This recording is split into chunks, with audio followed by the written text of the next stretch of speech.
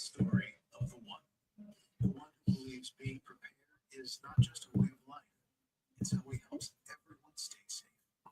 He sweats the small stuff before it becomes big stuff. The one brilliant unsung hero full of everyday heroes. Hello, everyone, and welcome to the Hidden Hockey Podcast. I apologize for the small interruption, but we were just getting ready to go and getting excited to get myself linked on Instagram as well. I'm live on Instagram, I'm live on YouTube, and I'm live on Twitch as well. Obviously, it's a very exciting day today. This is kind of what we all do all the analysis for through the entire 24-25 year, and that's for the NHL Draft. So this is my personal Super Bowl. So I'm super excited today to talk about these various prospects. In a few minutes here, I'm going to go ahead and share my screen, give you guys my top 16 prospects so far, and the players that I think are most likely to get picked tonight. I didn't rank more than 16 purely because I didn't think there was very much more guys to rank in the first round, in my opinion. So I'm going to have a lot of different opinions, a lot of different perspectives, and I'm very excited to go ahead and talk more about the NHL Draft. What's going to happen tonight is this. I don't have a live stream for it necessarily, but I will give live pick-by-pick analysis for those that are interested on here. Feel free to leave the chats in the comments below too. You know, super excited to kind of be live and be able to really talk with you guys about the NHL Draft. I'm going to have the picks up with the elite prospects on the side as well, just so you guys are aware and know. And just super pumped to, talk more about the NHL Draft and what will happen tonight. Obviously, a lot of rumors, a lot of different things that have happened over the course of the day. I'm very excited to kind of see what opportunities are out there for some teams, and just super pumped to go and do the things I'm doing and, be able to talk the draft and give you a live reaction as I'm talking through it. Let me just get a couple things linked up here. I'm going to go ahead and repost real quick and get this thing set up. With the Chicago Cubs, it gets back to Kyle Tucker. But first, Isak Reyes leading the Astros in home runs. Tucker leading the Cubs in just about everything alongside Pro Armstrong. And ultimately, Cam Smith could be the guy in this trade who winds up being the best of the bunch. The Astros have. All right. We got somebody on here finally. I'm going to go ahead and share the screen real quick and put it up here so you guys can see the picks that are available tonight. Screen. I have tweeted this before. I will tweet it again. The Astros are inevitable every single year. You guys can see it over here. You got Mustafa Lemieux right now serving as the placeholder for the number one overall draft pick in this draft. So very curious and excited to see what's going to happen in tonight's draft. You can see here I got the best available, in my opinion. I put together a top 16, 17 so you guys are aware and can see exactly what my personal opinions are and who I think will be a really exciting person to draft. I'm super pumped and excited to be able to push this out and get this out here to, a large majority of people, and just super pumped and excited to talk more about the draft tonight. If you guys have any questions or anything like that, you feel free to leave them in the comments below. Very excited to talk more about the draft and, what will happen. The draft starts in about 27 minutes. So you're going to have a lot of different people coming in and, talking a lot of content and doing a lot of different things tonight. So super pumped to be able to provide that to everybody, and just excited to get things going here. On Monday, but still, Dave Dombrowski, who's as aggressive as any general manager out there, is going to need to do some work with the deadline goals. So we saw that. Yeah, those terms to have getting back to those Mets in the NFC. So look to get right against my Bravos here this evening and getting the 3-game set. Appreciate you as always, Jeff. I guess we will.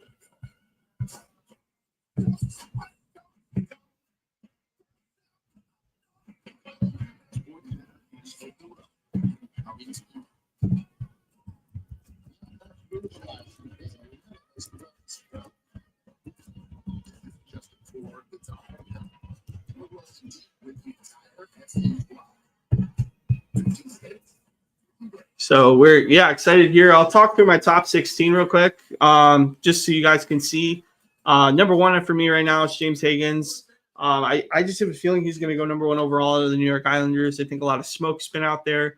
Very curious and excited to see what will happen going into the rest of this this draft period here. But I think the Islanders are putting out a lot of smoke just to make sure that they're able to acquire and get James Higgins.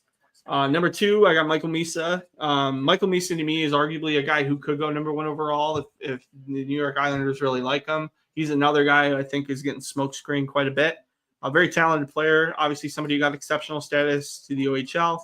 I think somebody who's been undervalued in the process. Obviously missed the World Juniors this past year, which was quite perplexing to a lot of different people. And then, you just go into the various, other picks that are out here too. The presumptive number 1 overall in the public sphere is Matt Schaefer. He, as a defenseman, I think he's not got the dynamic qualities to be the number 1 overall pick, in my opinion. Just in the viewings I've seen him, I think he's a very good player. I think he's an excellent skater, probably going to be one of the top 20 skaters in the National Hockey League in terms of just straight line speed and acceleration. But overall, I think there's just not the dynamic qualities of a Cale Makar, of a Landon DuPont in the 27 draft, of the Quinn Hugheses of the world. I don't believe he has that extra step for me to consider him a number 1 defenseman. Going into the rest here, we got Caleb Denoyer at 4. We got Cole Reshney at 5. Cole Reshney to me is one of the more bullish guys. One of the guys I'm really excited about. I think he's going to be pretty much like a Braden Point style player. Victor Eklund at 6. Jackson Smith at 7. Porter Martone at 8. Roger McQueen at 9. Malcolm Spence at 10. Kashawn Aitchison at 11. Anton Frindell at 12. Carter Bear at 13. Cameron Reed at 14. Ivan Ryabkin at 15. Victor Klingsell at 16. And then finally Cameron Schmidt at 17. Let me hide this real quick because I got to fix that last one there. But yeah, super excited to talk more about the draft with you guys. Super pumped to be able to review and give my instant pick analysis tonight. And regardless whether you're watching it live, you're watching on recording, please do yourself a favor. Please chat on the side. Very excited to talk more about this NHL draft and what I think is going to happen. I'm super pumped and excited to get involved and really talk more about the picks as they come through tonight.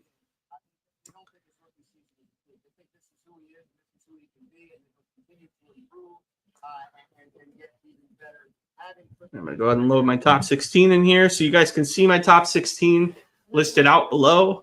Very excited to talk more and, get more into the draft tonight. If you guys have any comments, anything you guys want to leave, any chats on the side, feel free to do so. Whether you're on Instagram, whether you're on, on Twitch or YouTube, or if you're coming from Twitter and you happen to jump on the YouTube page or any of the pages streaming tonight. If you've done so, thank you. Obviously, I'm glad to see that there's a few people on here. And just excited to talk more about the draft and see what other things are going to go on in tonight's festivities. So I'm very pumped to know that, we're going to have a really exciting time watching the draft and getting into, exactly where I think these guys are going to slot in at. The opportunities that are available tonight, it's very curious to see what picks are going to be had. Obviously, you look and you see what James Higgins has seen in the public scouting sphere and the rumors that have been flying out there. A lot of people think he's going to drop out of the top 10. I'm a full believer in his talent. I believe he's absolutely a top 5, if not a top 3 talent in this draft. Michael Misa, you see him and what he's been able to do this year. I think he's clearly a guy who's very elite in his overall draft class and, comparatively to the rest of the guys that are out there. Very curious to see what other things are going to happen throughout the night. There's going to be a lot of trades, a lot of different things that are going to, develop as time goes on. But super pumped and excited to talk more about the NHL draft. So, without further ado, if you guys have any questions, leave them in the chat on the side. I'm going to go ahead and share real quick. So I'm going to take a quick intermission, just kind of get the content out here and, see what other people are interested in talking draft. I like to line up all my favorite sauces so that in every bite I have a different flavor. Then the tenderness of the chicken, the juiciness of it, it's all there. And for me, I like to mix my sauces so I get a little tang and I get a little sweetness all in one bite. That's just a recipe for a good time. That's what makes it, that's what does it for me. That's what I'm saying. Your guests pay for their Go testimonials. ahead here. We'll get more into it. Excited to talk more with you guys, man. Like, this is super exciting. I think my fiance just got home, so that's what the dog's barking if you hear it. If you guys can hear me, let me know in the chat. Let me know if volume's too good or if it's right on cue. Excited to talk more about the draft, and regardless of whether there's too few people on here. Alexis says hello. What's going on, buddy? It's cracking. Just me and you right now. Obviously, we're gonna get a few more people on here eventually, but super pumped and excited to talk more. Overall, like I said, I think my opinions on the draft tonight is going to be interesting. I think there's just a lot of trade activity that could happen. I think there's a ton of different. There might be a lot of trade ups just because of the lack of depth in the NHL draft class this year. Should be curious to see what is going on there. So Alexis got a question here. What is the upside of Will Horkoff? For Will, I don't see Will in the first round tonight. I think he's going to be a very early pick in day 2. Overall, though, I mean, obviously you saw he got the record broad jump in the combine. I think there is a real athleticism that's yet to be unlocked in his skating. Skating is decent for his size. He's a big kid at 6'4" and about 210, 215 pounds.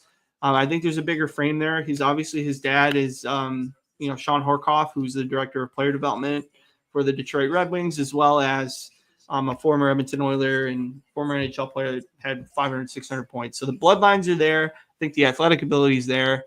To me, I think he's going to be a middle 6 forward in the National Hockey League. Whether or not he gets 40 or 50 points in his prime, I think is probably where he's going to slot in at.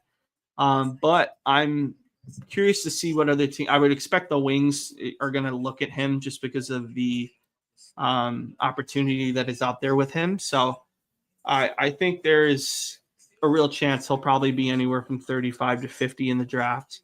And, he'll be a guy who can play in the middle 6. So thank you for that. And then you got Alexis got another question here. What is Bill Zonnin's upside? For me, Bill Zonnin, I actually see him to be a guy who might fit into the late first here tonight.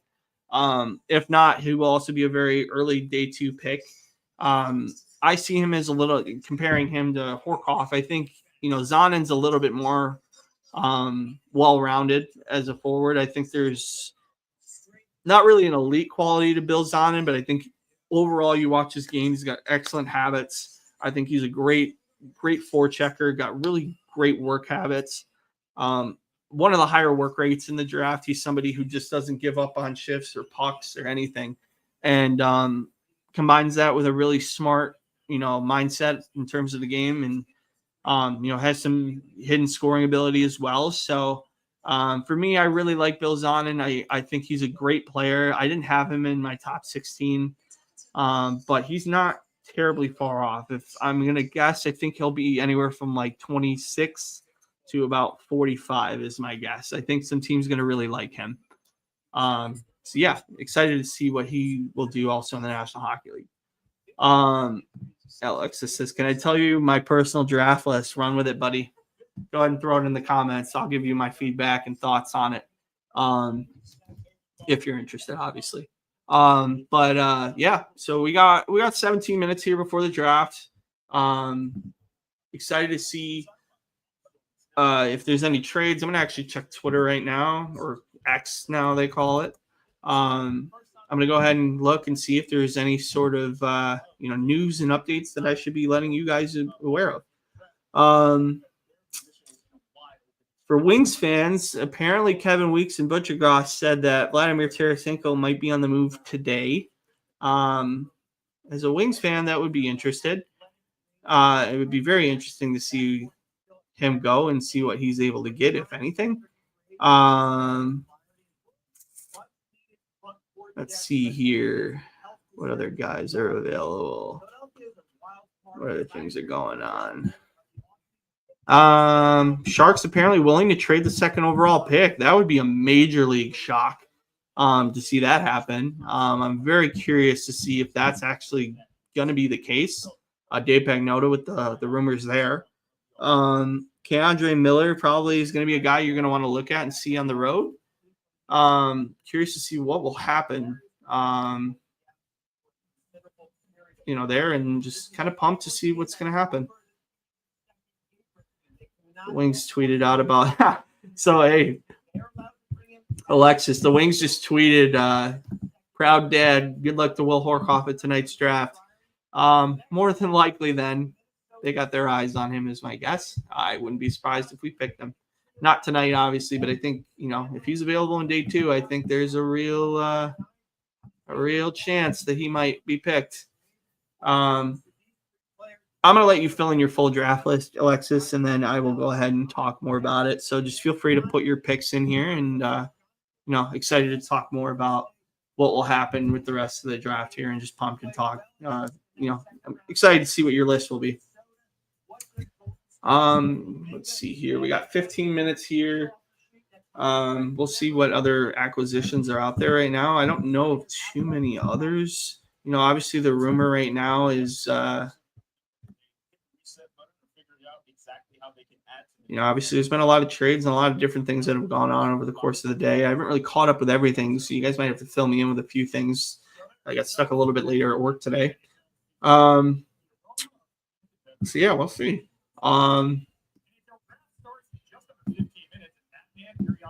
It's like ESPN might be putting their. Okay, so Alexis here, he's got his personal draft list. He's got Yves Wozniak, Jacob Yves Wozniak at 15. I actually had him in my my early top 20 to start the year. I think he'll be a guy who, again, second round guy for me right now. I don't disagree with a 15 rank on him. I think he's a good player, and I think, obviously if you get some positive viewings of him, I would expect him to be, somebody would value him probably this high. So, that's not crazy off balance for me, in my opinion. 14, Cameron Reed here. Let me bounce back up real quick. So 14 for him would be Cameron Reed, which is pretty much in line with what I have too. I think actually I do have Reed at 14 if I remember correctly. And then I put my picks on it. Are you filling in the rest, Alexis? Because if you are, throw them in the comments. I'd love to talk about it. 13, Cam Schmidt. Not far off either for me. I have him at 17. So 13, Cam Schmidt. I would agree with that too. I think he's somebody who's definitely a really good player, and somebody who, despite the fact he's 5'7", that whatever it is, what it is, but I think he's a really great player in his own right. Sharkonade here puts on here Mason West. Are you saying you have him ranked at 4? I'll just clarify in the comments if you are clarifying that. That'd be bullish. That's for sure. I like Mason West though. I think there's a real athletic profile to him. So I'm excited to see what he's able to do and what he'll, obviously he's committed to hockey now, so I'm excited to see that that's the case. And he should be a really intriguing player. But let me know in the comments if you really have him at 4. That would be higher than most. That's for sure. That being said, I think he's a really good player. 12, Kashawn Aitchison. Yeah, I mean, me and you have pretty similar picks, man. Probably right in line with me. Then Sharkonade says here, Matthew Schaefer here at 7. You got him. You got a wild list, buddy. Schaefer, I thought I was low on him for being 3, and you got him at 7. Interesting. Appreciate the comments, though, man. Appreciate you both on here. Yeah, again, be like Sharkonade, be like, Alexis, and, feel free to leave the comments here. I'll be a little bit slower probably when the draft starts, just because I'm going to get through pick by pick and just kind of give you guys an update of what I'm seeing on ESPN. But excited to continue the conversation and keep things going. You got Alexis Dubuque here is 16. I got Cullen Potter. Cullen's a guy who could sneak into the first round. Obviously got some good bloodlines. Jenny Potter's his mom, who was a very good U.S. hockey player. Back when hockey was, developing here in the U.S. for women. And, Cullen's a guy who obviously didn't play terribly in the NCAA. I think he's definitely worth a first round grade. I don't have him in mind personally, but I wouldn't be surprised to see most have him in their first. I think he's got first round qualities. I just have not really seen it myself, I guess, is why I don't have him higher. Braden Coots. You have him at 2. Dude, your list is wild, man, but I appreciate it.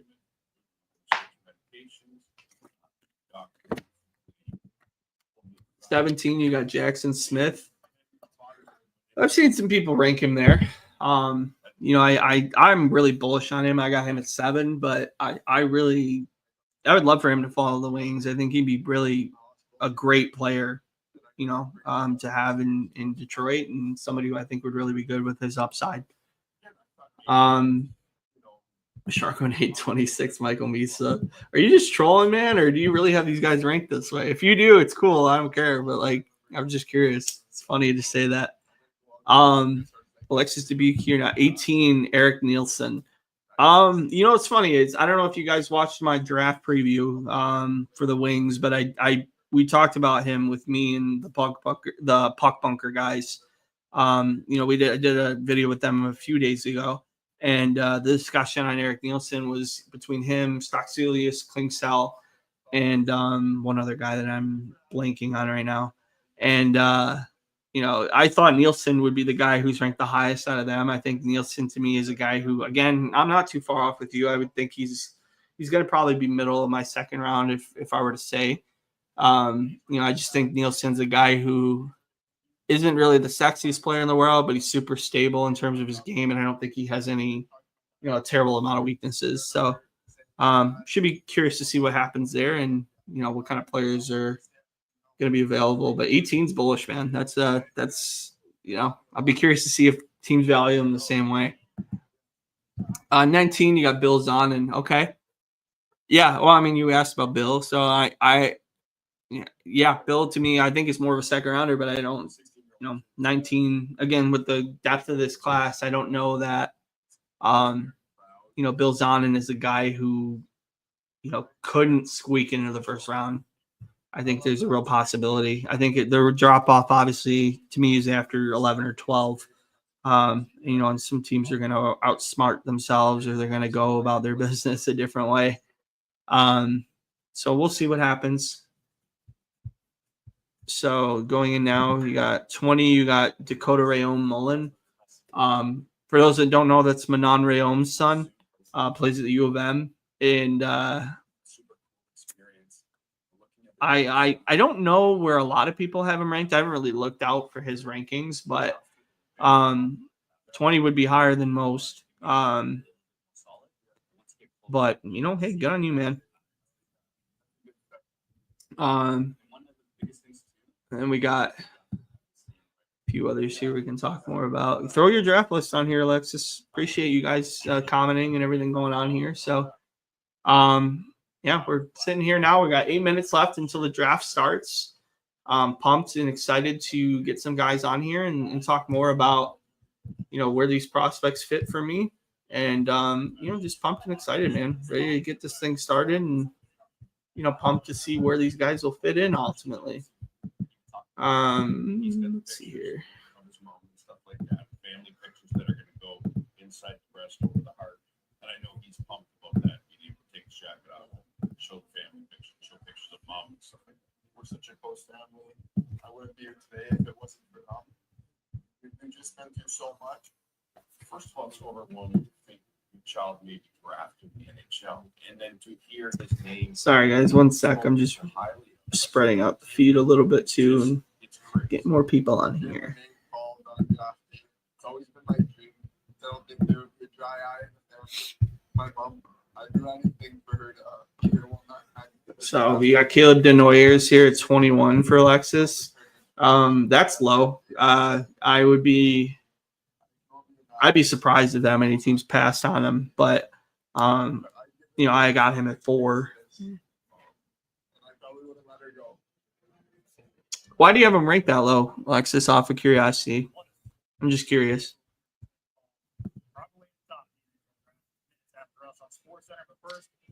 And then we got 3 on here, man. So appreciate you guys staying on and being on here. You know, we'll get more obviously as you know, people start exploding, getting on the live streams here. But those on here, really appreciate you guys being on here and staying on, and you know, just pumped to talk hockey with you guys. So we'll see what other guys jump on here, and you know, see how I can spread this out a little bit more. pumped and excited though to be talking with you guys and be able to talk more about the draft. Again, if you're watching, I'm recording too. Like if this is the day after and you guys are watching, I'll be tracking the comments too. So feel free to leave your comments and we'll talk more about the draft and get kind of, some more opportunity to talk more about these guys and get some exciting things talked about, right? So get pumped and ready to go. I love steak. So when I come to Dallas, Nick and Sam's Steakhouse, 100%. It has such a good ribeye. The mac and cheese, Lord have mercy, but I have to get a reservation with the side bars. The tables go quick because the steak, the ribeye. All right. Let's see what's going on here. That's pretty dang good. Yes. I'm going to look up more to see what other opportunities are out there. Sounds like somebody's George LaRock just rumored to say that there's a very good chance that Crosby will play somewhere else. That would be very shocking, and I would be stunned if that happened. I would be absolutely stunned if that happened.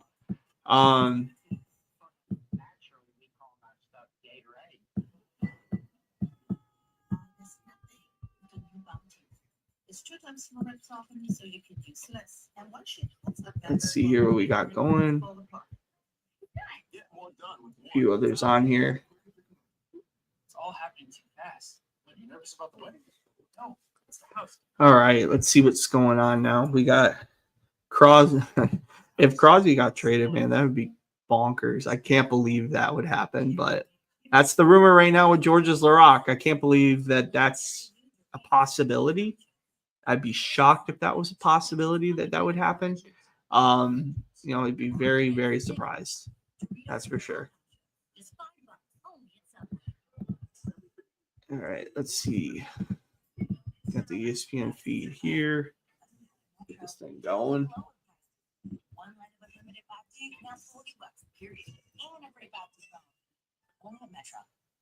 Hey, Matt, what is this spark?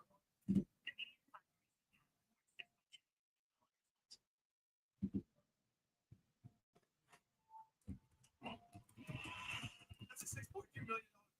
You're kidding?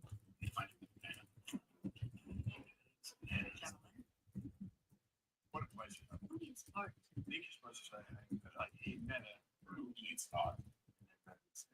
Chris Pratt. Hey, Meta, call my lawyer.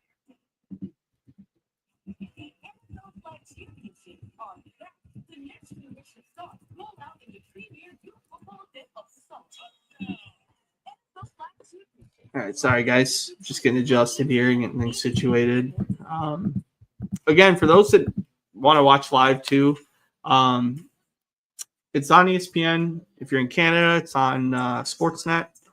It's also on ESPN Plus for those that have the subscription to it. And just excited to see what's out there and what will happen. So pumped and ready to go and talk about the rest of this draft here. So let's get into it.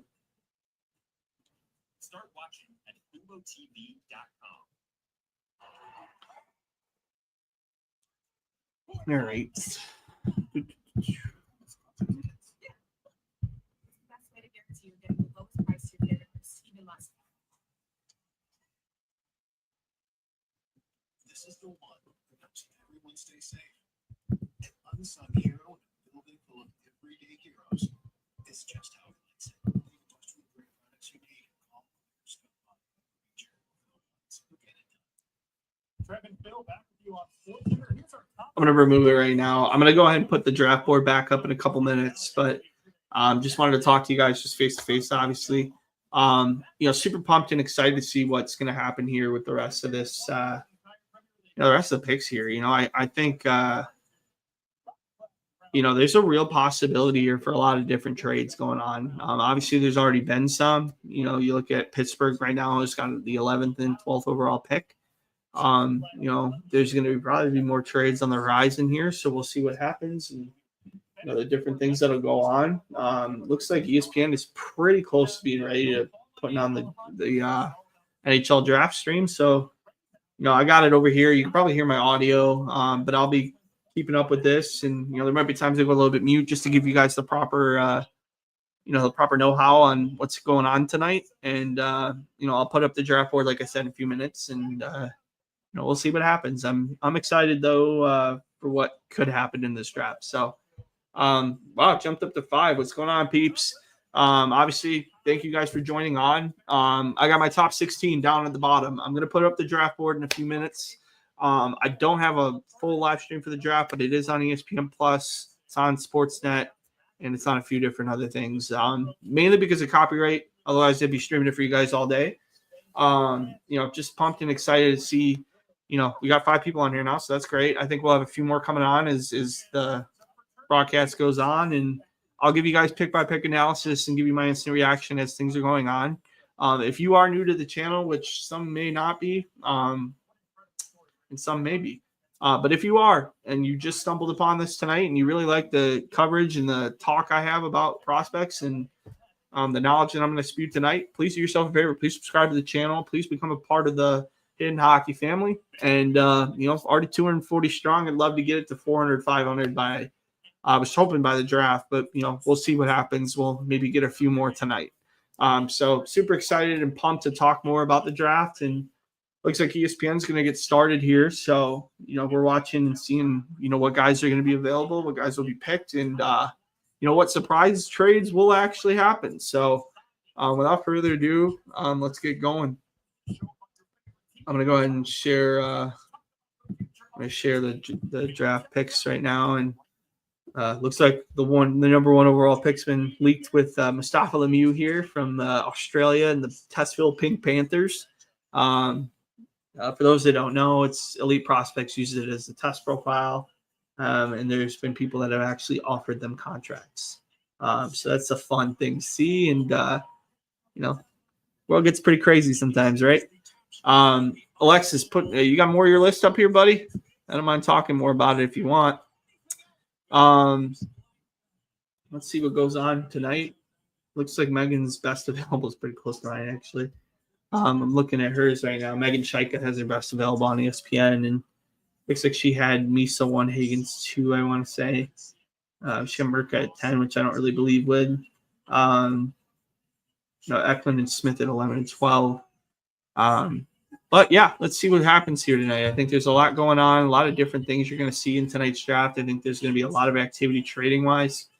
And just curious to see what will happen with the rest of this draft here, and what other opportunities will present itself tonight for some of these teams. Some teams are going to make some real big moves tonight. We're going to be curious to see what happens, and we'll see how it goes tonight. I think there's a lot to like with what's going on tonight. I think there's a lot of different trades that are going to happen. Like I said, in terms of what I think of the draft class this year, I think it's honestly a pretty weak class. If you see my previous videos, I've been pretty steadfast in saying this. I've been covering drafts since like 2010, 2011, and really analyzing drafts for even before that. And I would honestly say this has probably been the weakest draft class that I have seen over the course of my time watching hockey. So I would say that, after about 10 or 12 is when the picks really drop off. I think past 17, 18, there really isn't first-round quality guys anymore. I think at that point you start to look at, in an average year, there's more than likely going to be a guy who should be in the second round, but they're going to be picked in the late first tonight. So, I think the draft overall, I only have about 44, 45 guys ranked personally. That's how stingy I was this year. I think normally I would rank about, I think the most I've ever ranked was about 150. But this year, like I said, just not a really strong class. There's guys I really like in particular. There's guys I value a lot more highly than the public sphere does. But it'll be curious to see what happens with the rest of this draft here. Now it's 7:03, and we're gonna get started here hopefully shortly, unless the number 1 overall pick gets traded, then we might be delayed a little bit. But excited to talk more about the draft with you guys, talk more about, what my thoughts are on the guys that are selected, and, we'll see what happens here. You guys want to, you guys feel free to leave any comments in the live chat, or if you're watching on recording, feel free to watch them on, feel free to leave me comments as well. I'll be watching this after, just to see if anybody comments, or if you want, you can just ask me questions right now and I'll give you my personal analysis on things. So we'll see how it goes. I'm just super pumped and excited to see what's going to happen in tonight's draft. So, yeah. So, as you can see below, got my top 16 and, pretty off consensus with my top 16. There's a lot of guys who I don't think a lot of people value as much as I do, but we'll see what happens. So, yeah, without further ado, let's get this thing rolling here. We're just waiting for them to get a little more prepared here at the, in the draft room, and we'll see what happens.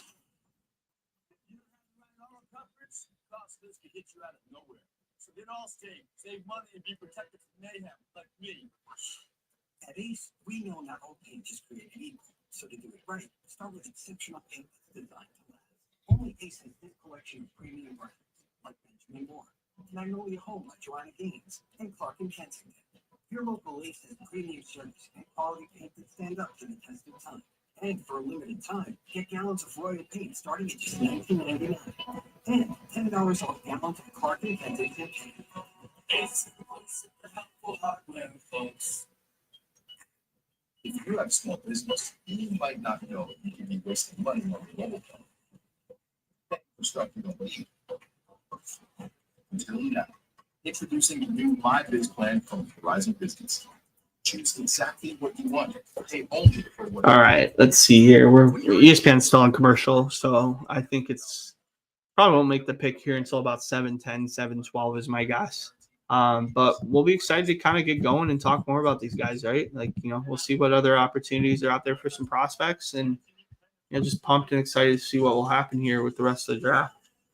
We got one still on here. We were up to 5 at one point, so we'll see if the others come back. But super pumped to see what we're able to do and how we're able to get things going. Let me go ahead here. Sorry, I'm sharing this out a little bit. I'm just getting a few more people on here.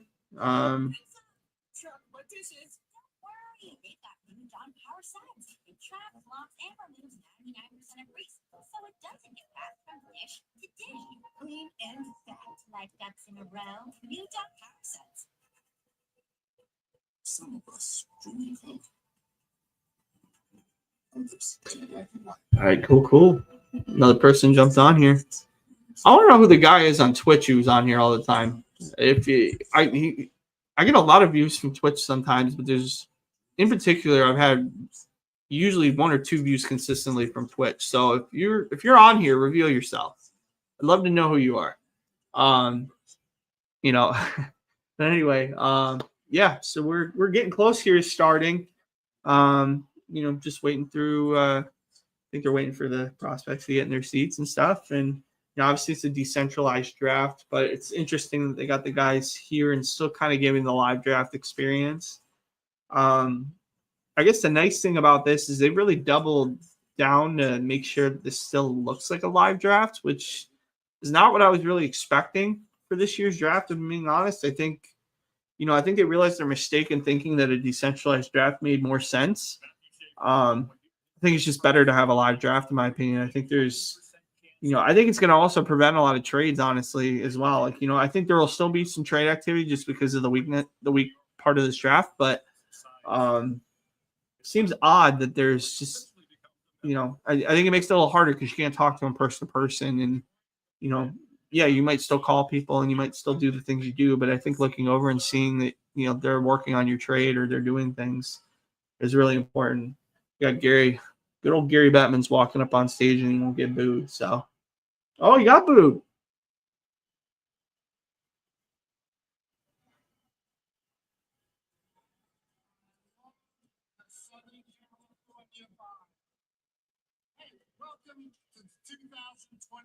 What the hell is up with Gary Bettman's eyes? Tonight is the night on which lifelong dreams come true. It's also the night on which the building blocks for Stanley Cup champions are put into place. To all of the fans watching us over the next 2 days on ESPN and the NHL Network in the United States, and on Sportsnet and TVR in Canada. The NHL thanks you for being the best in sports. And thanks to the thousands of fans attending watch parties in our 32 markets. We love your passion for our teams, and I love the passion here today. Special thanks to the city of Los Angeles and the Los Angeles Kings. All right. They're really trying hard to hype up Batman, aren't they?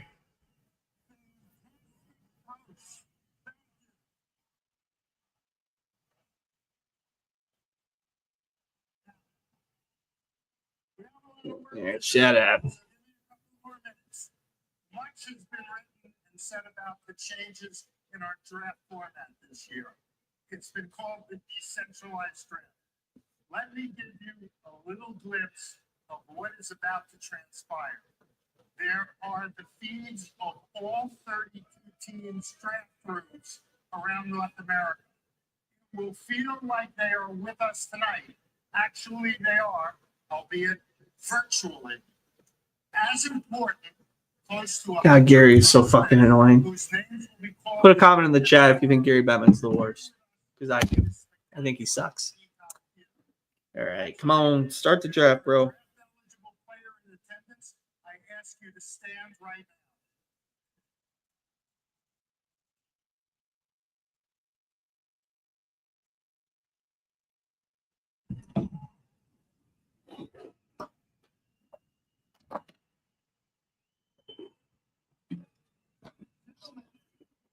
All right, let's get this thing going. Come on. Enjoy the moment, and when your name is called, remember your parents, siblings, other family members, coaches, teachers, and teammates have supported you at every step along your path. All right, let's get this thing going and get it started here. For those who aren't watching, there's going to be a lot of memes about Gary Bettman because he looks like he is dead. He looks physically dead right now.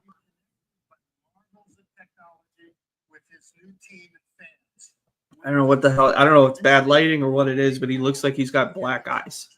So if you're near a computer, or you're near a stream, find yourself a favor. Do yourself a favor and look at how ridiculous he looks because he looks insane. General manager of the New York Islanders and his colleagues. Matthew, This is really dumb the way they got it set up. as a general manager, how do you feel? Well, I don't think it could have gone any better by winning the lottery. So we'll thank Kim Morrow for that, who was there at the lottery. And UBS Arena here, it's back. All right, now they're doing interviews for some reason. Let's just fucking pick the picks, man. Pressure because you have the number one pick. I know we're going to get an outstanding young man and an outstanding player. So we're very excited. That's great. Good luck to you and all of your colleagues around the league. So here we go. The first selection in the 2025 Upper Deck NHL Draft belongs to the New York Islanders. All right, finally picking. Only took 13 fucking minutes. And the clock ticks. All right, everybody, let's see what happens here. Matthew Schaefer, Megan Jacob. Matthew Schaefer slam dunk is the number one defenseman, skating world class, is allowed to invade pressure. All right, let's see what we got here. We got 3 minutes here for the Islanders, and we'll see what they're going to pick here. Personally, I think it's James Higgins. It should be him. They're going to probably pick Schaefer here, but more than anything, I think they're going to really – they'll like Schaefer. I think he's a good player. I just don't think he's number one overall quality guy. I just don't. I personally, I think it doesn't really make sense to me. And I know that's very counter to what the public scouting sphere and everything has. So that's okay, though. So we'll see what happens. I just think, there's more to give here with, they have more opportunity to get some really quality guys. So we'll see what happens. But, more than likely, Matt Schaefer is going to be the guy who gets selected. Personally, I think it should be Higgins, but and what I'll do too is the picks go on. I'm going to update the bottom ticker as well, so that you guys can see exactly who has and hasn't been selected. Let me refresh real quick, see if they update faster than TV does. No, they took it off. Okay. All right, we'll see. Mustafa is not the number 1 overall pick, but the pick is in. Let's see what the Islanders take and select. But he's aggressive in his pursuit to make it team better. And I don't think the Islanders are done after this pick here in the last smoke. They could take some of their later picks and move them up maybe for their hometown when they take it. Well, let's make it official. All right, they're going to make the pick here. The pick is in. Let's see. First overall selection in the 2025 NHL Draft. The New York Islanders are proud to select from the Erie Islanders. And Schaefer goes 1. Schaefer goes 1.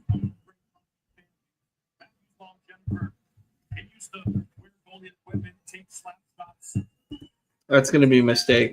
Mark my words. I don't think he's. I think people are going to be happy with Matt Schaefer. I just personally don't think he should have been the number 1 overall. That's just my thoughts. We got a comment here. Let's see. I got a stream thing on there. And I have to say, he crushed it. Yeah, so with Matt Schaefer, for those who don't know, you get a really dynamic player, somebody with great feet, super fast, probably instantly steps in the National Hockey League. He's like a top 20, 30 player in terms of his skating ability. He's got great acceleration, very quick skater, very good straight line skater. Playmaking is good. I don't think it's elite though. I'm just curious to see what kind of player develops out of Matt Schaefer. I don't think he's a number 1 defenseman. I think he's probably a guy who's going to be a second or third defenseman, in my opinion. Just don't really know that I see, super elite qualities like a Makar or a Hughes or DuPont or Verhoff. I just don't know that he has those, or even a Dahlin for that matter. I just don't know that he has those dynamic qualities. Happy for him personally because he's dealt with the loss of his mother and had a lot of injuries this year, and it was a very interesting year in terms of the turmoil he faced. But overall, I just don't know that I saw a truly elite number 1 overall, in my opinion. How unflappable he is, high IQ, high skill. He's got it all. What a great moment for the Islanders to try to get this franchise rebooted. Yeah, someone who had to grow up quick, quite frankly. And he did. And that smile that's on his face, another that I'm going to remember for a while. I will say this. I think Schaefer goes NCAA. I don't know if he's going to stay in the OHL. So this is the guy that's going to inherit that spot. Good for him, man. Good for him. That's cool. That's a cool moment. Let's go to the NHL Draft House. Listen in, Matt. You're saying hi to his now boss. He's trying to compose himself. Thank you, guys. Okay, we're good. Thanks, Maddie. I appreciate it. So, out here, Matthew, kind of waits to see you tomorrow. It's a great day in the Island organization. Parents should be extremely proud of you. I know your mom is proud of you. So, can't wait to see you. Thank you, guys. I appreciate you, taking a chance on me. Promise I won't disappoint, but especially just want to say to my mom and all my family and friends, thanks for everything, but especially you guys. Thank you so much. I appreciate it. Classy. That was really classy by Matt.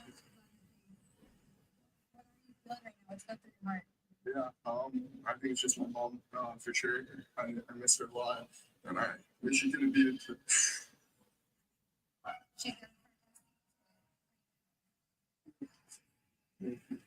You guys, I know you were playing it cool a little bit earlier, but when you found out that you were going to have this pick, how quickly in the process did you realize this talent and this player was the one for the Islanders?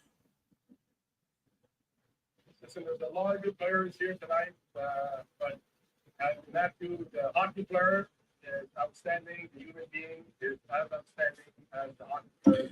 So excited to have him here. All right. So you got Schaefer at 1. Let me update this real quick for you people.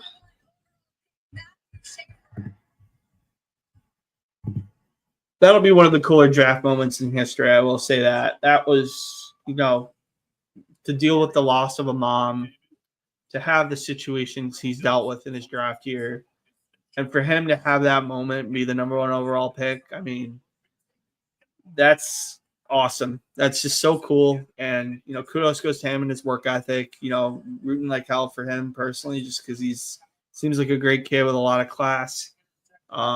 Just super pumped to see what is going to come up here in the rest of this, the draft here. So, but that's a cool way to start the draft, in my opinion. And, despite it being decentralized, I thought that actually almost was better, because I think he got the opportunity to see his moment. He got the opportunity to really, feel the moment with his family and feel the moment and have that personal connection. That was awesome. That was a really cool moment.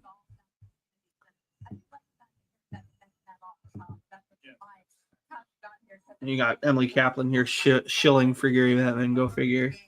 Number 2 now. I think this is going to be Misa. I really do. I think San Jose is throwing smoke screens out there for him. I don't know what they're waiting on with the clock right now. They're still sitting 3 minutes for San Jose. Obviously, give Schaefer his moment, but if we keep going at this pace, we're going to be going for probably 4 hours easy. So we'll see what happens. But that being said, really cool moment for Schaefer, like I just said. And kudos to him and his work ethic, and hope he has a lot of success in the National Hockey League. That's for sure. Keep going here. If you guys, again, like I said, if you guys want to leave comments on the side, feel free to do so. Excited and pumped to talk with you guys about the draft and, give you guys some real analysis and, just pumped and excited to see what's going to happen here for the Wings tonight. He maybe had a bit of a down year, but he's still a stud. So, you can make that trade, but there's no certainty he's still there. Yeah, he was very much still point per game playing with. Let's see here. What's going on? Steve and the Reds up second round pick. Come on, the New York Islanders, you got to continue being aggressive. Yeah, this is Metro New York, baby. You got to cook. And for the Islanders, they've had some success, but it'd be very imperative for them to be aggressive. Again, one powerful way to start this draft. Leah Hextall is with the Schaefer family. Matthew, congratulations on being the first overall selection in the NHL Draft. You're here with your dad, Todd, your brother, Johnny, to celebrate it, and your mom, Jennifer. How do you feel her presence in this moment? Yeah, obviously lots of tears, and you guys can see they're a lot more happy than not. I control myself a little bit now, but I think the biggest thing is the New York Islanders is so amazing, and this things like this mean so much to me, and it's that's a nice touch too.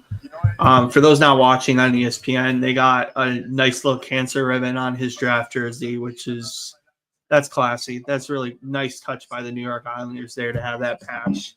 That's very cool. Today, we've got to know your son. He's so impressive on the ice, but even more so off of it. But as his father, what impresses you the most? You know what? Matthew is a very even-keeled person. He doesn't get too high. He doesn't get too low. We've had some lows and he's had some highs, but he's a pretty even-keeled kid.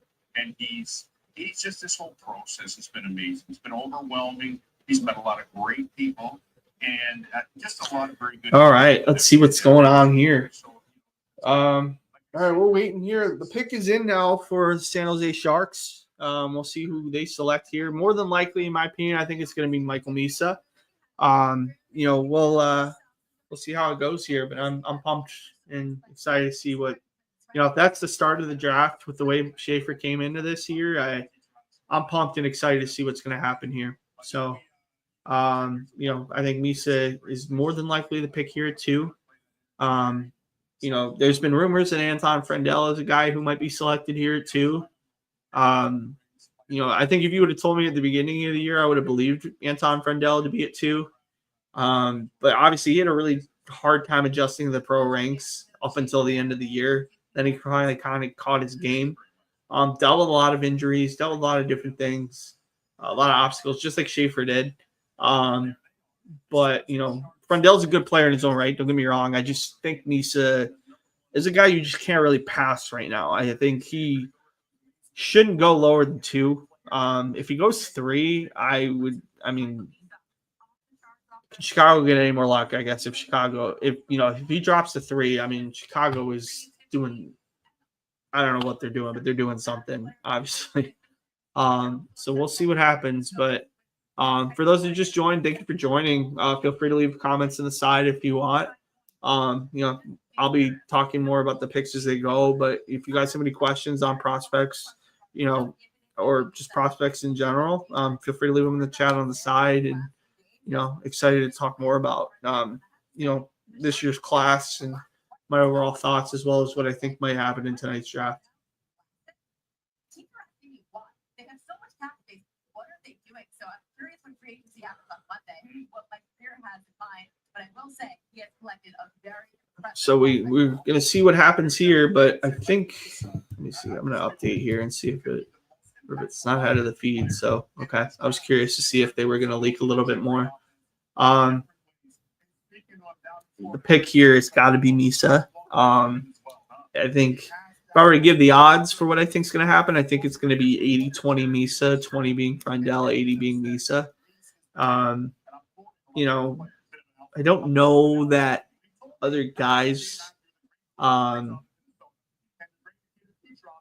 make sense here. I mean, I like Hagens too. I think Hagens could be a guy here, but I think they're going to want Celebrini be the number 1C, and I think Hagens could be a 2C for somebody, but I think San Jose is really happy with what they have with him and Will Smith. So more than likely they're going to want to get a winger, or a guy who can play wing, and both Misa and Frundell can do that. So we'll see what happens. I think Misa is better down the middle. I think he's better than Will Smith, and I like Will Smith a lot, but I think Misa's got that other edge to him, and having him as a 2C probably. In his prime, he'd probably instantly be the best 2C in the National Hockey League should he be there. He would be similar to like an Evgeny Malkin in terms of sliding in a spot where he normally shouldn't. Looks like the pick is in. We're going to listen to Gary. I mean, his devil eyes. Making the selection for the San Jose Sharks is someone born and raised in San Jose. She's a WWE. They have a WWE wrestler announcing the second pick. Are we for real right now? Who the hell is this? Okay. All right, whatever. They're trying something. Nice hair. Not even the blue, not even the green of the San Jose Sharks.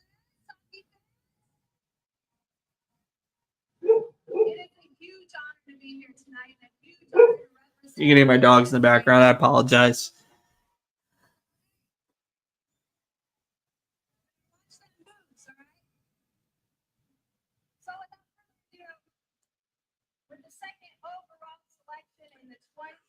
All right, let's see who they pick.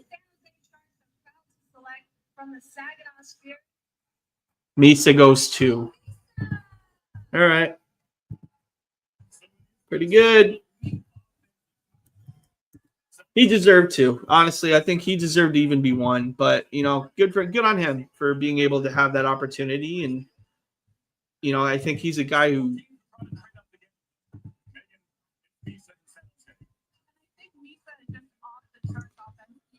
So let me go ahead and update here the bottom. Misa at 2, nailed that one. So 1 for 2 right now.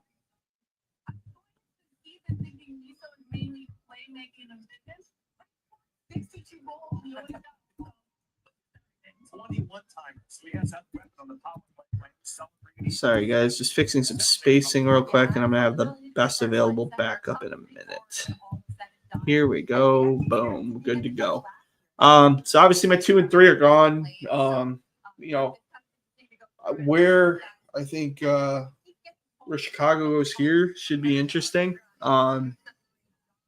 I don't know if Frundell maybe might be interesting here. They're probably going to want a bigger winger for Bedard. They have Frank Nazar, yes. But do they want to get somebody like a Anton Frundell? I think there's an opportunity there. I personally don't have Frundell that high, but there's a lot of rumors of him being very highly thought of in the NHL circles. Does Cale Denoyer start to appear here? I think to me, he's a very talented and skilled player. Hagens, I think, makes sense here for the Hawks as well. Especially if they decide that they don't want to put Bedard at center and they move him to the wing. Hagens is a very good playmaker and a good distributor, and you can let Bedard just fly with the puck. That should be really interesting to see what happens. So, as far as, if you guys are new to it here, Michael Misa is a guy who can do everything. Very all-around player, super talented. They're going to love him in San Jose. I think having him and Macklin Celebrini and Will Smith down the center, one of those guys is going to probably move to wing. Hell of a duo, though, man. Like, hell of a trio, I should say, to have in your system. I think they're terrific hockey players.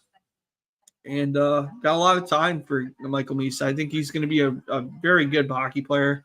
Somebody who, and given in time, he could be an 80 to 90 point guy, in my opinion. I think he's got the highest offensive upside of anybody in this draft. Him and Hagens are right there for me. But I'm excited. I think it's a great pick for San Jose, and it was a good selection.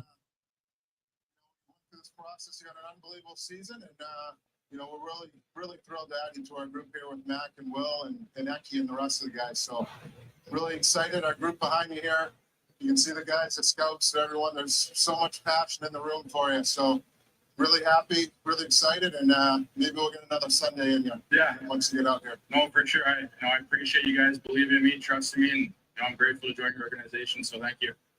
And Mike, you just said it. You already have these young, talented players back and celebrating. All right. Why is he the next piece to that young core you guys are building? Let's see here. So we're going to have the only thing I don't like about this format is that it's taking forever between picks. I don't know if I love how slow this is going. We're 40 minutes, right? 31 minutes since the start of the coverage, and we have 2 picks right now. This is like super slow.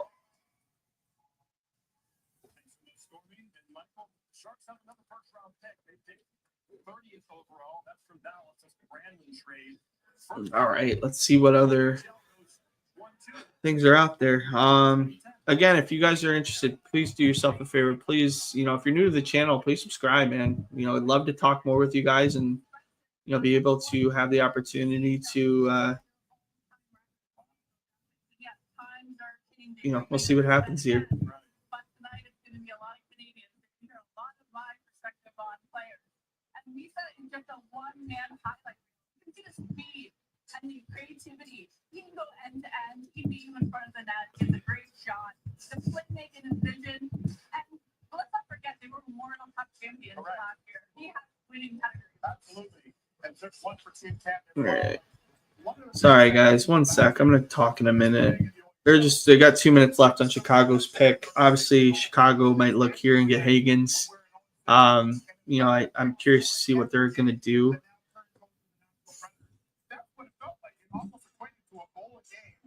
It seemed like he was always turning off the red light, had that ability to do so. With Misa, the fact he scored that many goals, he plays at that pace, he's won. He's an all-round, very well-rounded player, very versatile. Or your competition like in practice when he was scoring all the time. Well, he wasn't scoring all the time like my boy James Surinai, but he was scoring a lot. Let's see. Yeah, he was scoring a lot, though. Chicago's next, and also it really hurts where he's young and will play next year. All right, let's see here. We got still 2 people on here, so really appreciate you guys staying on here and watching, and much appreciated. And back-to-back years of the Misas getting drafted into the NHL, but this time, Michael, it's your turn. I know your favorite color. Leah Hextall is really annoying. I can't stand her. Like I said, just for them to believe in me. With this pick, I'm really grateful for this opportunity, and to be here with family and friends, it means a lot to me. Now, Luke, last year at Sphere, it was yourself getting. All right, let's see what else is going on here with the rest of this. Mother's Day tonight? Yeah, you know what? Just being an older brother, grew up playing hockey together, and I'm just so proud of him. He's worked so hard to get to this moment, and I'm just so excited for him, so happy for him. So what happens though if you both see the show at the same time? I mean, the sibling rivalry might come out. Of course, it's been there since we're kids, so friendly rivalry, but yeah, it's always there. Oh, Michael, thank you so much for being with us. Congratulations again, Michael. Second overall the San Jose Sharks. Well done. All right. All right. Thanks, Leah. There's one left. Let's see what's going on here. Again, for those just joining, we got a comment here. I want the Habs to move up. Yeah, it would be interesting. Welcome back, Alexis, by the way. I don't know if you've stayed on the whole time or if you're just jumping in and out. Let's see what we got going. Anton Frondell for Chicago. They have the next pick. Here's the commission. Chicago's going to make their selection here. How high do you want them to move up, Alexis? Put it in the comments. I'm curious.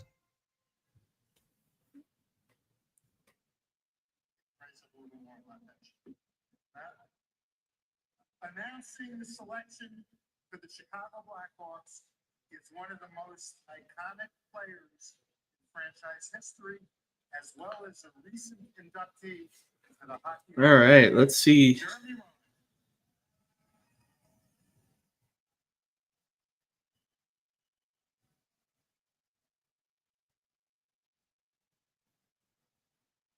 What's up, LA? All right, we got drunk Jeremy Roenick. He looks like shit. Man, Jeremy Roenick looks terrible.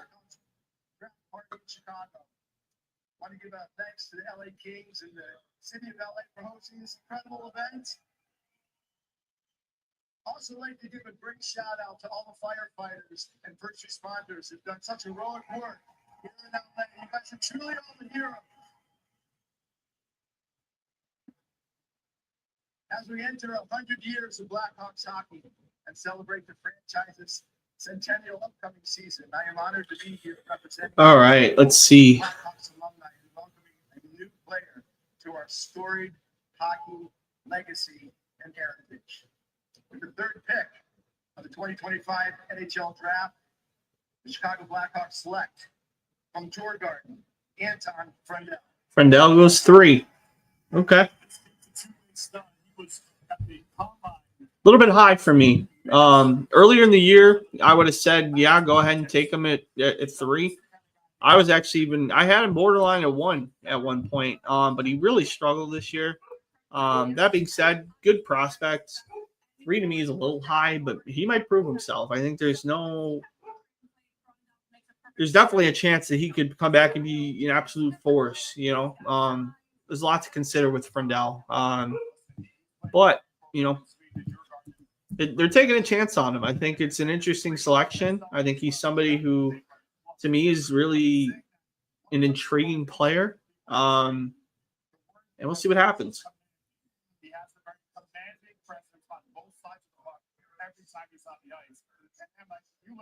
He looks young, man. Frondell looks like young.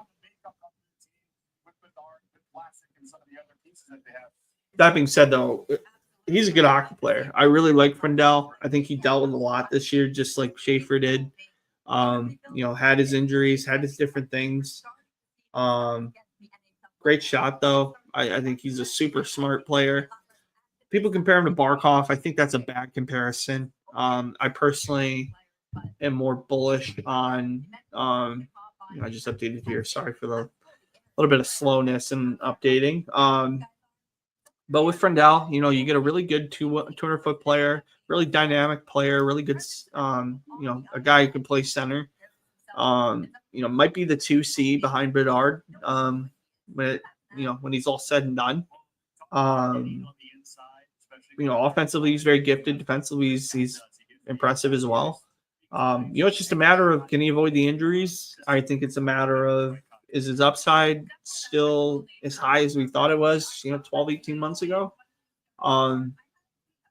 It's up to him to prove that. And I think, I wouldn't call this a reach necessarily, even though I had him ranked at 12. I think it's more so taking an opportunity on a guy who at his best, could be one of the top 5 players coming out of this draft class. You know, it's just a matter of, you know, your personal beliefs. And obviously, Chicago thinks very highly of Anton Frundell. So, you know, curious. I don't think it's a curious pick. I think it's an interesting pick.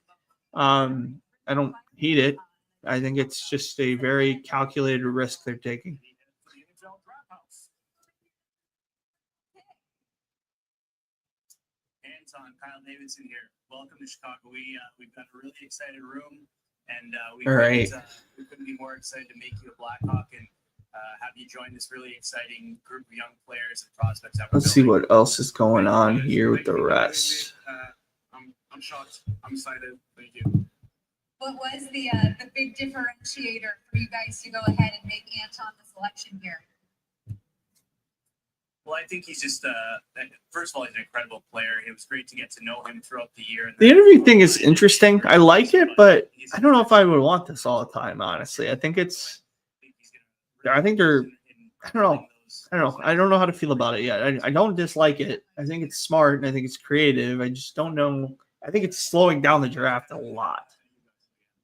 Congratulations, enjoy this moment. Your next member, I think it's, yeah, it's just too slow. I mean, we're looking at, what are we at, 40 minutes now through 3 picks. I spelled Eddie Olczyk wrong. Oh my God. Come on, ESPN. Get it together. Unreal. All right, let's see what's going on here.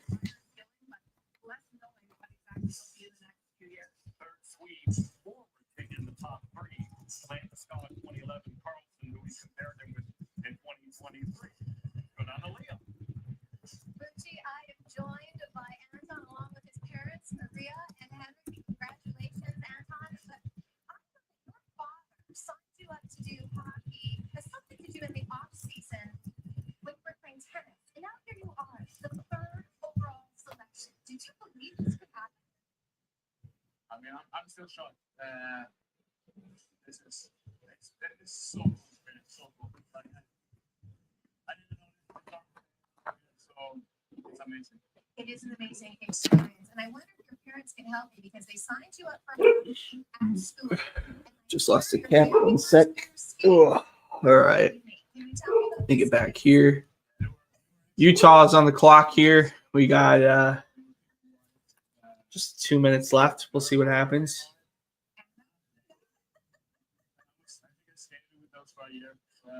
Until then, find out that I like sport. And so, yeah, then I might be my real. Well, you're known as a great skater and great balance. And just for your parents, Maria, how does it feel to have your son drafted into the NHL? I'm so proud of him.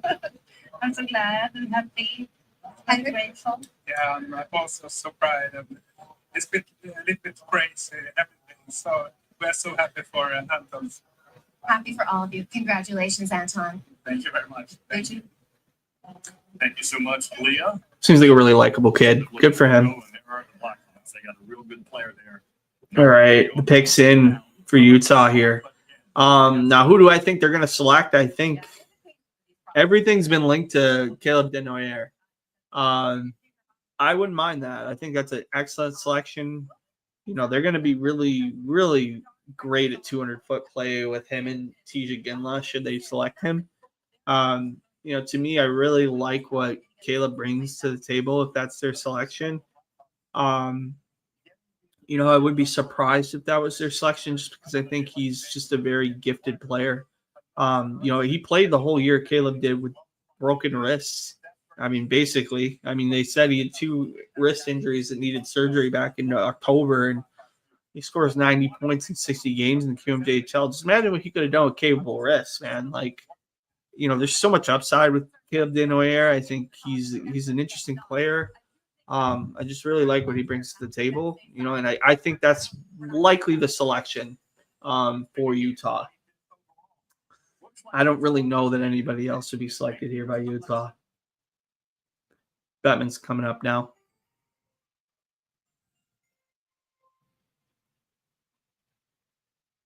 See what they decide here. Staying on course. The next is for the Utah Mammoth. Joining us from Utah is one of the PGA Tour's longest hitters and most decorated. Tony Finau. That's a random person.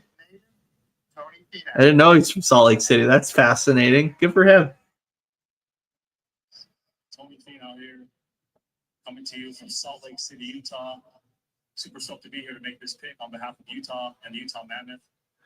Being a Utah native myself, having an NHL team in Utah has been absolutely incredible. Our inaugural season, I thought, was incredible. It was great, and I'm so forward. That is cool to get Tony Finau to do this. I'm surprised he would be willing to do it, but cool. I mean, it's a lot better than the freaking second overall person. Didn't even know who the hell that was. Well, I don't know what type of noise a mammoth makes, but I know what type of noise we make right here in Utah. Can I get a one more time for those in the back?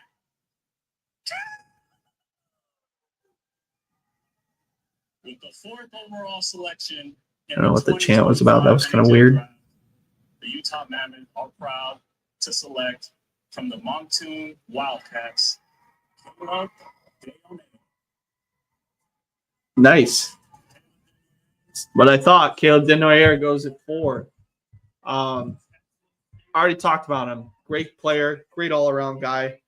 I think he's a really talented player. I think there's a lot to like within his game. I think he's super smart. Dealt with 2 wrist injuries. Like I said, just a really interesting really interesting to see. He was able to put up the season he did with the injuries he was dealing with. And just got a ton of respect for him. I think he's a very, very gifted hockey player and somebody who I got a lot of time for. That's for sure. If we look at now, 2 out of 4, not bad.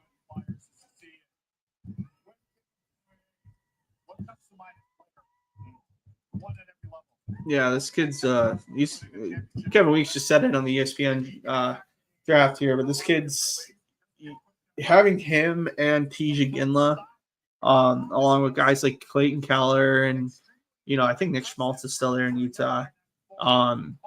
They got a good thing going right now. I think that's I really like the way they've evaluated and looked at their team.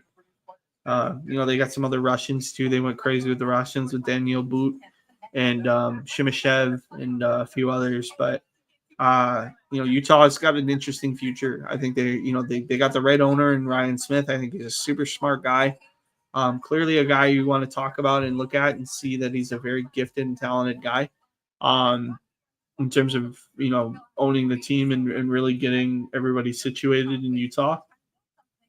So good for him. I'm excited for him. And Denoyer is going to be a guy who should be a very impact player in the National Hockey League in the prime of his career. That's for sure. I think when he's 25, 26, you're going to really see his upside come through. And, he should be a guy who, I give him 2 years and he'll be in the National Hockey League.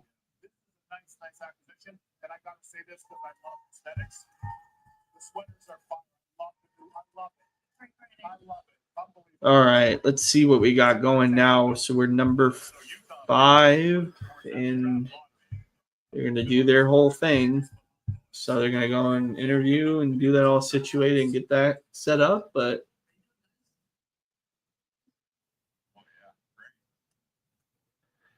yeah, we're awesome. Hey, so happy to get you. It's unbelievable. It's unbelievable. How excited are you to be here? So excited. Can't wait to get things started. Thanks a lot for your trust and belief. Yeah, you've been our guy since the moment we jumped in the 4. We can't tell you how impressed we were watching you down the stretch, driving your team into the championship.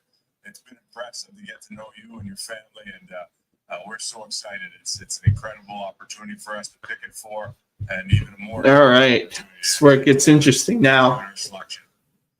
Can't wait to be in Utah. Can't wait to be. Bill, not too long ago, you said that having this number 4 overall pick would be a game changer for your organization. How do you anticipate him changing the game for you guys? Well, we do believe he's a game changer. It's he can do everything. All right, let's see what we got here. This is taking a little bit, though. He can play defense. Just watching him down the stretch, he put his team on his back as a 17-year-old, and he led him down the road to a championship and coming out of the Quebec League. And it's hard to get centerman. He's one of the good ones, and we're really looking forward to him coming into Utah. What's that like to hear? Oh, it's incredible, especially coming from a great organization like Utah. Can't wait to be there. Well, soak this in. Enjoy every moment. Congratulations, everybody. Yay! It's not for his teammates. He's a good one. You know, when they got the Logan Cooley pick, Bill Armstrong said it was a lot of hype at that time. All right. Dropping, everyone was wondering, like, should we go in a different direction? And they stuck to their guns. I forgot they had Logan Cooley too. They got Logan Cooley as well, man. They're Utah's got a good setup going, man. That's for sure. All right. Nashville officially on the clock now. Looking at the top four so far, I mean, it's pretty close to what a lot of people have been saying. I personally, I was a little bit less bullish on Frondell. That being said, he was a guy who was highly thought of and highly valued at the beginning of the year. So, no shocks to me so far. I think there's some more to give with some of these players here and the guys that are selected here. I think there's still some decent talent that's available.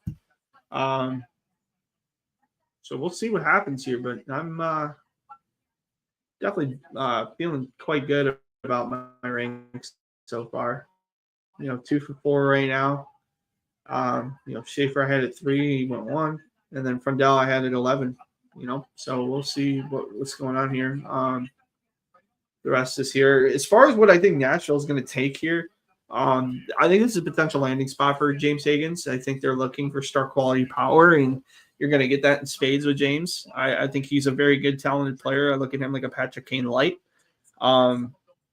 In terms of some other guys that are available, I really like, is a Porter Martone a guy that you select here? I think they might look for a bigger guy to play with. Does Roger McQueen slide up into the top 5? I think all of these are legit possibilities. So there's a little bit more intrigue in terms of now after the 4th pick. I think there is a lot more guys to select and like. We'll see what happens though. I'm super curious on what's gonna go down. Where does that confidence come from? Well, it's experience to where I so finally had the chance to win, and its values that my parents kind of gave us to me and my brothers. That whatever. All right, let's see what we got going on here. We'll look to see if there's any more draft activity in terms of guys that are selecting. Now on the clock, it was a disaster in Tennessee last year. They have 3 number 1 picks. They need a center iceman. I don't mind it pass on James Higgins unless they like another 4 center. How about you, Megan? The only other one I can think of is Porter Martone. Yeah. Just so good in this year. He's that power forward that can get in front of the net. He can score, brings 3rd for 60 and passes to the inner slot. So I think the problem with Higgins, there's actually like Higgins or for the next 3 or 4 picks, then he might just be the driver, but he didn't never the drive. Well, that's being a disaster. I thought it was very promising. All right, let's see what else is going on here. The pick's in for Nashville. Like I said, I think this pick might be Porter Martone. I think it also could be James Higgins.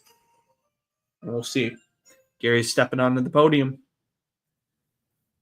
Making the 5th selection to the Nashville Predators, one of Nashville's all-time greats, and the 2024 inductee into the Hockey Hall of Fame.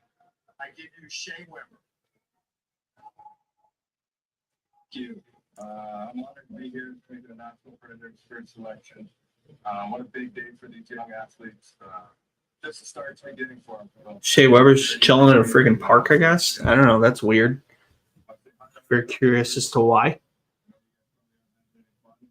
Miss you guys. What a place to play.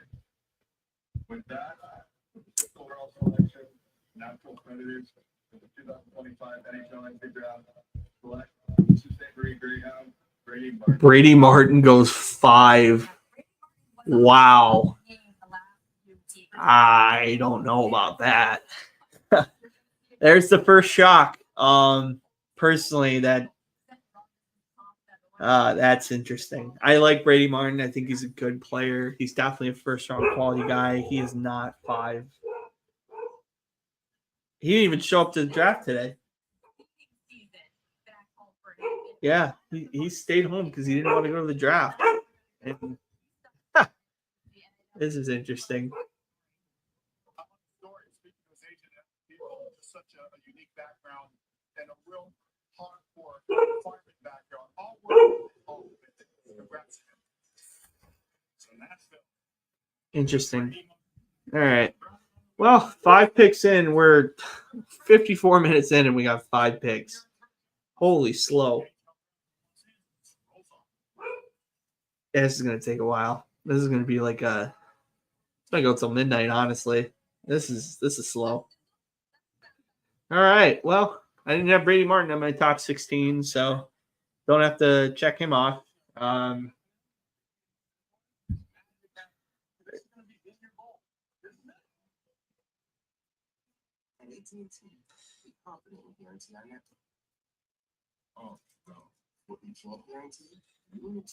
right, let's see what's going on here.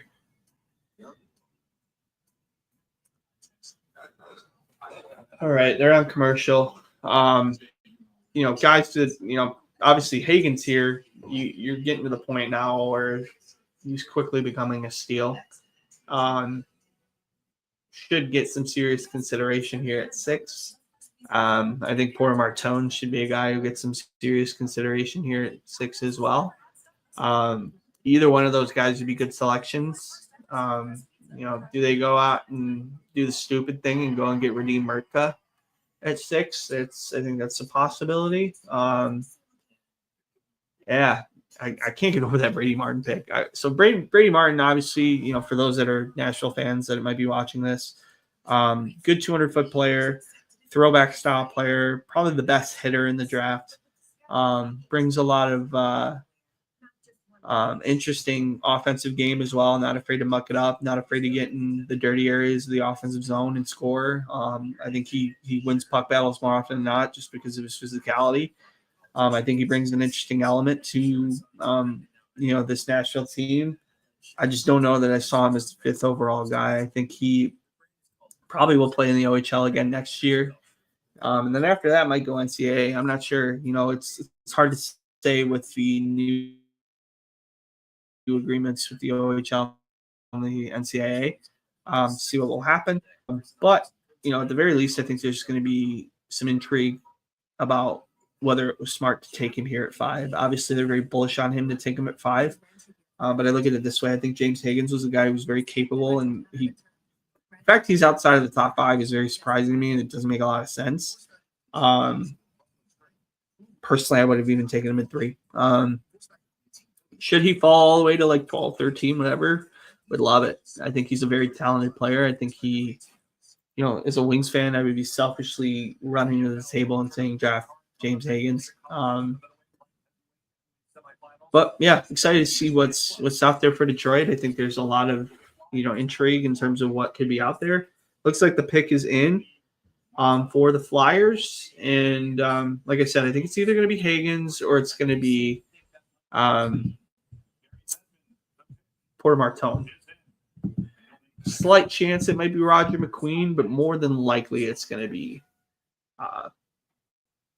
one of the two. It's walking up now. So making this selection for the Flyers, a legend in Philly, probably next to Rocky, their most famous athlete, an NBA analyst, a great friend to the NHL. Oh, yeah, Charles Barkley. Nice.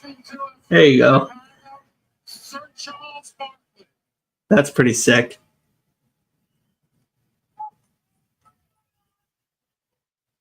Hey, Gary, how you doing? Man, I'm doing great. Thanks for having me tonight. Great for having you with us. So tell everybody what you love about our game. Well, there's no BS that goes on in hockey. Oh, God, they're going to have Charles going at it. Good for him, man. That's funny. It's been hit or miss so far with the guys that are up here. I think having, I like the Finau move. I like having Charles Barkley up here.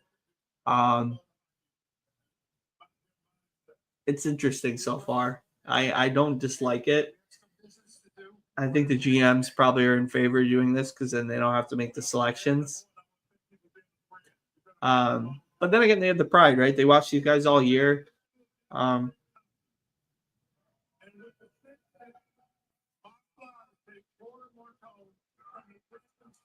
Or Martone goes at 6. Had him at 8, so not too far off.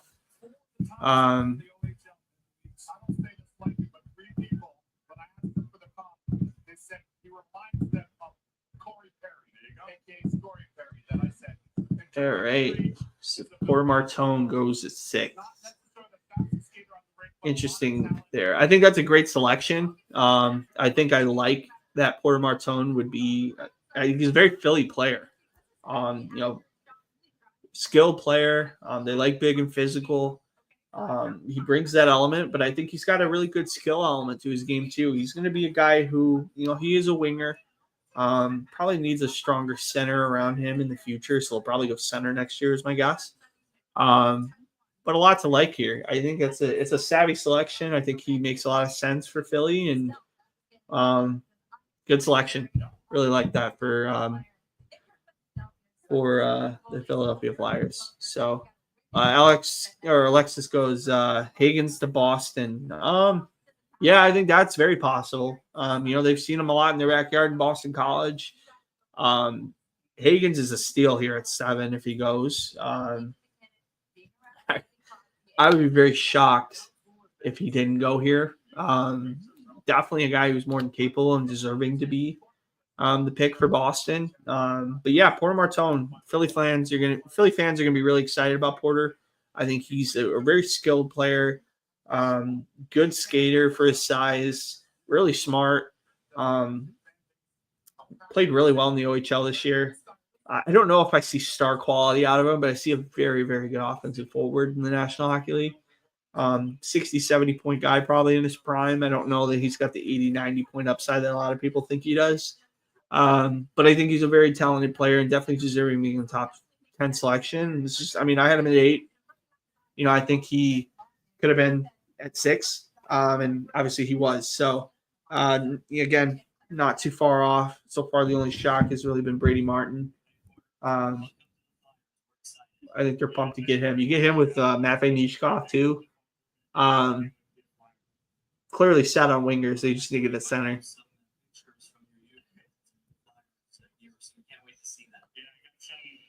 Thanks, Alexis, for the response there.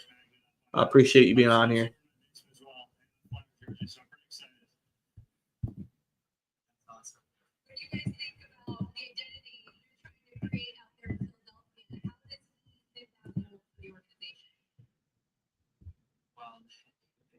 Of that size, skill, that playmaking abilities, vision, sense that very hard to find. So we're excited that he puts at number 6. All right, I can't believe Higgins is dropping, man. Like, he's clearly the guy. He's clearly BPA. There's no question. So Martone is a Flyer. Boston Bruins are next. All right, let me fix my banner real quick. Get you guys updated with such.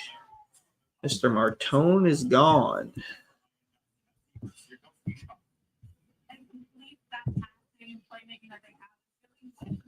But Higgins is clearly the guy I think is best available right now. I would think that I think Higgins has got to be the guy here. I don't see him dropping below this. He shouldn't, at least. I think you get one of the better players in the draft here at 7. Boston desperately needs to walk into this situation with a guy like him. Clearly, they've gotten a lot of views and opportunities to see him. So I'd be very shocked if Higgins wasn't the pick here for Boston. It's practically fallen in their laps. I think you have to take James Higgins here. I got 2 minutes here. So we'll see who Boston brings out here. I wonder if it's going to be Dennis Leary. Could be the guy that maybe makes the selection. We'll see. I think we're curious to see what happens here.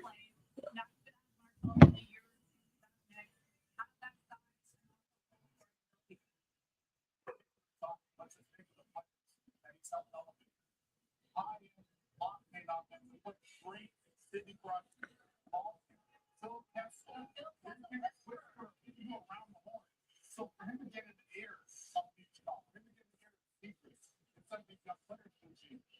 All right.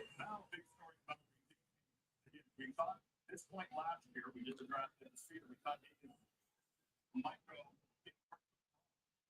He's still more on it, but personally, All right. We're still waiting here for selections.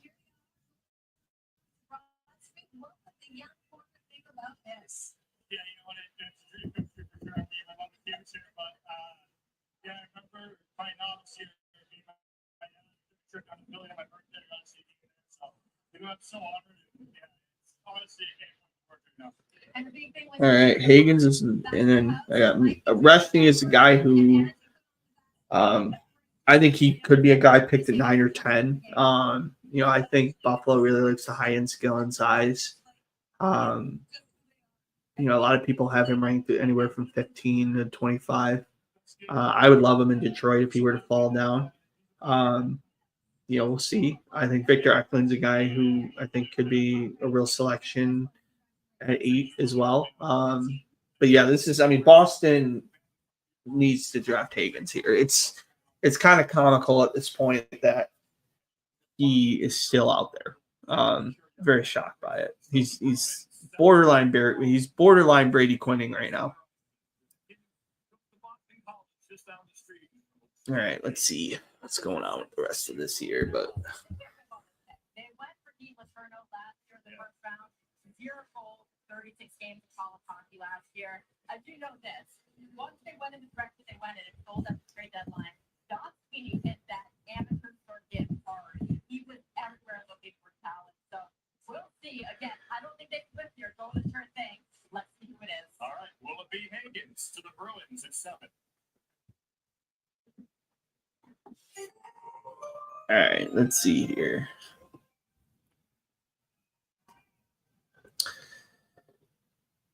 Making the selection for the Boston Bruins, we have a special guest, an award-winning comedian, actor. It's got to be Dennis Leary. And lifelong Bruins fan.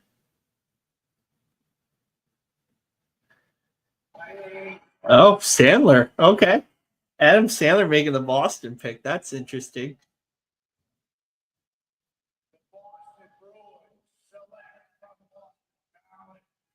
They get him. There's the steal of the draft so far. James Hagens going into Boston. Stays kind of close to his family too, which is cool. Good for him. He's it's about time they got a Boston related guy. Kind of, they got a ton of viewings of him in BC.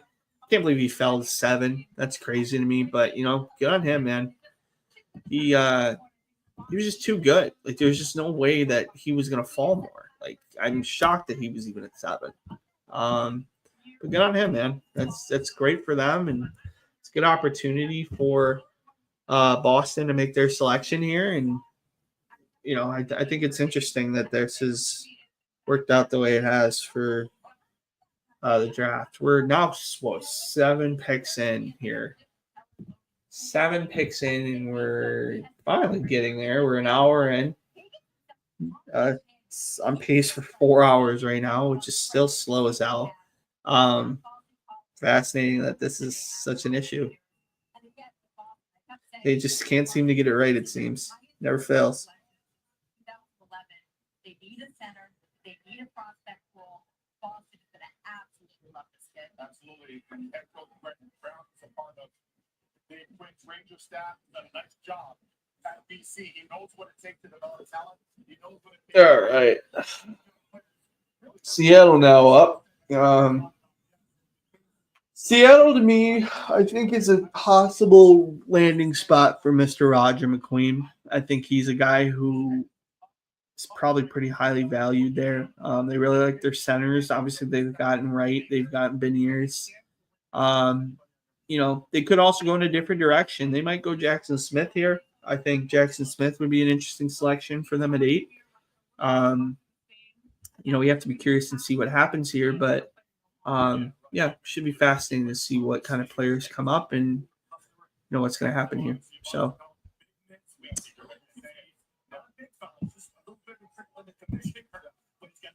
Strong hand defend to the NHL Draft House as the Bruins get their guy of 7, Cam Neely and Don Smeet. Gilmore welcomes your player to the organization, but why don't you guys say hello to James Higgins?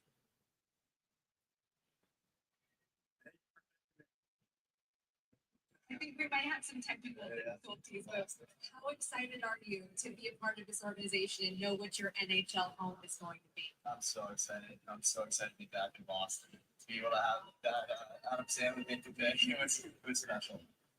What is this organization and this fan base getting in you?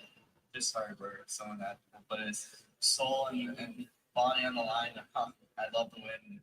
I'm really glad that Boston. Well, they might not be able to hear you right now, but why don't you give them a wave and a thank you one more time?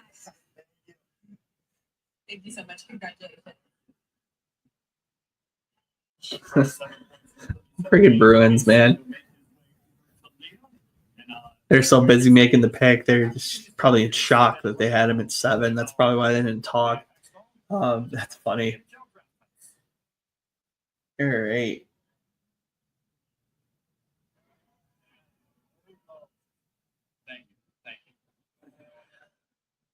Bucci, I'm here with James and his dad, Mike, on what is such a big day. And James, you just said it. You're going from Boston College to the Boston Bruins. You don't even have to change your zip codes. What's the most fulfilling part about being drafted today? Just being at a team I want to the most. I love Boston. I love the area. It's so special to be able to have Adam Sandler make that pick. It's something I'll remember for the rest of my life. Because he is the star of That's crazy. That's pretty cool for James. Have Adam Sandler, it's Happy Gilmore, go and make your selection. That's pretty cool. That's up there with Alex Trebek for Stützle. That's pretty cool. But James Higgins, to me, one of the elite offensive talents. I think Boston just got their Patrick Kane. Very skilled, very underrated offensive skill. Just a ton of time for. I just have a ton of time for James Higgins. I think he's just a very gifted, very talented player, and just a lot to like. I think there's just a lot to like with James. To me, the skating concerns were overblown. The size concerns were overblown. It's a kid who's going to be a can't miss prospect, and I think he's one of the better guys that were available in tonight's draft. So good on Boston. They've done a good job here getting the selection. I think they're the clear beneficiary of having a guy like James Higgins on the roster now. So that's cool for them, and I think it's going to be a really interesting opportunity for James to develop. Going now into the rest of this here, I think there's going to be. When are they coming? Are they going to see me? Now you're right there in Beantown. They're going to see you every practice if they want to. Every night is show night. Every night is show night, and a great opportunity to. All right, so close here to getting into the rest of this here. This draft is moving incredibly slow. Alexis Dubuque is streaming tomorrow. I'm not going to stream Alexis, unfortunately. I had some prior commitments that prevented me from doing so. So I'm going to do a recap stream. I actually have it on the channel. I'll link it in the comments, actually. But I'm going to do a recap stream on Sunday, going over pick-by-pick analysis, talking about different guys in the draft, and my overall thoughts. So I'm going to go ahead and link that in the chat so you have it. So there you go. That'll be the link for Sunday stream. So just be aware of that. And, I'll be doing that. I'll be doing a recap stream on that. So thanks for the question. And anybody who's watching or listening or tuning in, do yourself a favor and, bookmark it for yourself so that you guys can watch it later on. So let's see.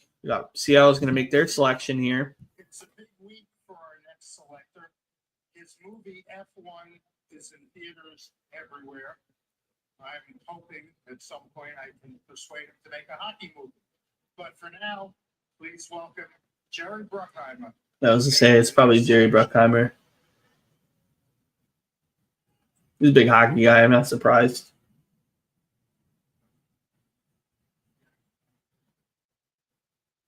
Hello, LA. It's a pleasure to be here.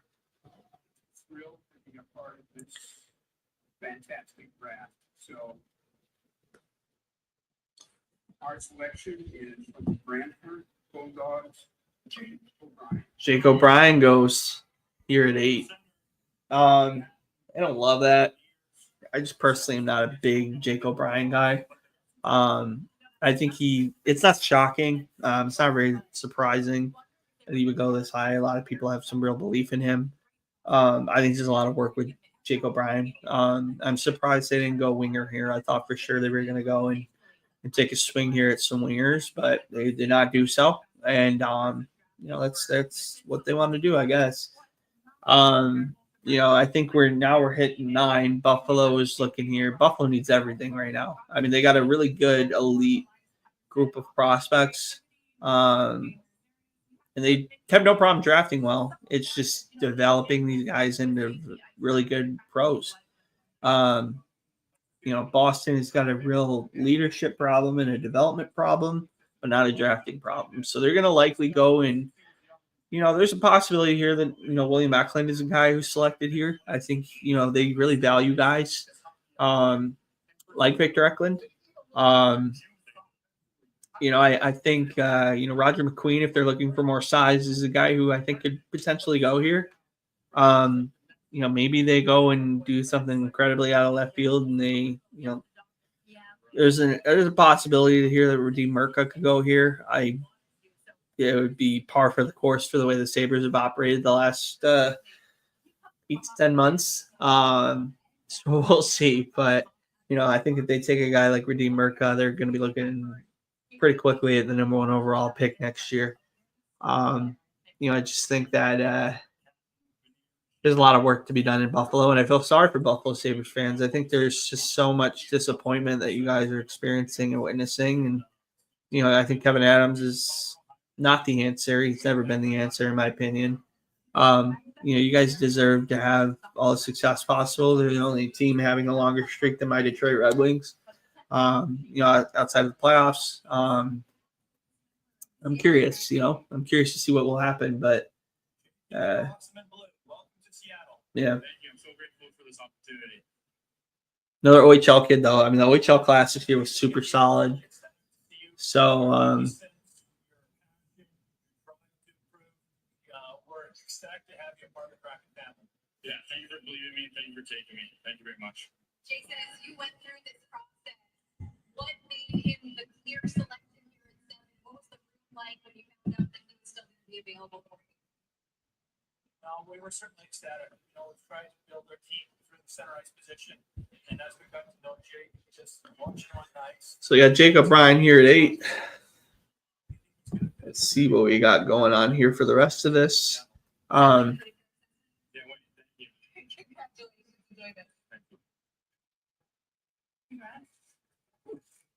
there it is, Jake O'Brien. You see 6'2", 177, add a few more LBs and could be strong down the middle. I forgot they had Berkeley Catton too.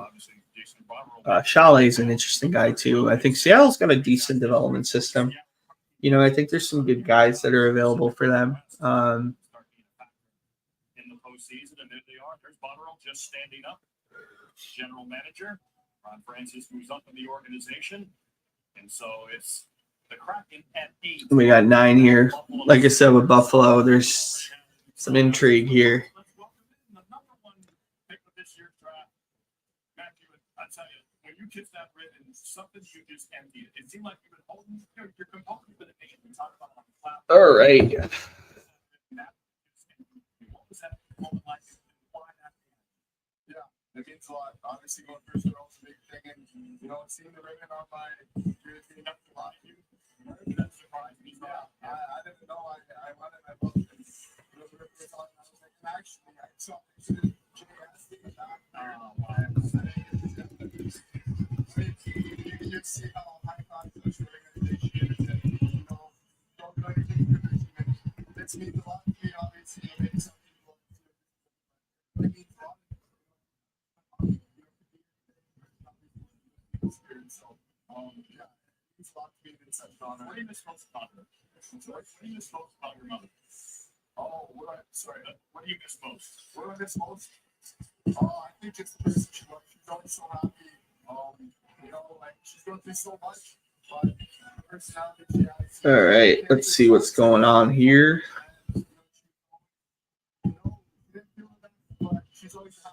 All right, waiting here for the rest of the selections here. Got a minute 20 here for Buffalo. We will see what happens here with the selections. You know, I'm curious to see what where they go here. You know, I think defensively, you know, they like Darlene, they like power. Jackson Smith probably fits in really well with that scheme, along with Kashawn Aitchison. Those guys, you know, if they're looking for defensive guys, I think those are your two. Forward wise, they could also look here at, you know, Victor Eklund, I think is a real possibility for them. Roger McQueen seems like a guy that would fit within Buffalo, and we'll see here what goes on. But I have a feeling, you know, you put a bullet to my head, I think it's going to be Jackson Smith with a slight lean to Victor Eklund. But we'll see. We'll see how it goes. I'm, you know, patiently waiting to see what happens. So we got 9. Number 9. My mock's got me picking McQueen. So if I continue with my selections here, if I go 3 for 9, that ain't too bad. We'll see.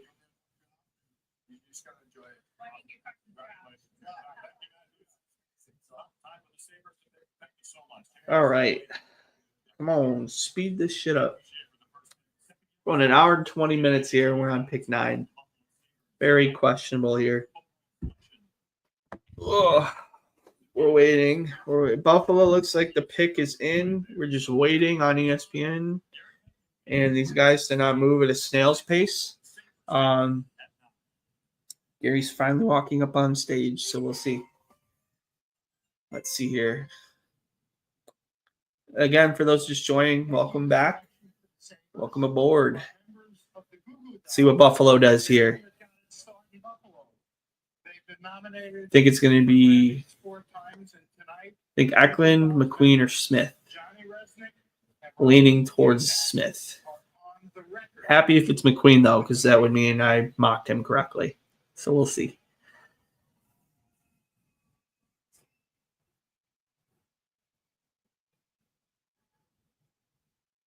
All right.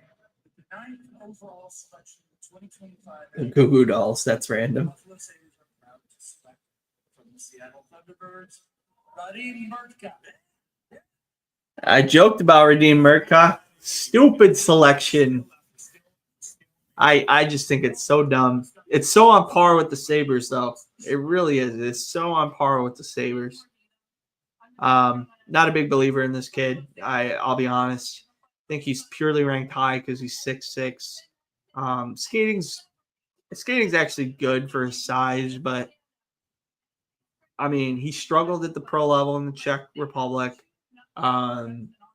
Really has not done a ton to really show that he's ready to play in the pros. You know, I think he's going to be a guy who probably has to play in the juniors next year and probably needs some time. You know, I don't know that he's necessarily the most gifted guy here and the guy who should have been selected. Radim I didn't even rank him because I didn't think he was that great. Good skater though. That's about all I can say about him. You know, I'm sure he's a great kid.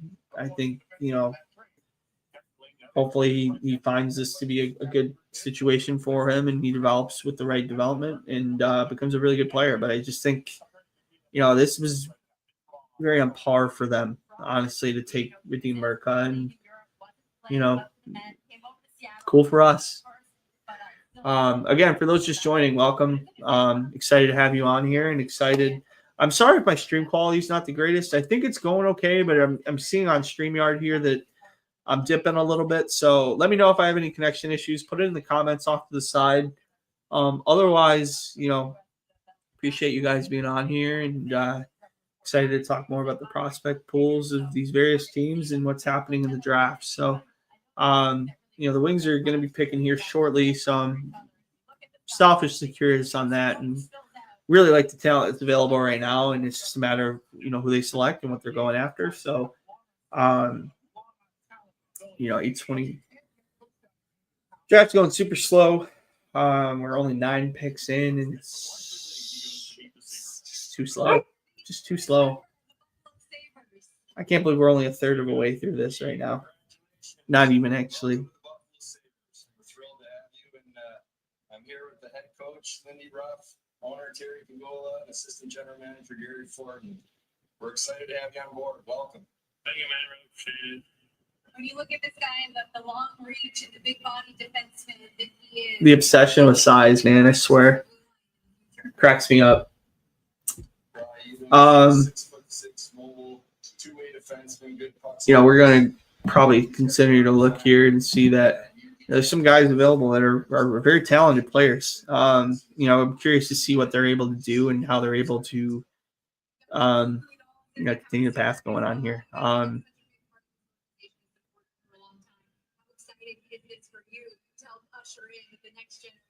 Got Anaheim here who's got a selection. They're pretty well rounded right now. I think down the center area, I'm curious to see what they're doing. I mean, defensively, I think they could use some work. Does a Jackson Smith fall here for them? I think he is definitely a guy who should be considered for a selection. Maybe they like Sean Aitchison a lot. I think there's a potential for that. There's some real intriguing players here, though. I'm excited to see. There's some guys falling. Not crazy falling, but probably valued at the lower end of where I thought they would go, which is intriguing in its own right. I think there's some real opportunity here to really bolster a lot of these middle tier prospect pools. I think with the talent that's available, or obviously you can look at my best available right now. I'm very bullish on Cole Reshney, but I think it's going to be Smith or McQueen if you're looking at where a lot of the public scouts have been viewing these picks here. They're just guys on the edge of the top 10. I think there's a real possibility of that happening. But we'll see. We got two. Right now we're looking at 2:15 right now on the draft clock for Anaheim. And again, if you guys have any questions or want to talk about the draft at all or talk in general, got the chat on the side. So I'll answer questions as we go along. Happened the whole night. So if you guys haven't caught up, you guys can look at the replays of the chats and can see. Yeah, I mean, for those that just joined on, feel free to do so. Feel free to leave comments. Feel free to leave whatever you want. And, if they're hockey related, I'll answer them. So, waiting here now. We're sitting here and it's in commercial right now for ESPN. So there's not really a ton going on. Yeah, like I said, Smith and McQueen are two guys that I think are clearly the two that I think the wide consensus of people that watch hockey and have been viewing this class. I think there's a real zest for those two in terms of, they're perceived as guys to fit within the 9 to 12 range. You can look at some other guys. Alexis says, can I jump in? What do you mean by that, bud? If you want, leave comments. I mean, I can't put you on the stream, obviously, but, leave comments, though. Appreciate that if you can. And you have been, so it's, no issue there. Down to 7. And we're up to 7 now. What's going on, guys? Come here and see everybody that looks like me. It feels like home. All right, let's see what's going on. I think they're coming back now. 29 seconds left for Anaheim on the thing here. So we're just waiting for them to make their selection. Like I said, I think it's going to be either Jackson Smith or Roger McQueen that's the selection here. Oh, all right. Alexis just saying that Anaheim's trading. Is that what you think, or is that what's actually happening? It looks like they are picking. Yeah, Merck updated now. Looks like they're making the selection here. Making the selection for Anaheim. 2 of the original cast members from the 1992 hit movie, The Mighty Ducks. Really pulling some weird people to this, man.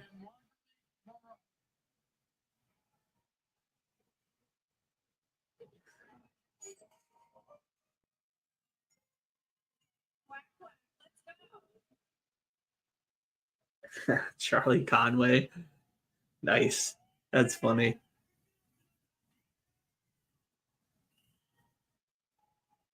That's too funny. All right, let's see what happens here. Like I said, Jackson Smith or Roger McQueen seems to be the reasonable selection here. I think what we're talking about is 3 years ago, Disney made a movie about a scrappy pee hockey team from District 5. All right, this draft's already long. Can you just make the selection, please? I think this is fun, but they got to put limits on some of these hosts. They're just taking their time.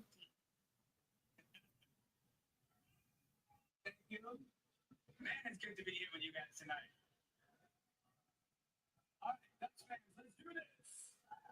With the 10th overall selection.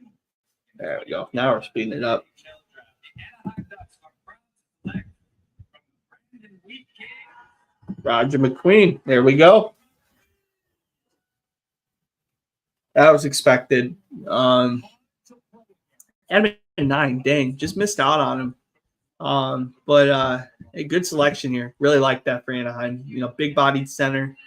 Dealt with a lot of injuries this year. My big concern is his back injuries. He's already had it 17. Kid looks like he's like 15 years old. There's still some physical development with him for sure. He's clearly a guy who is going to take some time. I don't think he's a guy who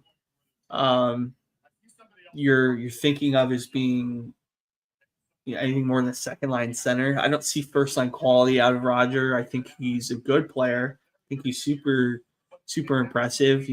But the biggest concern and why surprised he didn't drop more because of this. But obviously they must think it's fine is, you have a spinal fracture as a 17-year-old. That's not anything you can easily heal from. Obviously he's come back and played decently at the junior level. But to deal with that kind of injury already at 17 years old is surprising and a little bit concerning. But obviously they felt pretty good about the medicals. Obviously there's a lot going on with that. So we will see where this goes for Anaheim. But I really like the selection here for them. I think it's a really gifted and, he's a clearly gifted and talented player. To be 6'6" and have the skating and the stick handling abilities that he has is, that's not something you can easily learn, especially, and then even having the agility that he has at his size. There's some real ability here with Roger McQueen. I think there's a lot to like with him. So we'll see what happens here, but very excited to see where things are going to go from here. So let's continue here and see what's going on. We're going to go ahead here and I'm going to go ahead and update the banner here real quick for you guys, and then we will keep going. Let me just do my best available here. Knock off Mr. Roger McQueen and then update it for everybody so that way we're good to go. All right, fired up, good to go. Let's see who is taken here for Pittsburgh's. Obviously got 2 consecutive picks here.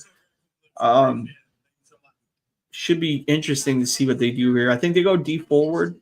I would be inclined to think that Jackson Smith would go 11. And for 12, I'm thinking probably Victor Eklund. Maybe if they double down on D, maybe they go Aitchison too. But Pittsburgh is one of the weaker prospect pools across the NHL.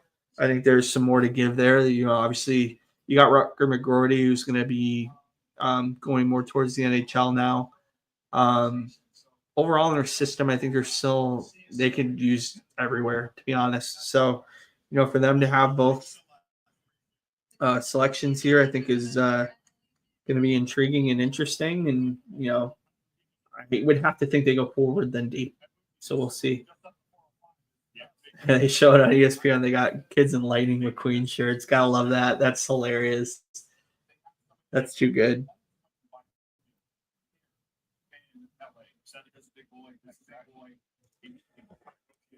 All right. Let's get this thing going here. This has been slow. This has been really slow.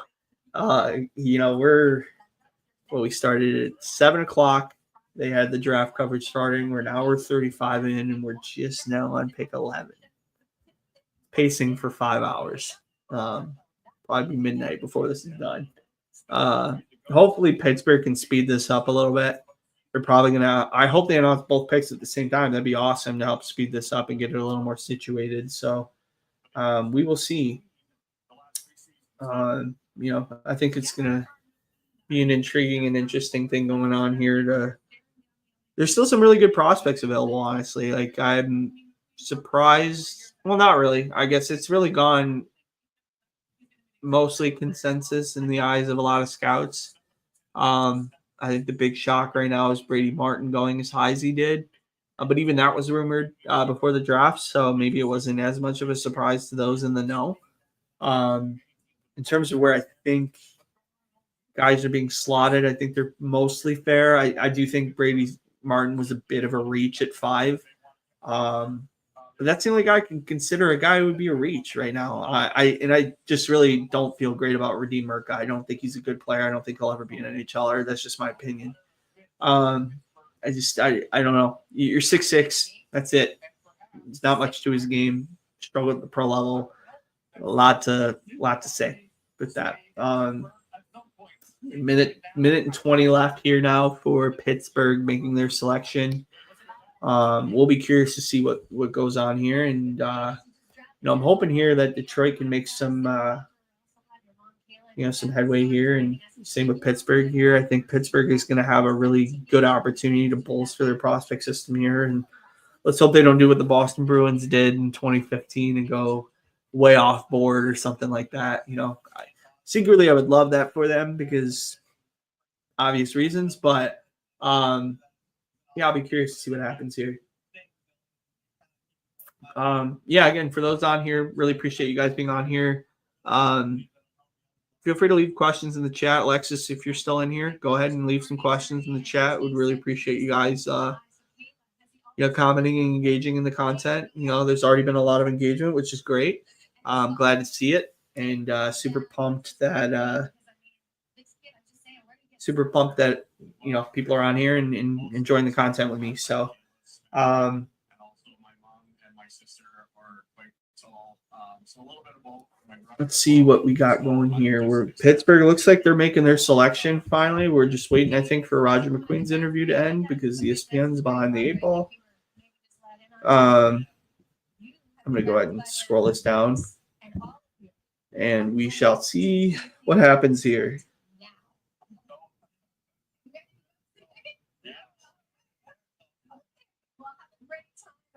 Congratulations. Back to you. All right, let's see here. Come on, Pittsburgh. I love that iconic commercial. You're going to Disneyland. Absolutely. The best. But look, here's the Pittsburgh Penguins coming up here. Highest pick in 2012. Wow. All right. It's got to be Jackson Smith here. The Penguins first of 2 picks in a row.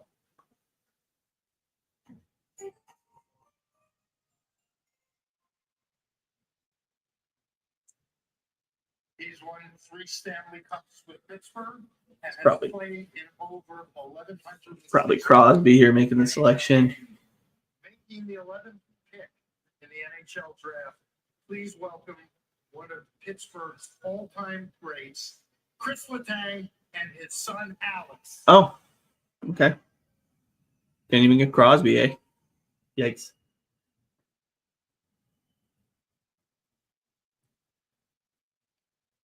Good evening, LA. It's pretty special. Never had a chance to be drafted, so I guess the Penguins sent me here to announce it, and it's a great experience for my son. So without further ado, the Pittsburgh Penguins are proud to select From the Calgary Hitmen, Benjamin Kindle. Whoa. Benny Kindle. That's a weird one. 11. Good player. I don't know. I mean, he's a first rounder. 11's high though, man. Wow. 11 is high. Whew. Interesting. Okay. That's a different pick. And a shorter guy too. I forgot. Ben Kindle's only 5'10". That's definitely high.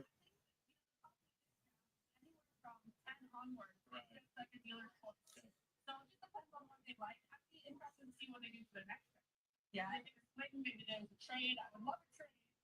Make it to that point. I mean, this is his third draft to Pittsburgh Penguins. Very limited options the first 2. Now we're getting more picks. And he's trying to rebuild this roster. I mean, they're doing everything without saying. All right. Well, Kindle for me was a guy who probably. Sorry.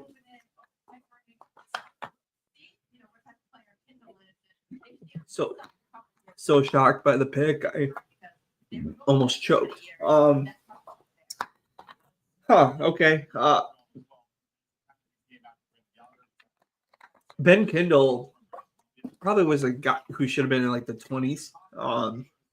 Probably 26, 27. I wasn't expecting him to go this early. I also don't think most were.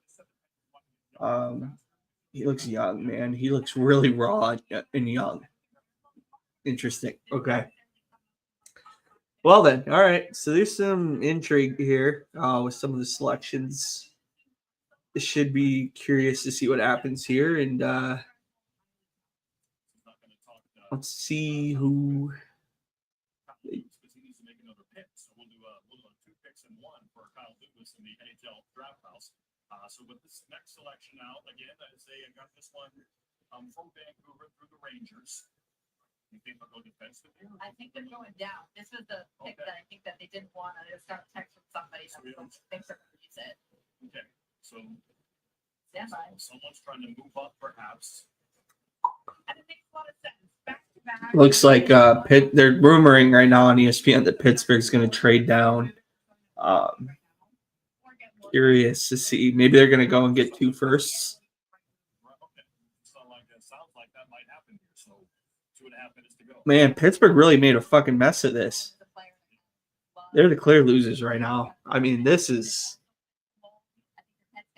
They got great talent available right now. I don't know why they're not making the selection.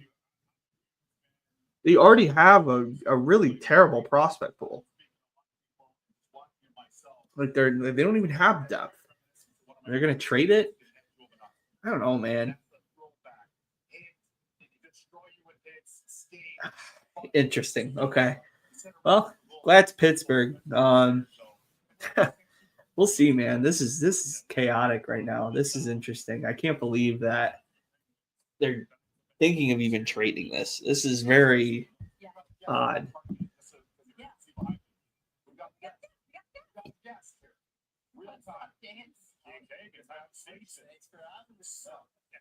Your name wasn't announced. You saw the teams up next. When Boston came on the board, did you get a little funny feeling in your stomach? I remember smiling at my boss. I hope so. I hope I'm going back to Boston. So That's amazing. that's awesome. It worked out. Congratulations. Thank you. Thank you so much. I'm just curious for Boston fans. They're watching. They want to know about you. Give yourself. What are they getting in James? You know, they're interviewing Hagens right now. Hagens, to me, should be considering going back to the NCAA next year. I think there's Pittsburgh has the 12th selection. I guess some of you are wondering what this is. Alex, why don't you tell everybody?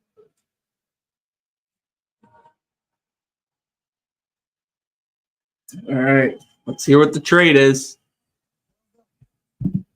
Pittsburgh Penguins trade pick number 12 in the 2025 NHL Draft to the Philadelphia Flyers in exchange for picks 22 and 31, also in the 2025 NHL Draft. So it's 12 for 22 and 31. Philadelphia, you're now on the call. It's a Philly getting aggressive here. Interesting. And then, so the complete trade is Philadelphia and Pittsburgh, which is weird. Philadelphia gets 12. Pittsburgh gets 22 and 31. Interesting. Okay. There's some, you know, I think it's interesting that Philly's trading up here. I think they're going to look at Jackson Smith. You know, they got Porter Martone. They like big guys. Jackson Smith seems to be the natural move here. So I think that's going to be the move. I really do.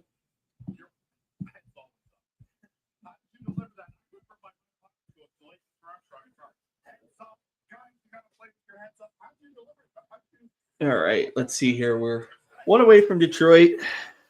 I'm sure we'll get an uptick of that when the Wings start selecting. You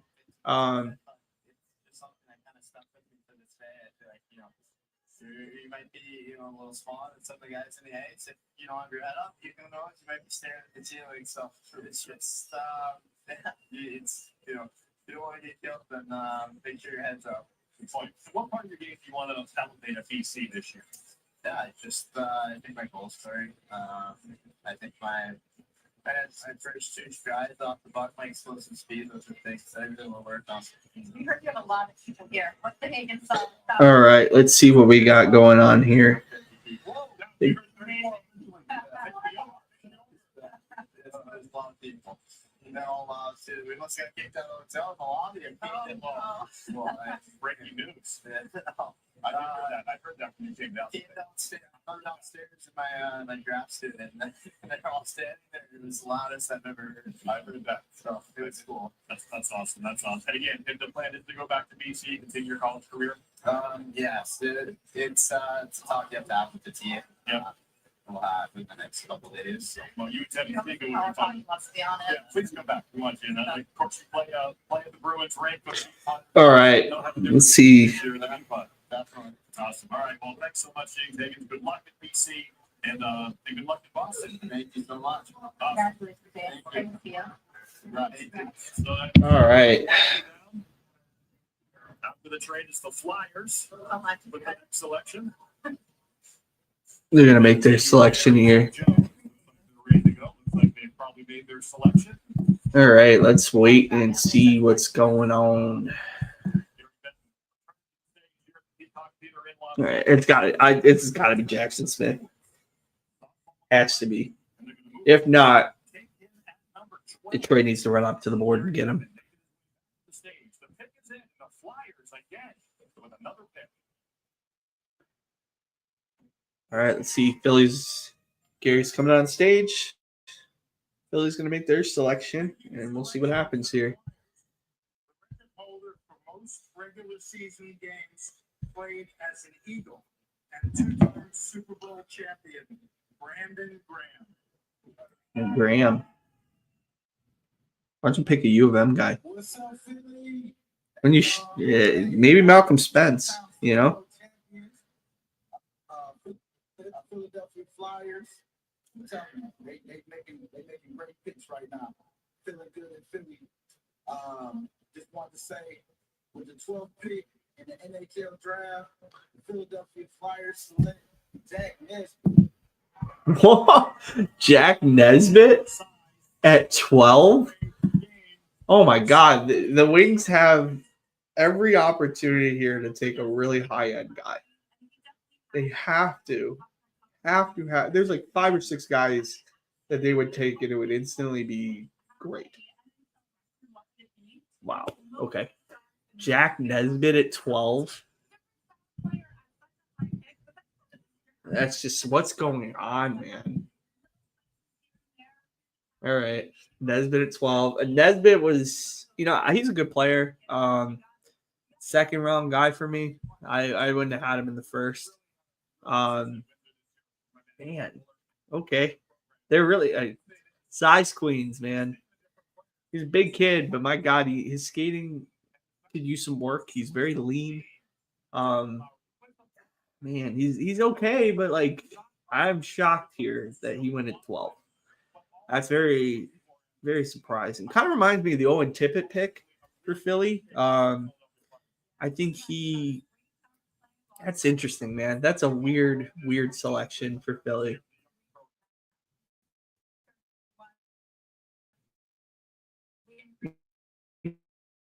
Okay, Ilya Protas. Sorry for the blip there. If anybody saw that on the feed, I apologize. That's a very odd selection there.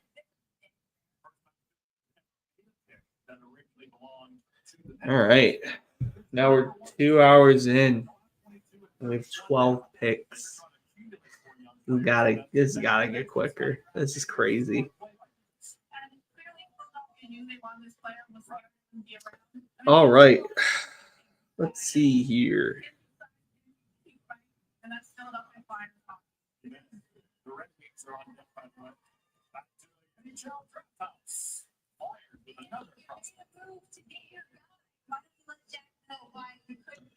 Opportunity to draft this kid. This is really exciting. Oh, all right. You were a guy all along. This is really, really exciting for us. Thank you very much. I appreciate it. It's an honor to be drafted here. You know they had to jump up to get you. Yeah, it's very exciting, and I feel very honored to have that opportunity. And it's exciting to get going. All right. We got. Let's see here what's going on with the picks. We're gonna have a lot of opportunities here for Detroit. You look in Carter Bear is a guy who fits in really well with Detroit's scheme, what they're looking for. I think Victor Eklund fits really well. Jackson Smith fits really well. Cole Reshney would be excellent. Even like Malcolm Spence. Sean Aitchison. I mean, there's some real bona fide talent here that can be selected by Detroit. I think there's a real opportunity to be can't miss. Yeah, it's going to be intriguing. This is probably going to be the most important draft pick the Wings have made in several years. So.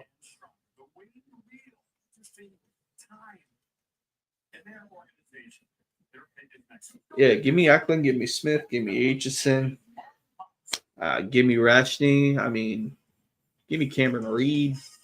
Man, lots to like here.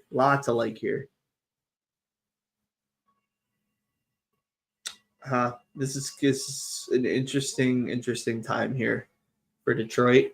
I think there's a ton of intrigue here.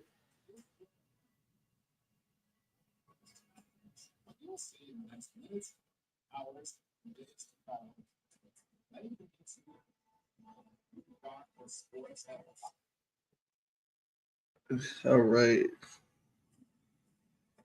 Looks like Charlie Coyle just went. Charlie Coyle and Miles Wood to Columbus, and Gavin Brindley, 3rd round pick and a conditional 2nd. Man, Columbus won the shit out of that trade. That's crazy. That's a wild trade. Good for Blue Jackets won that clearly. Again, the recap for that.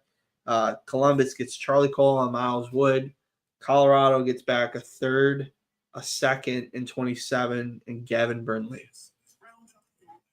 That's okay. I think that's a clear one-sided trade. Good for Columbus.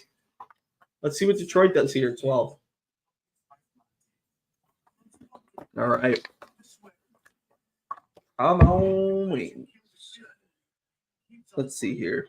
4 months. That's 120 days on me. Guaranteed of your money back.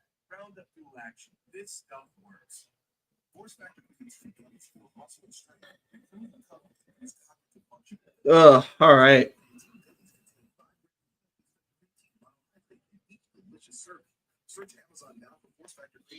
Got a minute and 10 seconds left here for Detroit to make their selection.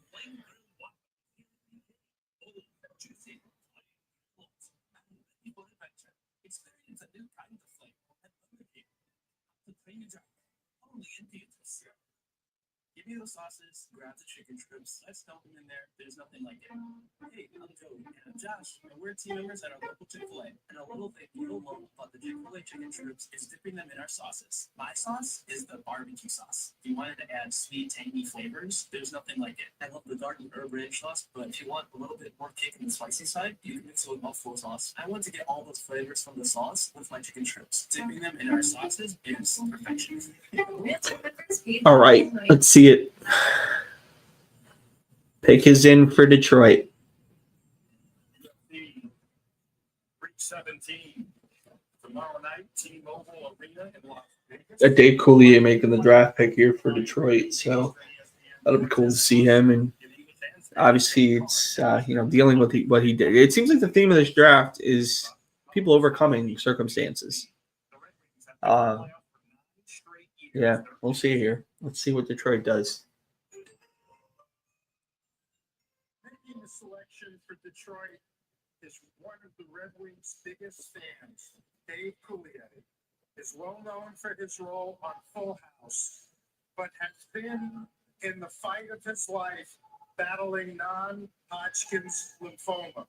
We are happy to report that as of late March, he was declared cancer-free, and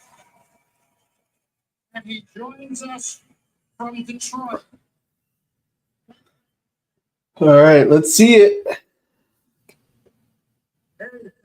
I'm excited. I wish I was there with you, but I'm here live in Detroit at Little Caesars Arena, and I am so honored to be chosen by the Detroit Red Wings organization to announce their 2025 NHL Draft here on ESPN. I go way back to the Red Wings. When I was a kid, my dad and I would go to the old Olympia Stadium. All right. How the Red Wings play. And we were always proud Red Wings fans. Many years later, of course, I would wear my Red Wings jersey on my TV show Full House. Well, this year we have the 13th pick, and we've had some incredible players wear number 13 for the Red Wings, most notably the magician, Pavel Datsyuk. So let's hope that the number 13 brings us some great luck this season. Now, let's get down to business, and the Oscar goes to, with the 13th pick in the 2025 NHL Draft, the Detroit Red Wings are proud to select Carter Bear. All right, so Carter Bear's the selection. That's where I had him. I had him at 13. This is a kid who's got an absolute motor, very hardworking player, good offense. I thought, this is a very wing style player to select. Personally, I think I would have picked some other guys, but I don't dislike the pick here for the Wings. I think of him as a Tyler Bertuzzi more offense. That's what I see in Carter Bear. There's intriguing player. I think there's a lot to like with Carter. I think there's some real offensive upside. Clearly, they go to their trends and go to the Western Hockey League and get their selection here with Carter. And, right in line with what I thought. So, no surprise for me.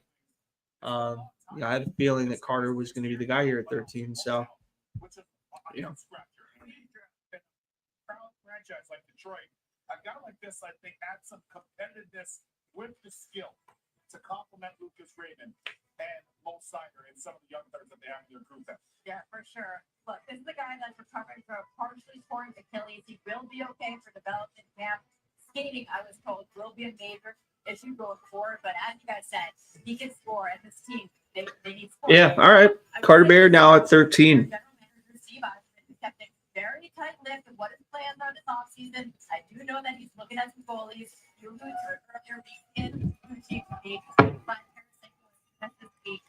He's now from John Nixon. If you look at Bill Steiner, Raymond, Edmondson, Sandy Pellica, Nate Danielson, and Nygaard last year. It was helpful. All right. All right. So, like I said, Carter Bear here at 13. If you watched my draft preview, I had Carter Bear as the 13th pick for Detroit. So, no surprise there. Steve Eisman and Chris Draper here, as you know, I hope you remember, we got to meet you in Buffalo there a few weeks ago.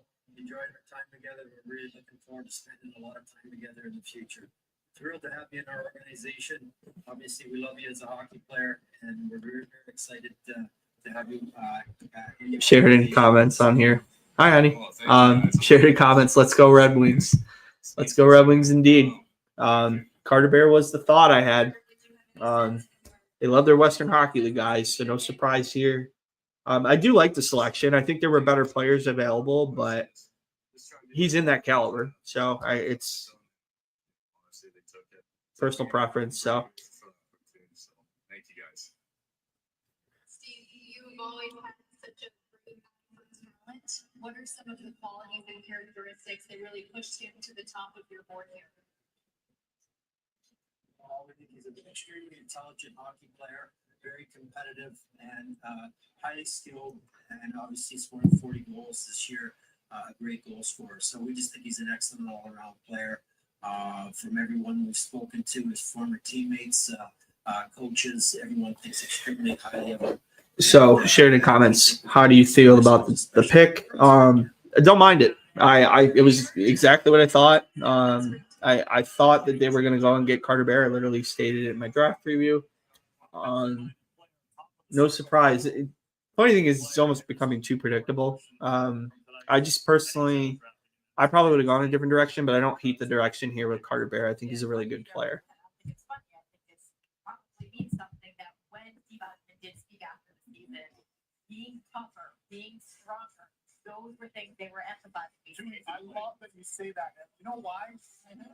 When they had the legacy team for 25 years, are we forgetting Darren McCarty? Are we forgetting Kurt Maltby? All right. So here we are. All right. Now we're going to pick 14 here with Columbus. If you, for those who are just joining on, do yourself a favor, please leave your comments in the side. I just gave my analysis on the Wings pick here with Carter Bear. Fully expected that they were going to take Carter Bear. I actually had him as the guy who I have at 13, as you can see on the bottom. I'm going to go ahead and update the banner now.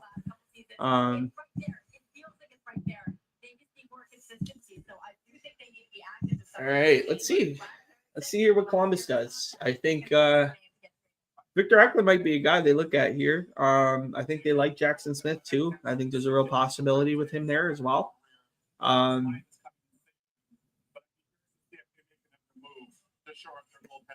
Yeah, I think it's going to be interesting. It's a really thin market, though. Yeah, it is. Not a lot of guys out there. We know Edmonton needs a guy. Yeah. San Jose is talking about needing a veteran behind Yaroslav. Who's there? To me, it's John Gibson up the road in full. All right, let's see Columbus here, what that selection is. And John Gibson, they should be knocking on his door. I like that. I like we can be up there. Let's go. Leah Hextall. His father, along with his mom, Misty, and his dad, Conrad, and Carter, congratulations on being drafted to Hockeytown. And you said when you were growing up, you used to watch the draft with your dad on the couch, and you never thought you'd be here. But now you are. So what would you say to young Carter about this moment? I don't know. I don't know. I don't know what to say. Missy, everybody has talked about the fact that your son is so genuine, and you can see it in that moment. What was important for you as he was developing as a young man to make sure that you knew? Well, I know that he's a hardworking son. He's always been a good son. He worked so hard, and to get to where he is right now, and it's just the beginning. I'm so proud of him. He worked so hard to be here. Carter, it's a massive day, a massive moment. Thank you for joining us, and congratulations on going to Detroit. Gucci. Something that we're not discussing as well. This is really impactful. this is a First Nations player as well. And think of a lot of the young girls and boys in First Nations community that see a first round pick. This is awesome stuff right here. And he's actually the largest First Nation community in Manitoba. That's right. Fierce is competitor, like we said, he might be also have giant hearts. Yeah, he just showed absolutely right there. Columbus Blue Jackets, they are next.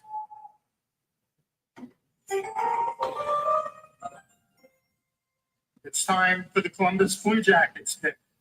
Please welcome the wife of Johnny Gaudreau and mother of Noah, Johnny, and Connor, Meredith Gaudreau. That's classy. You got Meredith Gaudreau making the pick. That's pretty cool. Good for Columbus. I think Columbus here. I think it's Eklund or Smith. That's what I'm thinking here.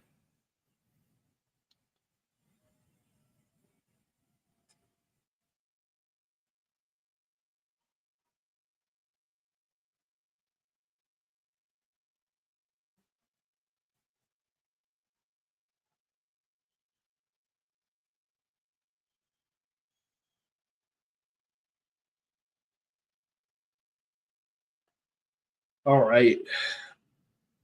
Thank you. I just wanted to take this time to thank every single team and every single fan base for your support for my family this past season. It's truly an honor to be here, and from the bottom of my heart, I thank you. All right. Let's see what we got here.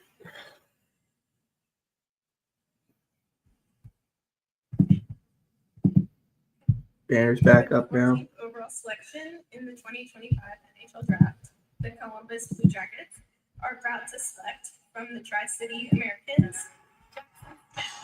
Jackson Smith goes the pick after. That's a great pick, man. Great pick. I think it was super solid. Personally, I really like his game. I think there's a lot to like with Jackson Smith. I think there's, he's a guy who is going to fit really well. I think you pair him with a Zach Werenski eventually when he's in, I think it's his time in the National Hockey League. I think those two would be an excellent pairing together. Yeah, like that a lot. Like it a lot for Columbus. I think it's a really savvy selection, and clearly this kid, I clearly thought the world of Jackson Smith. I thought he was a really good, talented player. I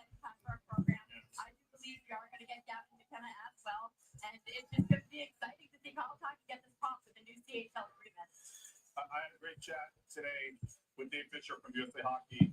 It's an unknown landscape. We were just touching on it earlier, Meg. All right, let's see what we got going on here. Just got a new subscriber, so really appreciate whoever just subscribed. Really like that, having more subscribers, and hoping to continue to grow this a little bit more. So, 15 here now for Vancouver. Vancouver here, I mean, they could go Victor Eklund. I think that makes a lot of sense, and they love to draft Swedes. They've drafted Hoglander. They've drafted Matthias Olin was a pick way back in the day. Marcus Naslund. Obviously the Sedins. The history they got there. So, to me, I think Eklund's the natural selection here, and I think he's going to fit at 15. There's some good talent falling right now. Like I said, I'm really bullish on Cole Reshny. I think, he's a brain point in waiting. Eklund to me is a guy who's very high end as well. Love his game, his overall potential. I think there's a lot to like with him. Yeah, it's intriguing right now. There's a lot of intriguing picks that are still out there and available. I'm very curious to see what's going to happen here. And so. All right, how many? So I got 1, 2, 3, 4, 5, 6, 7, 8 left in my top 17. Not bad. Jackson, welcome to Columbus. We're very proud and very pleased to be able to draft you. We're excited to make you part of the organization and look forward to the future. Yeah, thank you so much. This is incredible. Can't thank you guys enough. As a team, Columbus took such a step forward this year. How do you see Jackson fitting in the momentum of everything you guys are building as an organization right now? Well, what we really like, he's one of the best skaters in the draft, and he can transport the puck, get you out of trouble really easy, and unique puck moving defenseman in this game today. The game's played very fast, and we just. All right. These interviews, man, are taking too long. We're gonna be 4.5 hours at this. That you have as a part of this organization still to this day. What does it mean to you to be here today and have that moment? Thank you. My greatest honor is representing him, so just really happy to be here. You do it so well. All right, let's see. All right, now that Columbus has made their selection, like I said, I think Vancouver's going to go Swede. I think it's Victor Eklund here. Obviously, my Cole Rushing ranking here is because I'm super bullish on him. I'm very curious here to see what's going to happen. But yeah, I mean, with Jackson Smith, you get a really good dynamic skater here for Columbus. I think one of the better skaters in the draft. He's just maybe a notch below Schaefer. Big guy here too at 6'4" and 215, 220 pounds. He's going to play in the college hockey circuit and he's committed to Penn State recently. A lot of intrigue with him. I think he's going to definitely be a top 4 defenseman, no questions asked. I like the work ethic. I like his game a lot, and I would have liked Detroit to take him, but I also like Carter Bear too. So it's just a matter of preference. I think it's a good selection here for Columbus. And what they've done for his family and been there and all the teammates. Can you think of a better place for your son to go for an organization? No, I'm so happy and pleased for him. We've been watching him over the past couple of years. Huge player. So happy to see him going to Columbus. I've never been there. So excited to check it out. And he's going to make it smart there. Glad he is going to do just one. All right, let's see here. How did he become so booming? I don't know. I think maybe it's the one stick that I got. I don't know about that kid, but it just clicked for me later on in the season, and I started going to that. Jackson, congratulations on being drafted to Columbus. Thank you very much. Richie? Thank you, Leo. Watched him play college hockey this year. All those televised college hockey games. Good way to keep up on their prospects in Columbus. All right, let's see what we got going now. We're going here with number. Up there, we see a lot of uncertainty up there right now. Yeah, there's a lot of transition in terms of what the new direction looks like, what the framework of the team looks like, new coach, new this. It's been a time of transition in Vancouver for sure. It is, and I know that a big priority this offseason upgrading scores. They get them A lot of people in that draft room in Vancouver, man. Basically walk. They'll see. I heard that the door might not be closed there, but A lot of people in that draft room. That's like 25 people in their boardroom right now. That's crazy. A lot of area scouts, obviously, too. Yeah, curious to see where they go here. I really do think it's going to be Victor Eklund. They have proved to him that they're ready to win. I agree. Go ahead. Well, I think in this draft, if you're looking at who's falling to them, they had a couple Swedish kids that were pretty good. So I think they're sitting pretty pretty, not having to take too much time making this pick with Victor Eklund next up on my best available. And he was 11 on my initial list. Yeah, he's a little kind of a pest entertaining type of player. So let's see if that's here. All right. Makes his way to the stage. Like, come on.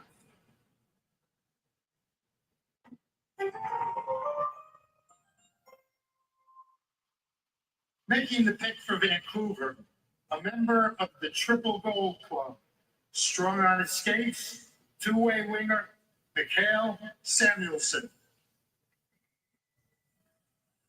Really? That's the best they could do is get Michael Samuelson? All right, whatever. Interesting. What's up, Billy? I like to thank. How do they not get like Marcus Naslund or somebody? Like what? Also wants to give a shout out to all our fans. It's got to be Eklund here. Has to be. You got a suite up here too. Has to be Eklund. Also want to say congrats to the Florida Panthers, back-to-back Stanley Cups. Very well done.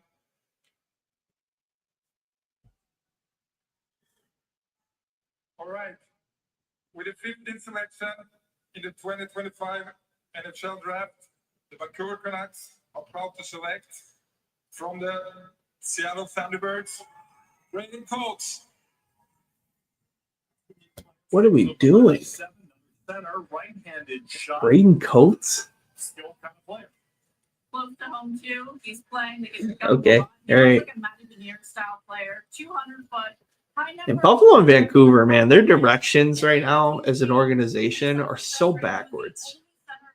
I don't know how they make these selections. They're the clear losers right now. Buffalo and Vancouver are the clear losers in this draft. No question. It's really perplexing.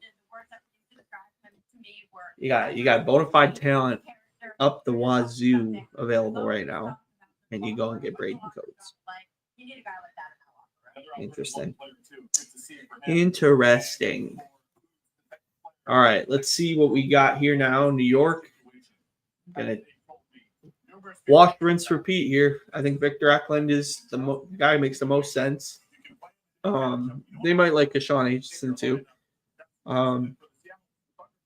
There's not really a link right now to anybody who's available to them. I really think that they're going to enjoy and like having a guy like Victor Eklund. I think he fits in super well their system. Having him with a Matt Barzal would be fantastic. I think it's super impressive, to have that combo together if they were to go and draft them. But very curious to see what's going to happen and how things are going to work out. So we shall see. Well, they don't want to thank them, but they're now drafting players like them. Yeah, that's the change. We always talk about a copycat. The one thing I kept hearing this year again and again, and people were like, if my client was just a couple inches taller because of the Florida Panthers and how big, how aggressive, how hard they play. Canucks have missed the playoffs 4 times in the last 5 seasons. Goal scoring such an issue last year, just 2.84 per game. All right. Suter, Pete Suter, the unrestricted free agents. Canucks. Vancouver, we see you out there. We see those big smiles about drafting this guy. Please let me say hello. Brandon, welcome back to the right side of the border again. Thank you. I'm so thankful for this. I'm so excited. All right, let's see here. Very excited to have you here in Vancouver. Been following you here the whole year. Your character, your ability to drive plays. This is so slow. This is crazy slow right now. Playing as the right shot center, we believe there's a lot of upside with you here. So We're going on 2 hours and 20 minutes. And we're not even halfway through the draft right now. 5 hours for 32 picks is crazy. It's crazy work. How excited are you to see his growth in this organization? I'm excited. It's all the players here were good players, but we have something special this time. Congratulations. Welcome to Vancouver. All right. Heading up now. We got more. Cal, I didn't realize you commented on here, buddy. You commented on us.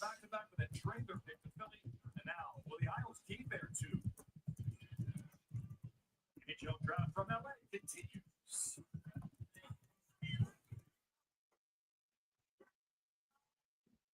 Always dry scoop before you run. Hot dog.com. All right. One a day is formulated with key nutrients to support whole body health. One a day. Science that matters. Domino's new Parmesan stuffed crust pizza tastes like never before. Because Domino's has never had stuffed crust before. Seriously. But we do now. So get any medium 2-topping Parmesan stuffed crust pizza. All right.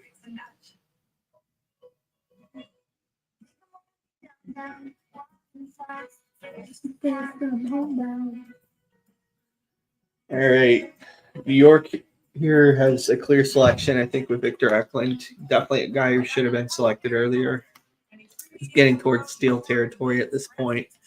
You know, you look at guys like, it's just a lot of guys to look at, right? Like, I'm curious to see, the rest of this year. I got to update this because Mr. Braden Coates was selected. So going now into the rest of this year.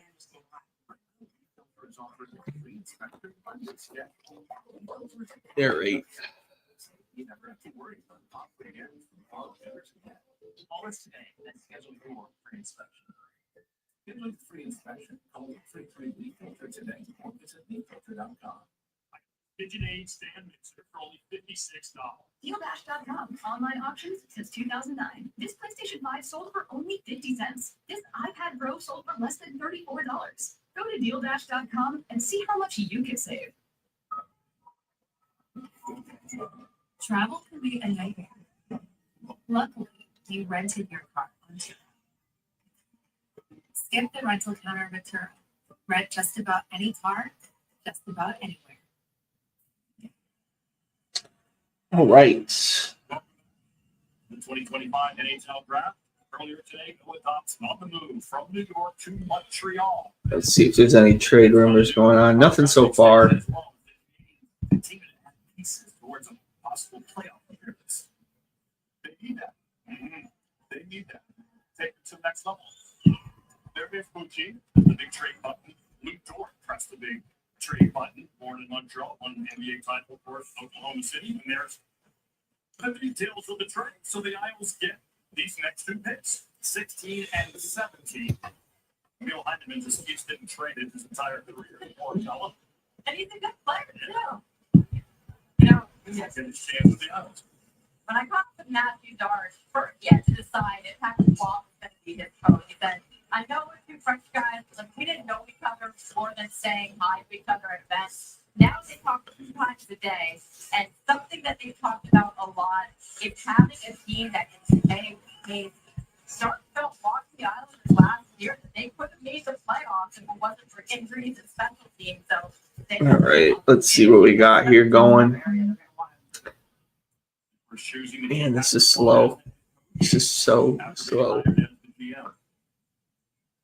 Welcome back inside. John Butcheros, Emily Kaplan, Nick and Jacob, Kevin Weeks here for the 2025 draft. Decentralized here at the Peacock Theater in downtown Los Angeles, as we're just about halfway through. And I guess it's pretty much what we thought, Megan, coming in. That the top three we pretty much do. After that, again, a lot of, I don't want to say sameness, but a lot of centers taken. And so I guess it's just what flavor the GM enjoys the best. Some posturing. I like the James Higgins, Boston. Some of the other picks made a lot of sense for that. But I think the next couple picks will be interesting because what do the Islanders do? 3 picks in the first round. I think they want to move that maybe for next year's draft or for a piece they might need. So I'll be surprised if it's not Chris. Interesting. Well, they already acquired it once. And let's see what happens next. They're 16 and 17 here, so we shall see here. This is a great opportunity, especially when you have the assets to be able to do that. And as we talked about this earlier as well, starting the show, is for the Islanders specifically, you're in Metro New York. You live there. And there's a lot of history with Islanders fans and generations of excellence. But for now, they need to become more a little bit more of an attractive spot in terms of their team, a little bit more exciting how they play, how they present, to recapture, re-energize the great fan base. And I think that's why Matthew Darsh was the guy that they hired. Again, traded for in his own right, but mentored by Ian Respawn in Tampa Bay. Here, 8, make the pick here. That's the way that Tampa Bay has operated. All these teams back-to-back picks. Just go and make the pick. So you're going to see the other moves he makes this summer. Noah Dobson, that already happened. There's some smoke about that for Matt Barzell and Bo Horvat. I don't know if that's going to happen, but JG That's the name I've heard a lot last episode. Again, those sunrise that are hard to find. He is one that someone could add. You see the clock behind us is counting down. The Isles set to make 2 straight selections. Penguins didn't do it. See what the Isles do. Here's the first one.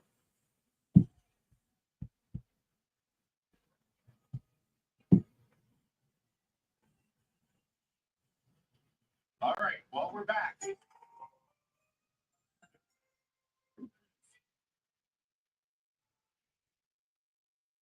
The next selection for the New York Islanders is perhaps the team's biggest fan. He's best known for his role as Eric Murphy in Entourage. After selecting Matthew Schaefer with the first pick, now please welcome Kevin Connolly.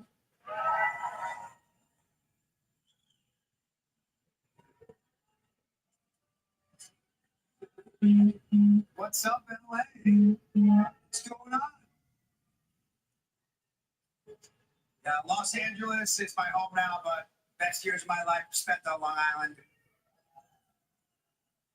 Shout out to the draft party at UBS Arena. Everybody there. Wish I could be there.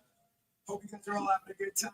And with that, All right. 16th overall selection in the 2020 Is Victor Eklund the NHL pick? Draft. The New York Probably Islanders is. are proud to select from your government, Victor Eklund.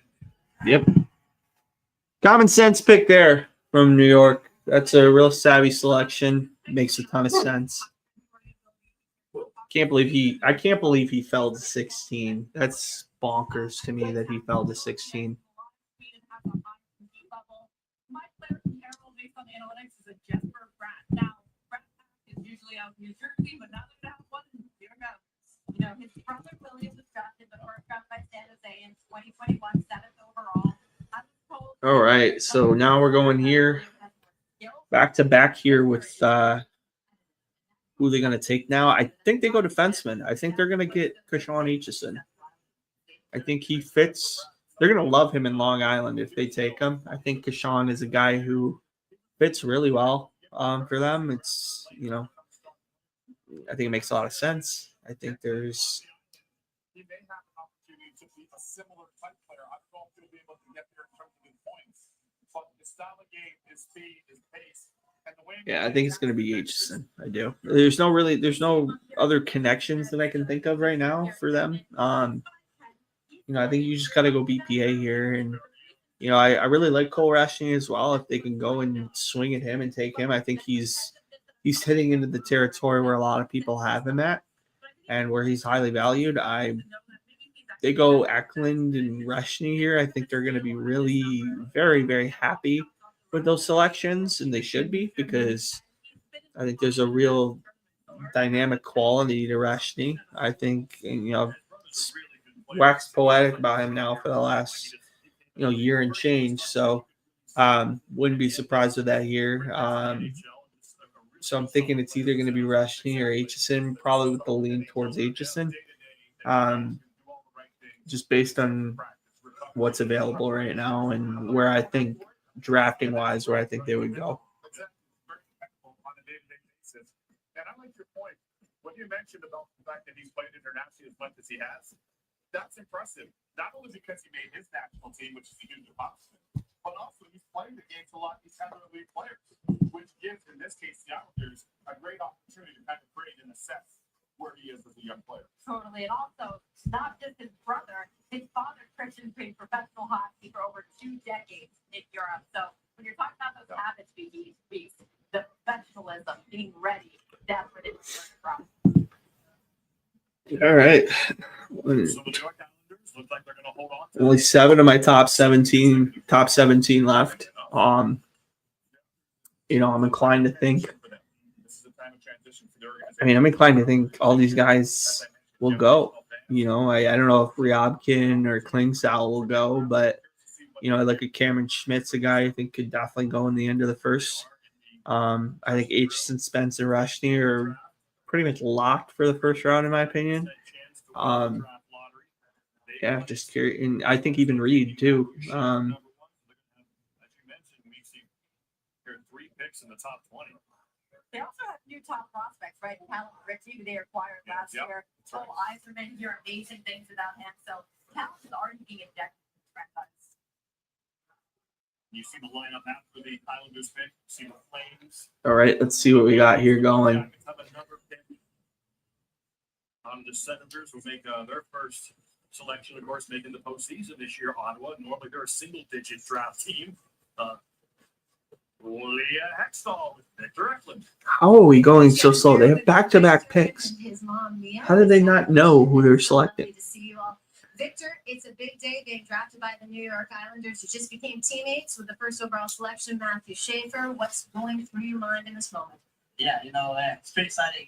Golf with him yesterday, so we built a pretty good chemistry there. So yeah, obviously it's Great. Your brother William is also here. He plays for the San Jose Sharks, and yeah, I have to wonder, when they were kids, what were they like together?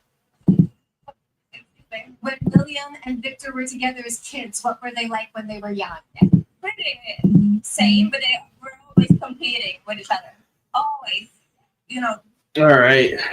Come on, New York. How do you have back-to-back picks and then take 20 minutes to make your selection? It makes no sense. Everything. And Victor mentioned Christian. He gets his compete from you, apparently. Are you a competitive? I guess so. I don't think I have lost a game against one of my sons. Wow, shots fired right there. But I know that you and your teammate, All right. Sweden Anton Brunzell, you guys both love the weekend. And If you guys want, just to kill the time, feel free to leave any questions off to the side. If you guys have any feedback, thoughts on the draft so far. We're halfway through now, finally. So, we're pacing at 5 hours and change for the stream. So that should that'll be one of my longer ones. But hey, you know what? It's worth it if we get good content, and hopefully you guys watch some of this over the course of the time here. So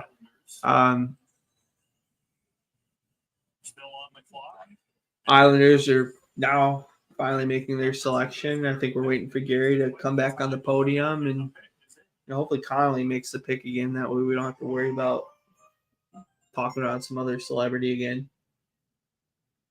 Kevin did such a good job with the last pick. I said, let's do it again. Here all night. With the 17th overall selection in the 2025 NHL Draft, New York Islanders are proud to select from the Barrie Colts, Keyshawn Aitchison. Aitchison goes. That's exactly what I thought would happen.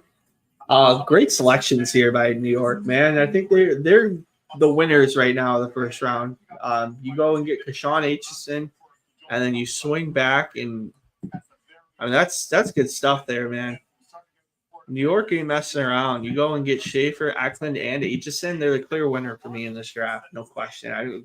Regardless of what happens the rest of the night, the New York Islanders made a real great decision on who they drafted this year. I love what they're doing right now. That's pretty impressive. You get a really good pairing of guys with Aitchison and Schaefer. I don't think they're guys that pair together necessarily, but really good savvy selection here to get Keyshawn. I had him at 11. To get in here at 16 is a great selection here, and lots of like with Keyshawn, man. I think I have a ton of respect for what he's able to do and how he's playing the game, and lots of like here with Mr. Aitchison. Down now to 6 left out of my top 17. Man, lots of like. So Cole Reschke at this point is my clear best available. I think he would make a lot of sense in Calgary. I think they're looking for high-end talent. I think him and Zane Parekh would be lethal. Like what they got there in Calgary. I think the natural selection here is going to be Reschke. Speaking to his representatives, they were raving about him to me for the last week and change. Every one of them in their group were raving and saying, "You love his smile. He likes to dress you. His teammates love him, and he's the type of guy that players follow in their group in terms of in the battle, into the corners, the boards." In fact, he's a total athlete, very, very athletic, and that smile, you see it now, it's infectious. Now, I was talking to a team that was pretty convinced that Pittsburgh was going to take him. Yeah. Their head scout lives right in the area, right? The type of guy that Kyle's looking for, but he goes to their Metropolitan Division rival instead. That was an interesting note from Emily Kaplan. Pittsburgh's head scout is a guy who lives in Barrie. How did they not take him? Pittsburgh, man, what are you doing? And then you go and get Ben Kindle. That's That's chaotic stuff right there. They're probably one of them and Buffalo have made just very questionable decisions in this draft. Yeah, just interesting stuff there. Sean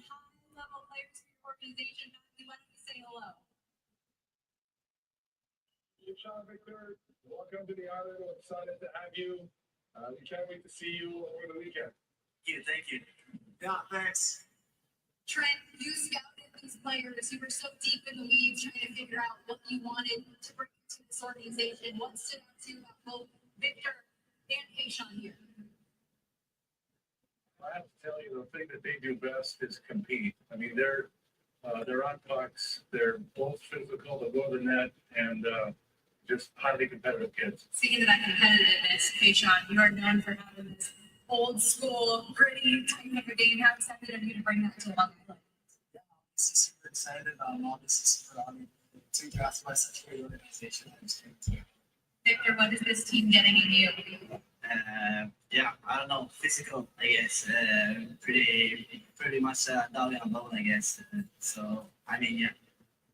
Your parents are going to get some nice All right. flyer medals to see you and your brother both in the league. So Calgary here, like I said, I think Cole Retchney makes a ton of sense for them at this selection.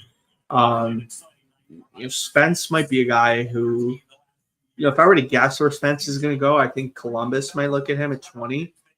Cameron Reed might be a St. Louis guy. I think he could go at 19. After that, it's pretty much a wild card at this point for guys that are available and who would be selected. There's just a ton of different intriguing guys that are available, and we'll see what happens. And who knows, right? I think there's just a real opportunity for guys to be selected here, and yeah. This is what excitement looks like in a hunt.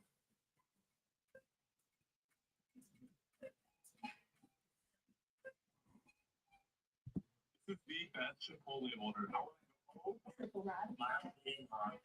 In here?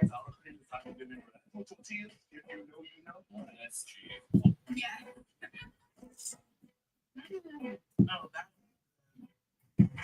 Being the best takes hard work. It takes early mornings, planning, precision, sweat, sacrifice, and Yeah. Calgary's finally on the clock here. We got 2 minutes left. LPL carrier for quality works hard to be the best in the game and is proud to support those striving to be the best in their game. Old Dominion Freight Line, helping the world keep promises. Upset stomach, Ibirogast. Indigestion, Ibirogast. Bloating, Ibirogast. It makes a unique combination of herbs. Ibirogast helps relieve 6 digestive symptoms to help you feel better. 6 digestive symptoms, the power of nature. Ibirogast. If you have a small business, you might not know you could be wasting money on a mobile plan. All right. Let's see what we got here. Until now, introducing a new MyBiz plan from Horizon Business. Choose exactly what you want. Pay only for what you need. When you're in control of your mobile plan, make every dollar count. Right now, they are best price as low as $25 a line, guaranteed for 3 years. MyBiz plan only from Horizon Business. All right, we're rolling in, trying to figure out where these guys are at. 55 seconds left here for Calgary. I got to think this is Retchney. I forgot Blake Fiddler was available too. Obviously, Blake Fiddler might be – that'd be ironic for them to go and get an Edmonton Oil King Calgary, but I'm probably leaning towards Retchney. Small chance that it could be Fiddler. Small chance it could be Lakovic. Should be fascinating, that's for sure. And he's going to go in style. Jumping on the helicopter for the short flight down to Orange County. We'll try to get him when he lands as well as drafted by the Ducks. And he, mom and dad are going to go to Disneyland and spend the night at the Disney Resort. Yeah, up next, the Calgary Flames. Their pick is in. Did she just say swaggy? Did I hear that correctly? That was tough to hear. That was really tough to hear, actually. All right, Calgary's going to make their selection here. Let's see what they got. 1989 Stanley Cup championship team and 1992 Hockey Hall of Fame inductee Lanny McDonald. All right. Calgary. See what we're doing here. Thank you very much to the LA Kings and the National Hockey League for their hospitality. We'd also like to thank a special thanks to our fans and especially our season ticket holders in Calgary and those attending the draft party at the Scotiabank Saddle Dome and hanging out in the TELUS Club. We'd also like to say it's going to be one hell of a party of the Sea of Red when the draft picks go in tonight. With the 18th pick in the 2025 National Hockey League Draft, the Calgary Flames are very proud to select from the Victoria Royals, Cole Richney. Yeah, I told you. Cole Richney here getting selected by Calgary. What a savvy selection. That's a great pick by Calgary. Good job on Craig Conroy and staff there, getting a guy who's a really high-impact offensive forward. I've talked about him at nauseum. I'm not going to regurgitate the scouting reports on him. I look at him like he's Braden Point. I think they've gotten their really high-end offensive guy. Having him and Zane Parekh, they're going to be really creative offensively. Ton to like there. I really like what he's able to bring to the table. Good on them for getting Cole. Really good selection.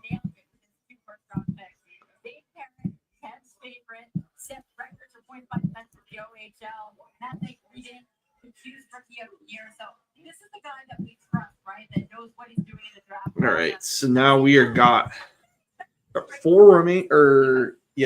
five remaining. Sorry, in our top 17. St. Louis here now. Does Malcolm Spence go here in the next few picks? I think there's a real opportunity for that. St. Louis, I don't really have a lean on St. Louis right now to figure out what they're going to exactly do. I think there's some intrigue in terms of what's available out there right now. I think, for St. Louis, I don't know that they might go defenseman here. I mean, there's a possibility that Cam Reed could go here off of my list. Could Alakovic go here? I think it should be intriguing to say the least. I think there's a lot of different guys that are available that could be really interesting prospects. I think this draft class this year, like I said, is very high end wise. It's very predictable. I think there's a lot of different guys that you can project in certain ways, but I'm curious to see what happens here with St. Louis. I don't know. I don't really know where their lean is. I mean, do they look at a Blake Fiddler? I think that's very possible. Colin Potter could be somebody who gets selected here as well. But I think if Potter's available and Spence is available, I'm taking Spence all day. Do they go Yves Wozniak? I mean, there's a real possibility there too. Bill Zonnin's a real opportunity as well. You can see what happens there. I think Bill Zonnin would be really high here. But curious nonetheless. There's some real intrigue here with some guys, and I'm curious to see who will be their ultimate selection. Maybe they go way crazy here, and a guy who I think a lot of scouts will really like that's available right now is Shane Von Sage. He's got some St. Louis connection. That would be somebody who I could see them selecting as well. I think there's a real opportunity here for some guys to be selected. That's for sure. But yeah, you see my lean here. I mean, I would go Malcolm Spence if I was St. Louis or Cam Reed. More than likely, there's an opportunity for them to get. But I think Von Sage is a guy who you can look at and There's a real possibility he could end up in St. Louis. We're just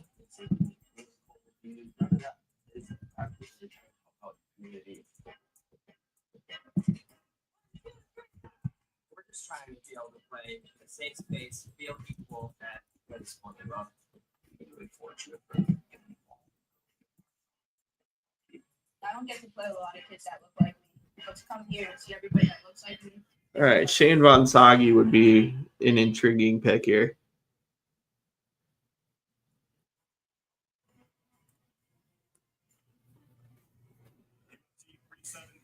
Tomorrow night, T-Mobile Arena in Vegas, lightweight belt on the line.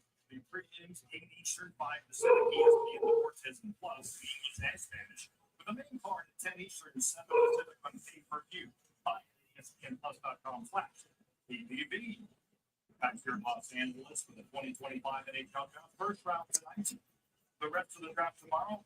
That's available, Megan Jacob. Let's talk about Logan Hensler. He's comparable to like a Brandon Carlo NCAA guy, a really great skater. And I can go off the board a little bit from my side here, and he can throw out motion threats. Great work ethic. He fits that profile, and I'm seeing moving up a lot in this draft, so keep trying him. Yeah, it seems like a blue too. Yeah, exactly. That'll blue this. Doug Armstrong, really values that when you look at their company team. Yeah, I think see it. I'm really thinking Shane Von Sagi is going to go select. I think he's going to get selected here. I really do. Yeah, I really do. I think there's a real possibility here of Shane getting selected. I think they're going to like the fact he's a St. Louis kid, have a hometown boy, get him over, and there's a real appeal to him there. Yeah. That said, Doug Armstrong has done a good job of reimagining his sport, selecting 4 players around 20 to 25 years old. Yeah, the draft seems like it's picking up a little bit. It's still slow as hell, but it's picking up a little bit. We're getting towards 20. I'm hoping this can get done in 5 hours. That's kind of where I'm thinking for the stream. And I leave your questions now because I'm probably going to rate as 32 hits, make your selection. I'll do a quick recap, and then I'll probably log off. I'm probably not staying on here past 11:45 noon. I mean, not noon, midnight. So that's kind of the plan. The St. Louis Blues are set to pick 19th overall with the Columbus Blue Jackets on deck. What will Doug Armstrong do to pick us in? All right, let's see if I was right about Von Sagi. St. Louis is the next pick. Get ready to laugh. Not at the Blues' next pick, but at this hilarious stand-up comedian. Live from the Blues watch party in St. Louis. All right. Nikki Glazer.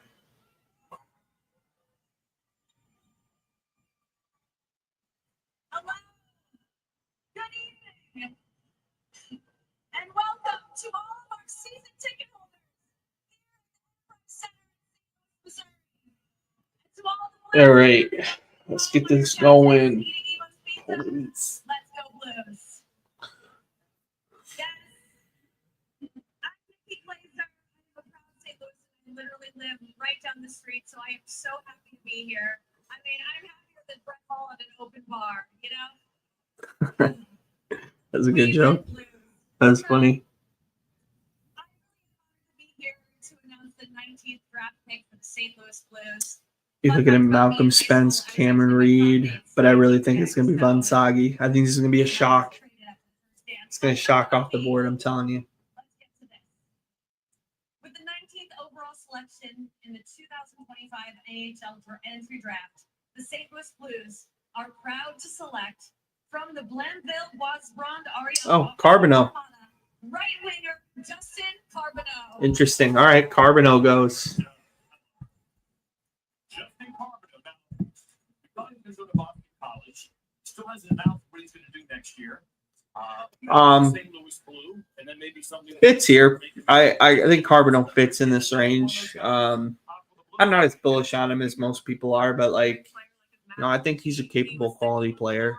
I kind of look at it similar to where I saw Carter Baker get selected for 13. I think this fits very well for St. Louis. I think it's very on brand for them. A good 200-foot player that's, maybe not the most offensively gifted in the world, but somebody who can provide and chip in when he needs to.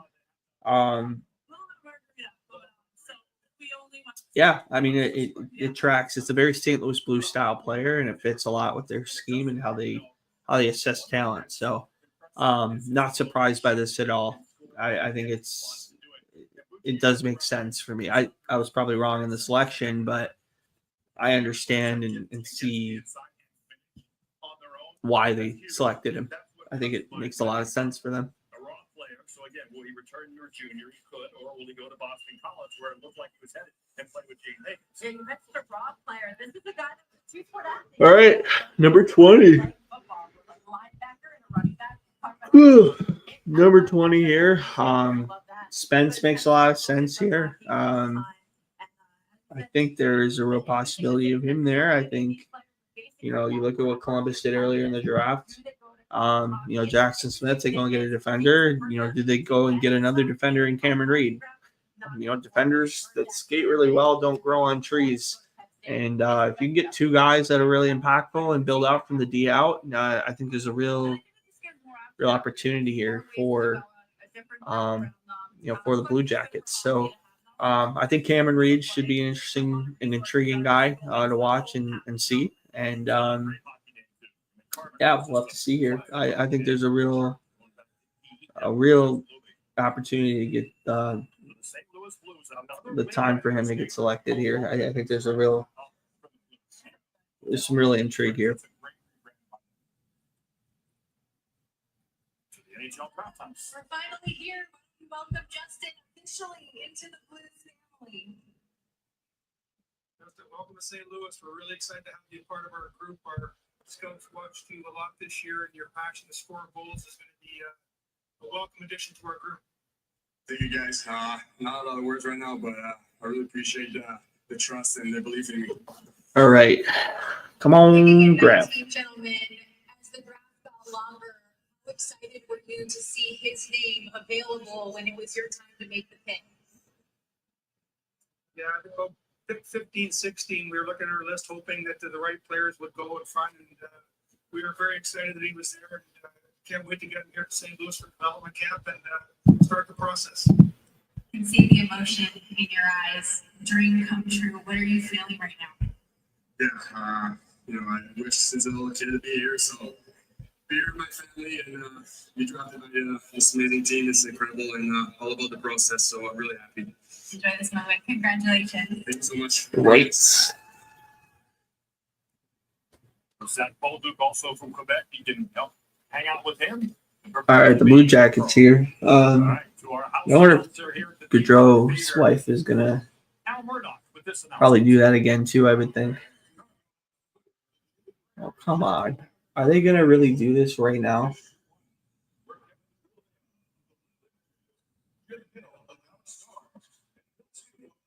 Oh, my God. All right. You can't do this at the NHL Awards. Today, we're here to surprise you with the Tim Gregory Award for the General Manager of the Year. We need to keep it very secret in order to surprise them. But good for Jim Nill to win, though. He's a quality guy. Wish the Wings still had him. Get together, But have a big meal to celebrate. My job is to keep secrets. I felt like I did a pretty good job of keeping this secret.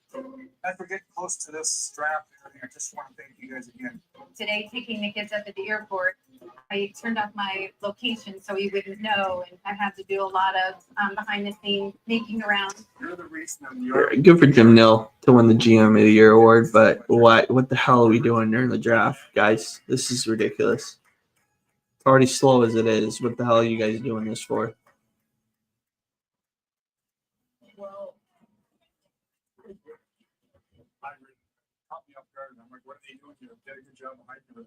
The look on his face was shocked, but then to see our kids, that's when the tears showed up. You can tell that kid's face, how surprised he was, emotional. This might have my name on it, but it's got everyone here's name on it. To be able to share this with you guys, special. He's excited he won it for 3 years in a row. He's more excited that he gets to see his wife and 3 children in that environment and share with them. I think that was really cool. I'm humbled by it. There's so many great people in our business that are deserving of this also. And to have the staff here, have my family here, that is super special.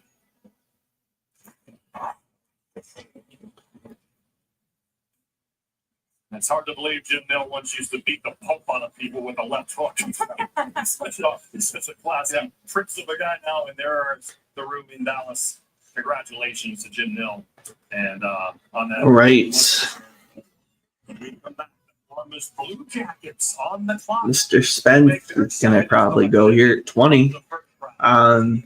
Yeah, you guys, thanks for everybody that stayed on here. You know, curious to see the amount of views this is going to get. It'll probably be about 120, 130 views is my guess. But those who've tuned in, regardless whether it's been 30 seconds or 30 minutes, really appreciate you guys staying on here and, you know, supporting the channel and, you know, spreading the gospel that is in hockey. So, you know, really appreciate you guys being able to talk more with me. And you know, this was my first year really diving deep into, well, not really. I guess my second year really diving deep into the draft coverage, and you know, appreciate everybody who supported and helped out. And you know, next year I'm hoping to do a little bit more draft coverage and talk a little bit more about these guys, and probably do some more appearances on some other podcasts and get the name out there. And you know, anybody who's watching that's willing to do so and wants to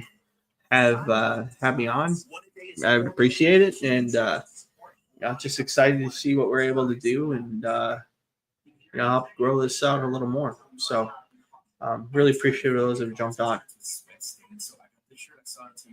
Coming on here, we're now at all right, pick 20. This is going so slow, man. This is ridiculous. NHL's got to look into why this draft is so long. Like, you know, it's not the NBA draft. It's not, you know, it doesn't have to be as long as it is. Like, just make it about the kids. But I mean, this is ridiculous. We're 20 picks in and we're 3 hours deep. Like, I mean, we're looking at a 5-hour draft right now. It's too long. 30 picks, guys. Like, it's not hard.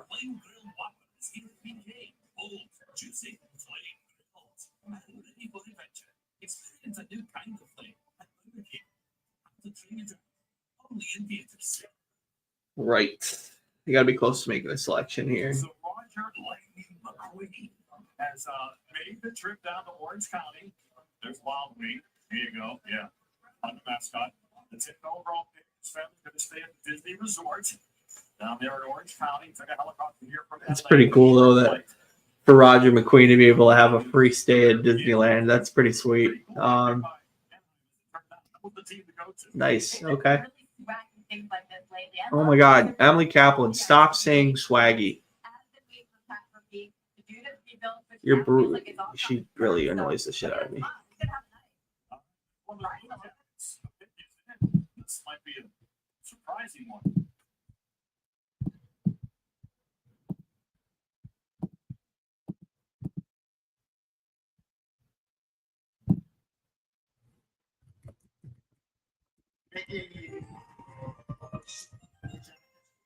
Selection. Another warm welcome to American Control.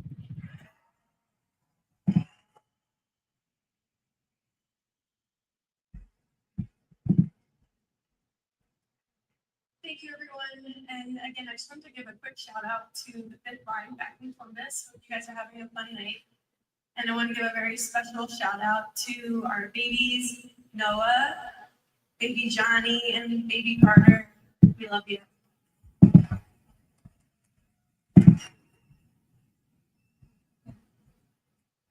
With the 20th overall selection in the 2025 NHL Draft, the Columbus Blue Jackets are proud to select from the Jessica Juniors, Fyodor Andreyanov.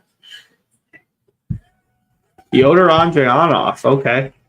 Peter is not here with us tonight, but we wish you all the best and good luck. Fascinating. That's a huge risk to take here with Fyodor Andreyanov. He's off the board. Andreyanov. Speaking with some of my people over in Russia, they said that there are as many as 3 to 4 that could go fairly highly in this draft, perhaps within the top 50. Frolov being among them. a few others, but this is a. I think he was the best goalie in this draft, no question. I thought Andrianov was excellent. You know, he's a shorter guy. He's 6 foot and about $180. You know, I'm very curious to see how they were able to. I had him at 21 on my rankings actually, so that's a bummer. I had him 1 pick away.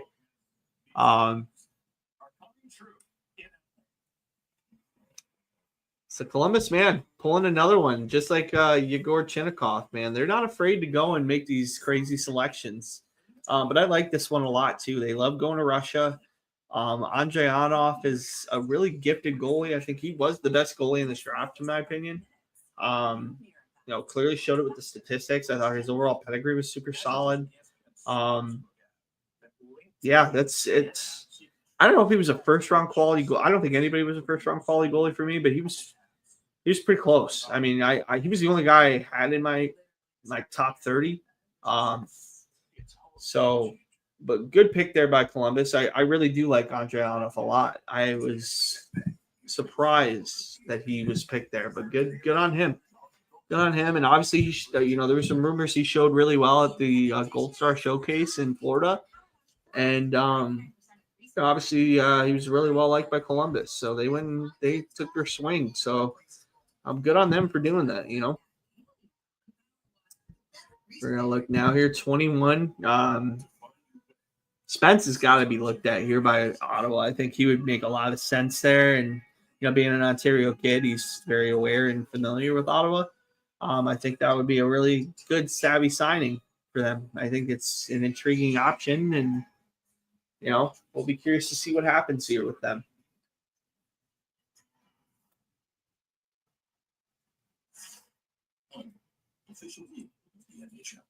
Hey folks, Chris Cooney here with Leaf Filter, America's largest gutter and gutter protection company. Leaf Filter has over 150 locations and has been installed on over 1 million homes. We've been protecting homes now for over 20 years. Our patented technology offers total protection for your home and comes with a lifetime transferable warranty. The process is simple. Give us a call to schedule your free gutter inspection. If you decide to move forward with the project, you put nothing down at all. 833 Leaf Filter or visit leaffilter.com today.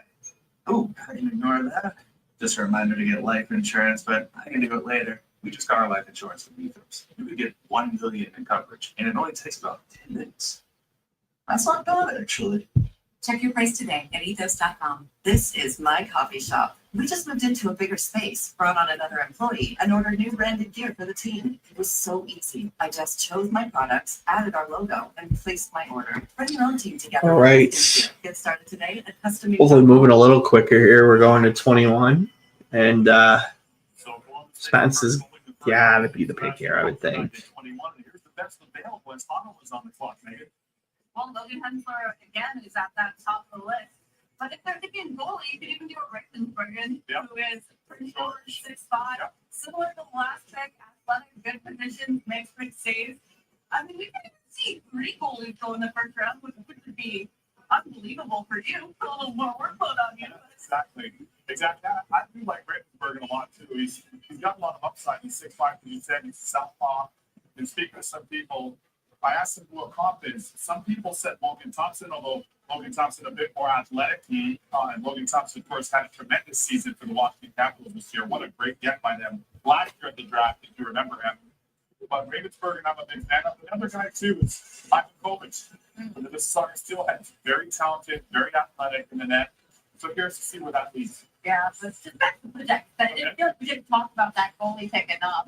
They have to say goalie decisions right now. You know, they get rid of their backup Tarasan. He goes to Florida. Jeffrey Meeksy, can't wait for you to get back in on this conversation. They're going to give them every opportunity to compete. And I know a lot of you are wondering about Elvis Berlikins, but when I talked about Fidel, sounds like they might be comfortable keeping him. Here's the thing. All right, let's see. Ottawa now up for the selection. Let's see who they go for. I got to think Malcolm Spence is the selection here. No. We got a trade. Somebody else must like Malcolm Spence. The Ottawa Senators trade pick number 21. Ooh, to Nashville. So Nashville comes back here with a pick. exchange for picks number 23 and 67, both in this year's draft. Ottawa to Nashville, 21. Nashville to Ottawa, 23 and 67. Nashville, you are now on the clock. Who do they go for now? It's got to be Spence. Maybe Reed. Probably Spence.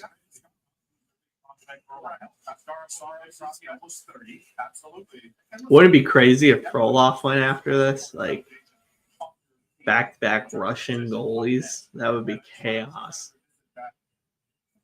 What's interesting to me is some teams don't want to select a first round goalie, right? But yet, Phil, you don't get to the playoff if you don't have goaltending, right? And yet, Phil, you can't win a Stanley Cup without good goaltending. So You think they're wising up maybe a little bit now? I think so. Listen, Sergei Rossi, undrafted, right? The Philadelphia Flyers had him in their band, brought him over. They've been looking for him ever since. Yeah. He goes to Columbus, wins 2 Vestas in Columbus. Then all of a sudden he goes down to South Florida. That's all they want. Hands down with 2 cups. Yes. We mentioned Nashville's first pick was Brady Martin. He's not here because he's got a lot of farm work to tend to. This sounds like the 1950s, but no, he's a hard-working kid. There he is. He did take a break to see who had drafted him. I'm only afraid reaction there from his family as the Predators and Jerry Trotz taking 5th overall. Yeah, we were talking about the Predators earlier and what a disaster of a season it was. So let's get into that conversation, should we? Like, I talked to Eric Trotz, and he's not hiding from it. He said, I was a genius on July 1st, a bum by November. But look, he said, we have some good people. We have some proud people here. We will be better. But once he saw All right, Malcolm Spence, make your selection Nashville. he had a lot of work, right? Like, he hit the waiver wire hard. At one point, there were 14 players out between Nashville and Milwaukee. But I don't think they'll be as flashy this offseason as they were for PC. They've got to do something to fix all the mistakes. Yeah, they got to do something. They'll atone for it. Barry Trotz is a great hockey guy. And we had to mention their head coach, Clayton Jr., is a really good coach. I think the biggest thing for them, they have a little bit of redundancy in their lineup. And to add pieces that they don't have is where they should be now. And then I'll also say, too, for the Preds, they've got great fans. Yeah. That's a great market. Bridgestone Arena rocks. They're also embarked on a $700+ million renovation, right, at Bridgestone Arena. That was a big forehead speed, wasn't it? It was maybe an eyelash tweak. Okay. But nonetheless, we know how passionate their fans are. So Barry Trotz will share this with you. When they won the Stanley Cup when we were in Vegas, Barry Trotz had the cup on the couch and saw in the lobby, and he said, I told my group before the season, if you want to go somewhere fast, go alone. If you want to go somewhere far, we got to go together. That was their mantra for the Washington Capitals. So have to do the same as the Preds. All right. So we'll see what Barry Trotz does with that roster and how active they are in the trade market. Barry Bettman with the pick as it is in.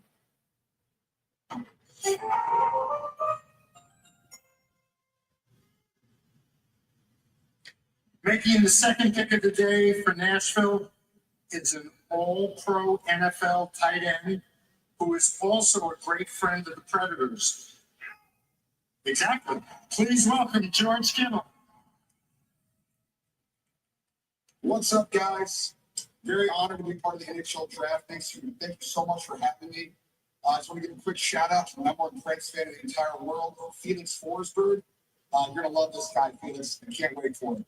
So, I just want to say, with the 21st pick in the 2025 NHL Draft, the Nashville Predators select Cameron Reed for the Kitchener Rangers. Cameron Reed, like that selection for Nashville. Super savvy. Great player. Like him a lot. Good skater. Similar to Smith. Yeah, good stuff there. Really savvy pick by Nashville. Nashville has always been one to really And he can really create in transition. He finished 10th in scoring amongst defensemen this season after posting 54 points in 67 games. To your point, we see about Barry Trotz knowing they've got to do this together. My notes on Reed say, natural leader, very mature. The guy that was like 18 those protein picks at age 14. He ran into Joe Thornton in the summer, so get some exposure to the NHL way there. But NHL Central Scouting had him in November as a G rating. That's like a second or third rounder. So a good surprise. There's no way. There's no game that we can play. All right.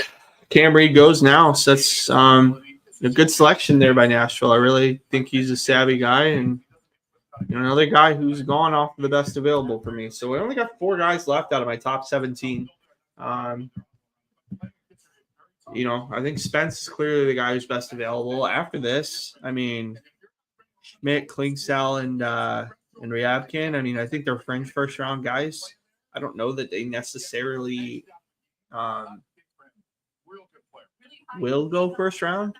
My only for sure guy is Spence. Outside of this, I think there's some real intrigue. I think there's some really interesting prospects that are available right now. At this point, we're starting to thin out now. I think past what's available right now, I think Spence is a bona fide middle 6 forward. Ryabkin's got his risks. Klingsell has his risks. Cam Schmidt's 5'7", but a really gifted player and talented player. I want to stay. I stay on my short kings and really like. I like LJ Mooney. I like Adam Benach. Those guys to me are guys who should go early in day 2. I really like. Cam Schmidt should be a first rounder, if not somebody who should be in the second round for sure. There's a lot to like here. I really like Cameron Reed for that selection, and there's some guys left, but like I said, I think there's some room to think about for sure. I think there's a lot of, like I said, you have to be very careful where you're selecting here now. If you're a team in the 20s, Pittsburgh is going to go here, and I'm sure they'll go crazy off the board and make a chaotic selection. Where do I think they go here? Dubas is an Ontario guy, so I think Spence is a real possibility. Outside of that, they might go with another guy they might look at is Blake Fiddler is a guy who might go. Maybe they go really crazy. It doesn't fit their trends, but maybe they go Cole McKinney. I'm curious to see what they're able to do, but like I said, I think they're in real need of improving their prospect pool. I think Pittsburgh is going to be a team that could be a bottom tier team in this league in the not so distant future. And you look at guys, you're losing Crosby and Malkin eventually at some point in time, and I don't know if it really makes sense for Pittsburgh to not be investing in prospect development right now. I think there's just so much things and so many different opportunities for these guys to be selected, and we'll see what happens. But I'm really very curious where Pittsburgh goes here. Do they go off the board again? Do they go and get, is Milton Gastrin the pick or something, like something way weird off the board? Clearly they're a wild card right now. So with Pittsburgh, they go and they have this selection now.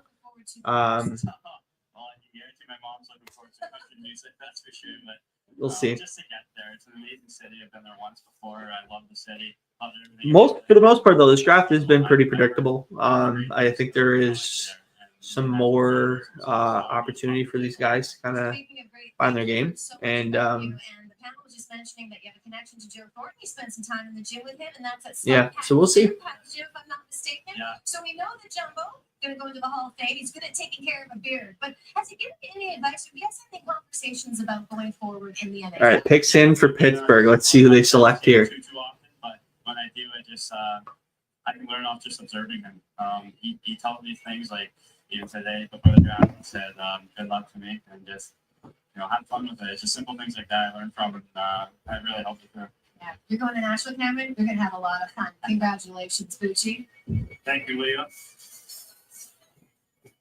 So the Pittsburgh Penguins, they've been active today. There's been questions around that organization. Man, things change so quickly.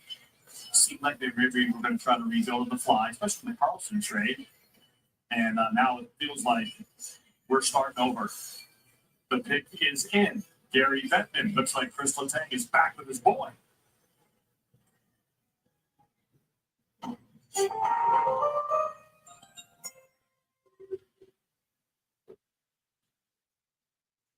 Alex and Chris, we decided to bring him back.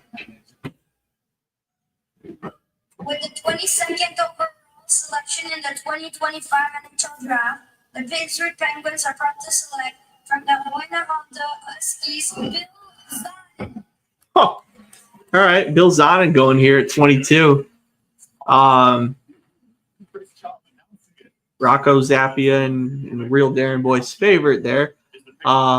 They got to be thrilled on their chat, I'm sure.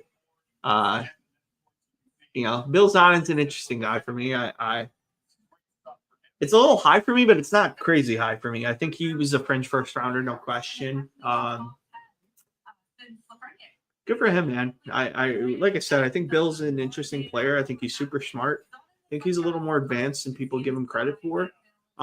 If you would have told me Zonin would have gone before Spence, I would have been shocked. I am very surprised that Spence hasn't gone yet. I have to think Ottawa is going to take him here at 23. He has to go. Like, he's too good of a kid to not be in the – I thought he was a bona fide top 20 talent, no question. For him not to be selected so far, I think is really hitting towards steal territory. There's just a lot to like with him. A lot to like with Spence. And, there's a lot to like with Zonin, too. There's some growth there for sure. I think he struggled initially coming into the queue. He wasn't really the most developed. I thought he was pretty raw when he came into the QMJHL, but he really found his groove this year. Has made his opportunities felt, and I think he's found his groove. And I think next year you're looking at him in the QMJHL being a really impactful player, and should be really curious to see what happens here. I think there's a lot to like with Bill Zonin here.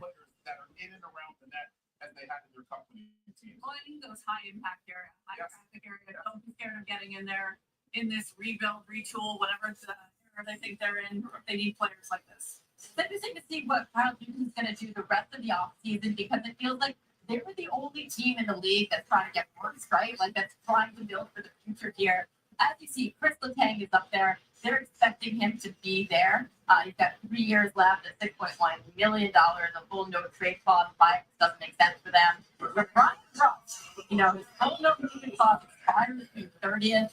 I think they're going to be patient here. They're waiting to get blown away by an offer, but I do think that's a name we should keep an eye on in the next couple of weeks. And Raquel, at the trade deadline, didn't get the offer that they were hoping for Rickard Raquel, but that's another guy that would be really interesting to watch as the Penguins, again, are still trying to rebuild here and start up from scratch. Yeah, here's to see what the Penguins look like. They've got so many passionate fans.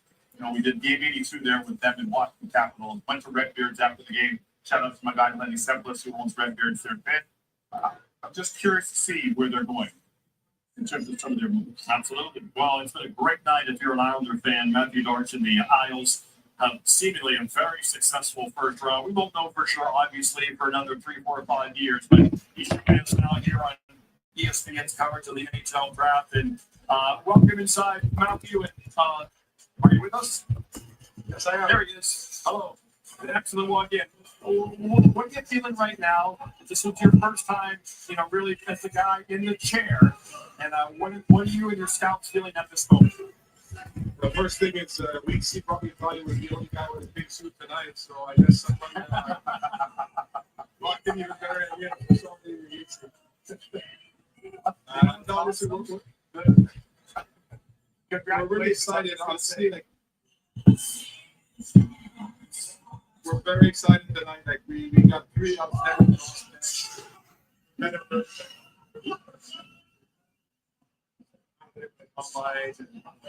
Dinner on that. He's a special. He's gone through and how he's getting better guys. He's been good at university, so it's outstanding. And Victor and Trishan, like he was ecstatic when you I didn't want those bigs too hard competitive. Victor might not be the biggest, but he competes constantly. And like Sean, you've seen his hits, you've seen how he competes, and he's a very good offensive defenseman also. So I'm very excited. What would you say the key kind of element is in your vision for your group going forward? Well, we're just trying to bring, I always say, visually, high character people tend to overachieve. So we got 3 of those kids today, and we want to start playing with pace. And it doesn't mean you stop defending, you still defend, but we want to have a team that competes, that plays with pace. That's over the on you, over the clock, on the forecheck. That's how you win. You would compete. And I think the 3 guys today really feel that role that we need. Matthew, we missed you guys all in LA. But here, there was so much rumors I was hearing that you guys might try to package some of your picks to go up and trade for James Hagan, the Long Island boy. Was that a realistic possibility? Yeah, we looked at a lot of options tonight, but there's a reason James picked and teams that want to move those picks to different players. So we looked at different things. We tried to move up, but we ended up getting guys that we never thought would be there at 16 and 17. So we're really excited about that. So maybe it turned out to be good because we ended up with Victor and Deshaun. Josh, thanks for confirming that, because I was taking a little heat from your fans when I just put a little tweet out of the Islanders. We knew you guys were going to be aggressive, but great job and congrats on your appointment as well. Thanks so much, Matthew. Thank you, Matthew. Thank you. All right, thanks for having me. And take it in. All right, Ottawa's making their selection here. Tom Green Country on Prime Video Canada. Ottawa native Tom Green. Why is Tom Green holding a fucking dog? I'm the Ottawa Senators and a Ottawa Valley resident there, eh? I cannot tell you how proud I am to be announcing the 23rd overall selection of the 2025 NHL Draft.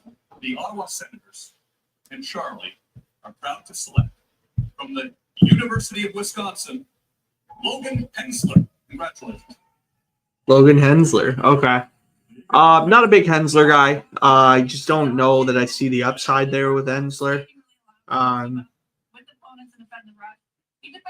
Good skater. I think he's not the most offensively gifted guy in the world. I just don't know that he translates super well. I think he more than likely he's going to be like a 4, maybe 5 defenseman. I don't see a top pairing guy. I see a fringe second pairing guy when I watch him. Obviously it's impressive that he was able to play in the NCAA as early as he did this year. I think he struggled a lot. I don't know that I think he's a good player. I just don't know that, he's slated for this rank and a lot of people have him here and it's not off the board or anything. I just don't really love what he brings to the table in terms of what he does as a prospect. So, that's just my overall thoughts with that. Going to LA here now. For LA, again, I'm just going to keep saying Malcolm Spence until he's selected. It's crazy that he's still available right now. I can't believe that he's still available in this draft. Doesn't make a lot of sense to me. I like what they've done. Now I'm going to go ahead and updating the draft board here in the order. We'll see what's going on here.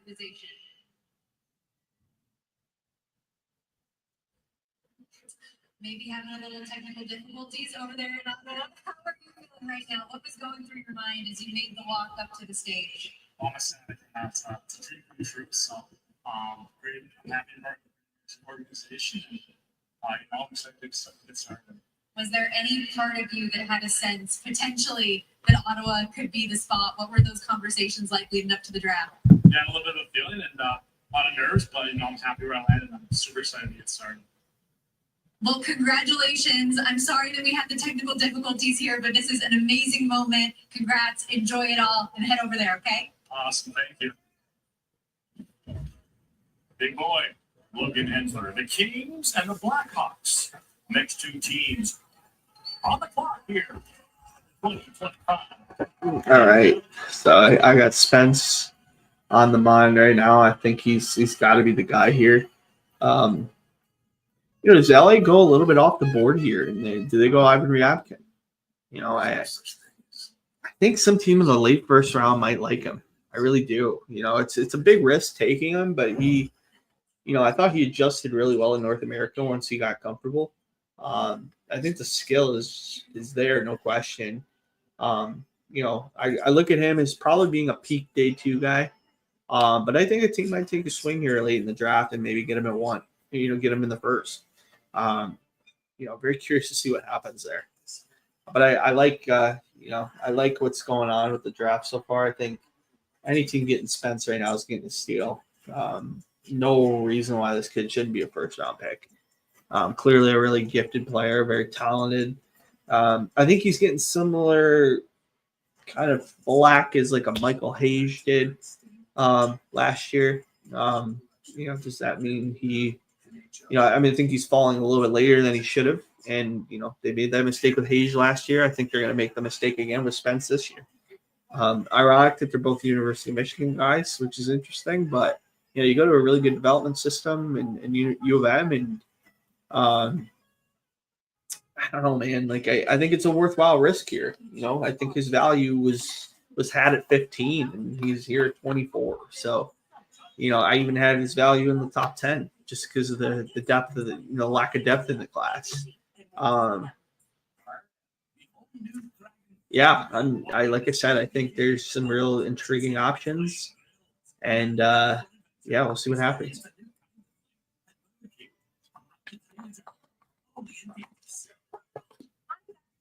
And the inventor of full body deodorant like Mando is to block odor all day and controls odor for 72 hours. Mando's unique formula stops odor before it starts. That's my secret to better odor control everywhere. Give me those sauces, grab the chicken strips, let's dump them in there. There's nothing like it. Hey, I'm Joey, and I'm Josh, and we're team members at a local Chick-fil-A. And a little thing you'll love about the Chick-fil-A chicken strips is dipping them in our sauces. My sauce is the barbecue sauce. If you wanted to add sweet, tangy flavors, there's nothing like it. I love the garden herb ranch sauce, but if you want a little bit more kick in the spicy side, you can mix it with buffalo sauce. I want to get all those flavors from the sauce with my chicken strips. Dipping them in All our right, sauces. now we're going to figure out what's going on here with the rest of these. 4 picks to go. The Kings are on the clock, but Kenny Holland at the helm there, having a chuckle. Will he actually make the selection or deal? He's pretty chill about it. I'm a classic Ken Holland, super nice guy. Relax in that room. Amazing storyteller. A lot of balloons. A lot of balloons are back. Balloons are back. Light it again.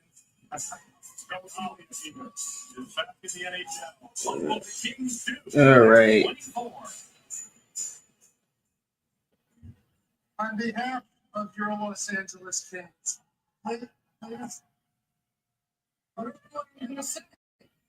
please welcome an actor, former football player, and recently the host of the 2025 NHL Awards, Isaiah Mustafa.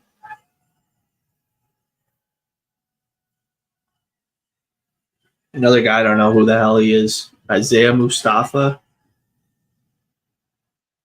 Making a trade. Who is it going to be? Pittsburgh on the clock. Trade pick number 24 in the 2025 NHL Draft to the Pittsburgh Penguins in exchange for picks 31 and 59 in the 2025 NHL Draft. Pittsburgh, you are now on the clock.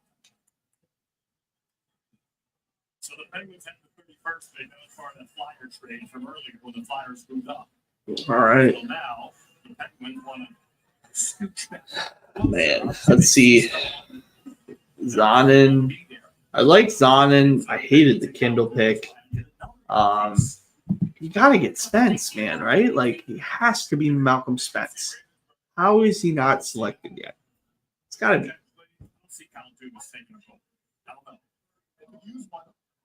What's their goaltending depth like? System. I know there's been some talks about maybe perhaps moving on to Jari.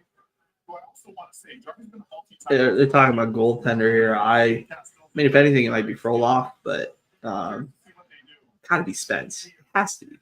As far as skaters go, could it also be a Sasha again? Young defense Johnson. All right, let's see what we got going on here. Very skilled, plays college hockey.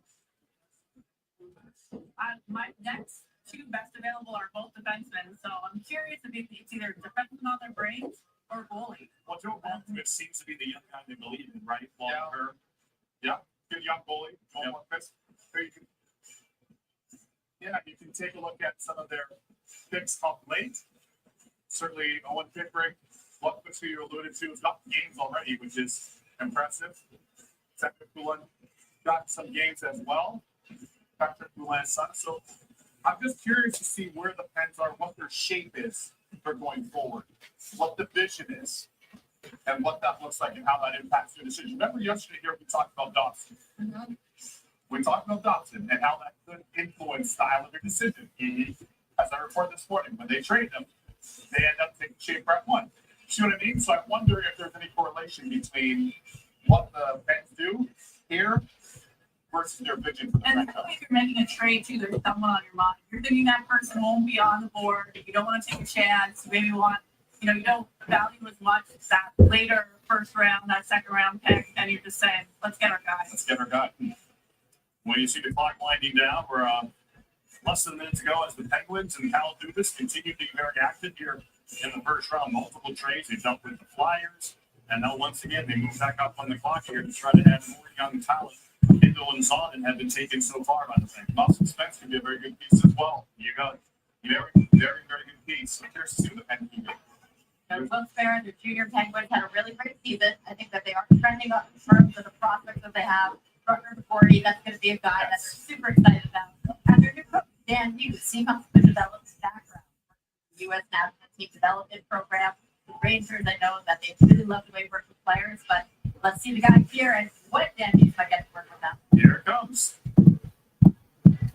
All right, let's see what we got going here now. But Alex Letang is back again because he's doing such a good job. Thank you.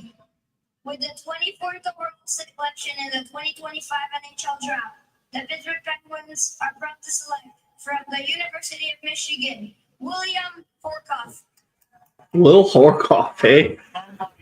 Interesting. Okay. I thought the Wings were going to take him in the second. Definitely a second round guy for me.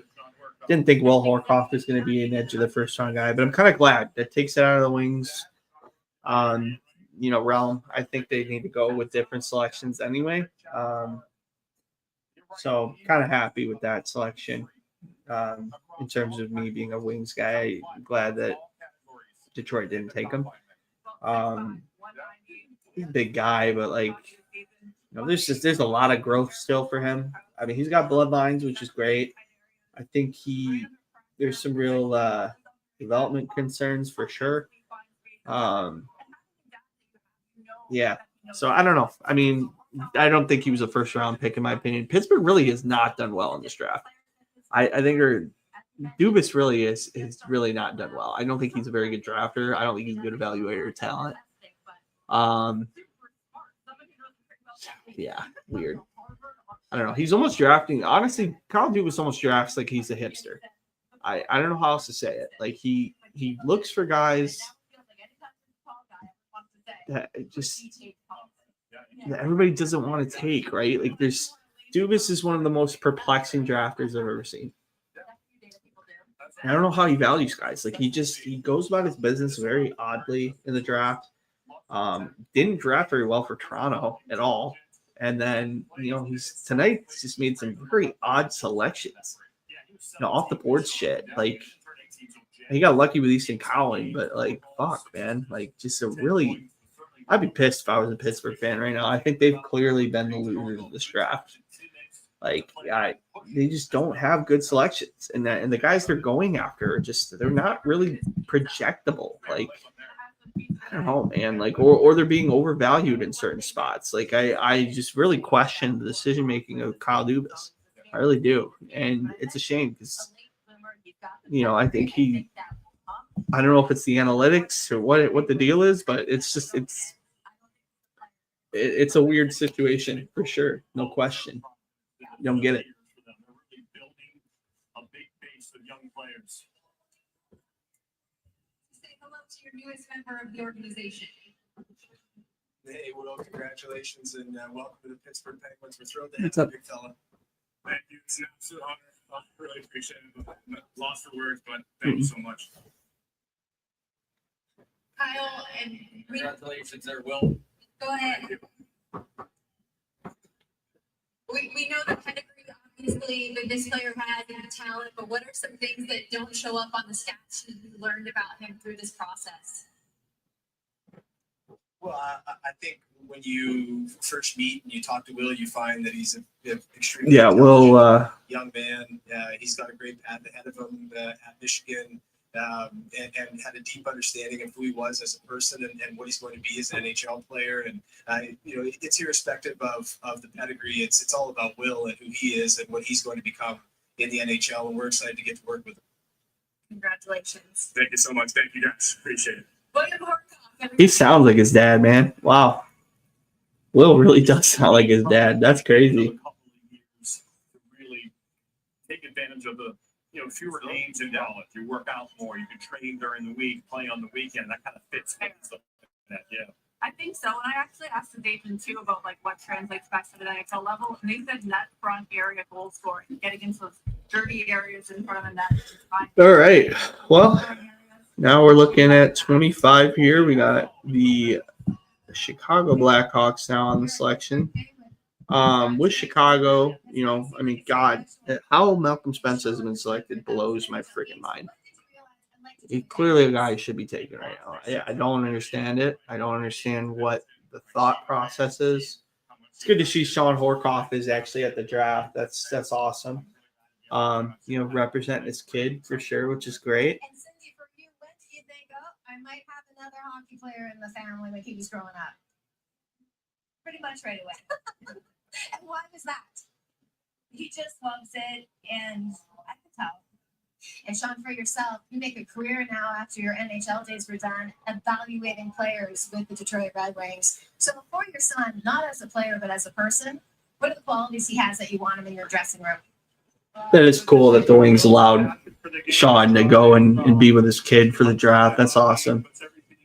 Once in a lifetime moment, and the Wings doing the classy thing and making sure he's able to be there. That's really cool. Very good by Detroit to do that, and class act move. Fourth round pick from Trail, British Columbia, home of Ray Ferraro, went to Michigan State. Never talks about Trail. Never on the ESPN broadcast ever. Saw his son Matthew here in the lobby. He was now lives back in Trail, Matthew Ferraro, but Sean played 4 years in Michigan State. Himself, college hockey, and as Leah mentioned, went on to play 1,008 NHL games. And can I say, he is highly influential in that Red Wings organization. I've heard some great things about his work ethic, his prospect of maybe being a GM one day. So would be curious to see as GM and players in the league at the same time. Well, the Blackhawks are on the clock, 70 seconds away from there. All right, we're looking here with Chicago. It's got to be Spence. It has to be, right? I don't know who else they really value this much. I don't necessarily if Chicago would have been interested in him, if only because I've heard the edict under Kyle Davidson, they got to skate. Skater. They got to Bermudian might be a selection here too. But I always keep that in mind when they make a draft pick. Or Potter. I think one of the three. I would go Spence, Bermudian, Potter is what I'm thinking the 3 selections will be, but we'll see. Chicago looks like they're going to make their pick here. So They've done a nice job there in terms of really rounding out their defensive prospects. Brent Fiddler's son, very, very good player that you just touched on. Very, very. And as we were just talking about Sean Horkoff, Brent Fiddler, longtime NHLer, so he'd be another second generation NHL player. But his son's a very, very, very good player. Played Dallas Stars Elite. Shout out to the Dallas Stars and their youth program down there in Dallas, Texas. The pick is in. Antron Frondell was their first one at 3. Who is the next pick at 25? For our next pick, I'd like to recognize someone very special to me and the entire National Hockey League family. For 44 years, Gary Mahar has been running the league's communications and PR department. No one is better.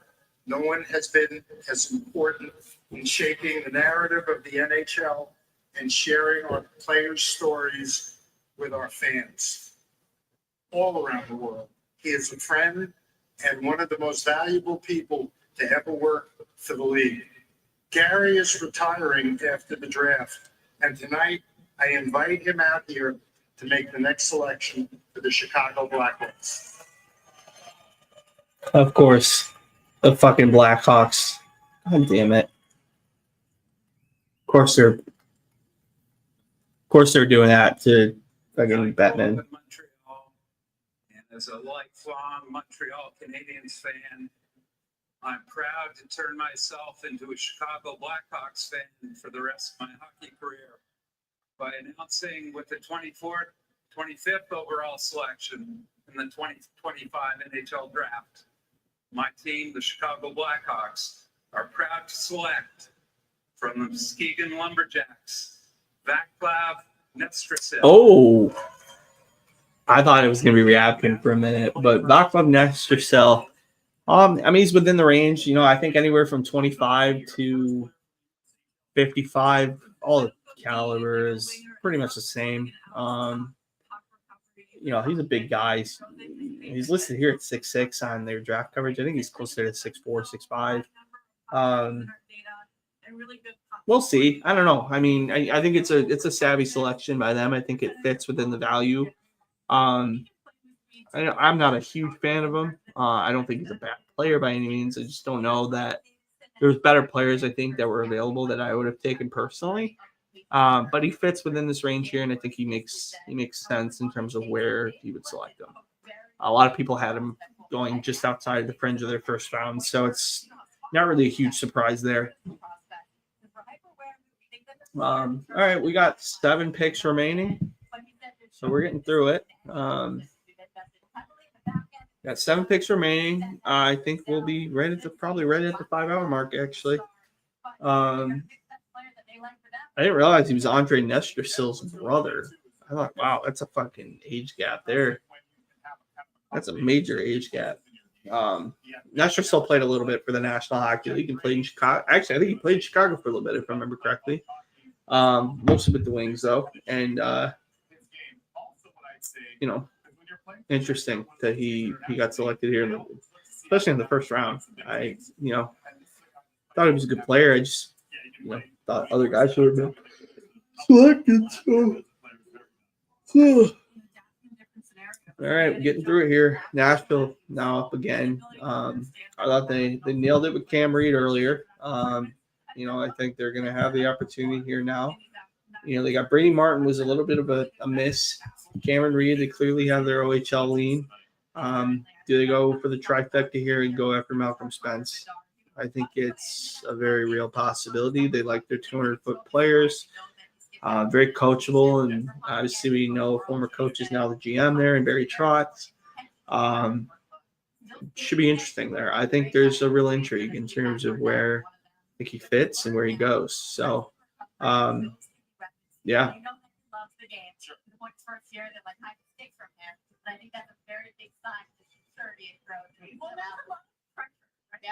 Generational player stamp on anyone, having that such a great shot and being able to actually do that in the CHL, and now you're playing with the big boys. It's a totally different step. So I'm not worried at all about Connor Bedard. I think his game will come. It will take a little bit longer than maybe someone like Connor McDavid or Austin Matthews. All right, pick is in. It looks like Spence, man. It's got to be Spence. A great attitude. Blackhawk fans, some more words and attributes of your latest draft pick in that growing stable. Very, very talented young players. And once again, Barry Trotz in Nashville is up once again. Looking for the future for the third time. The Predators are on the clock. So Gary Bettman is ready for an early entrance. The pick is in early. We like that. We sure do. We sure do. Thank you, Nashville. Making the third pick for Nashville and joining us from the Predators headquarters, please welcome Jordan Davis, whose new album, Learn the Hard Way, comes out this August. What's going on, Prince fans? Jordan Davis here. As a huge Prince fan, I'm excited to announce the newest member of the Nashville Predators coming to Smashville to help bring the Stanley Cup back to Music City. With the 26th overall pick in the 2025 NHL Draft, Nashville Predators proudly select Riker Lee, Madison Captain. Go Preds. Wow.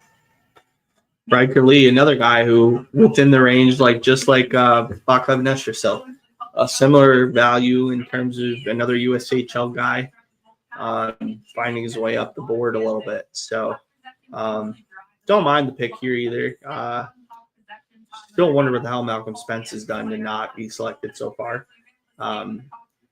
This doesn't really make sense to me, but we got 6 picks left. So, I'd have to think he's taken in the next 6 picks.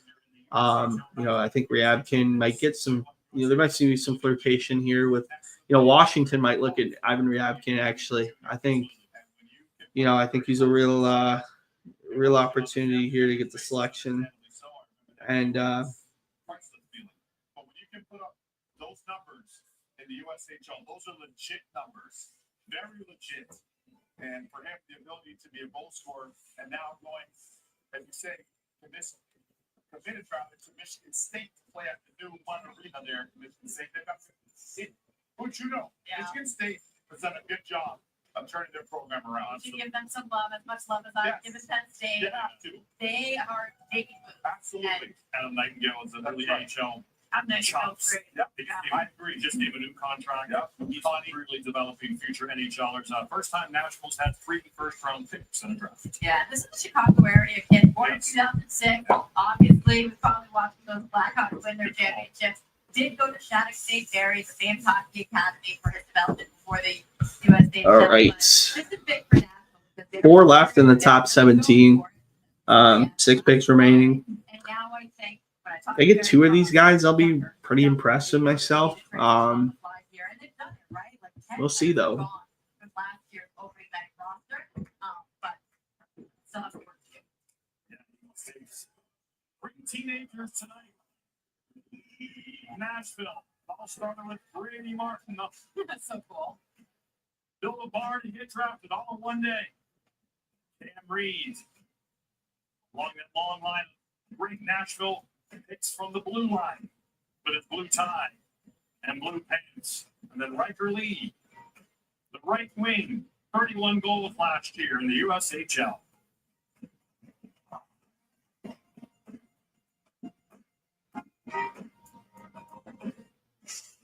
They don't know the first thing about you. Or like the Walmart Plus members get free delivery on more than just groceries, free delivery on the apples and the shirt. Yeah, I'm also making free delivery on this air mattress and these blankets. Oh no! All right, let's see. Not that home. Your home. Go home. The Walmart you thought you knew is not you.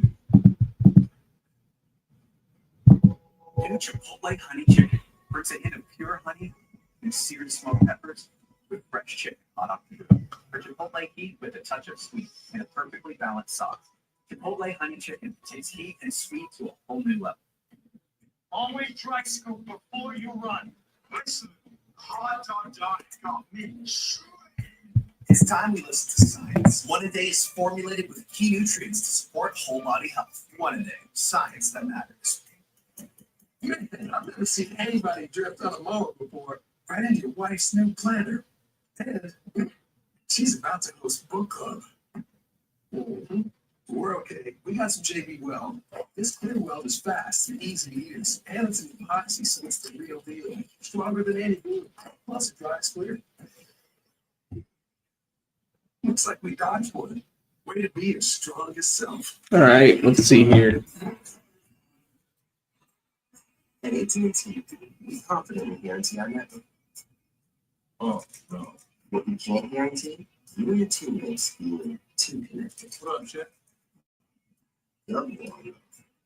All right, still got one guy on the Twitch here.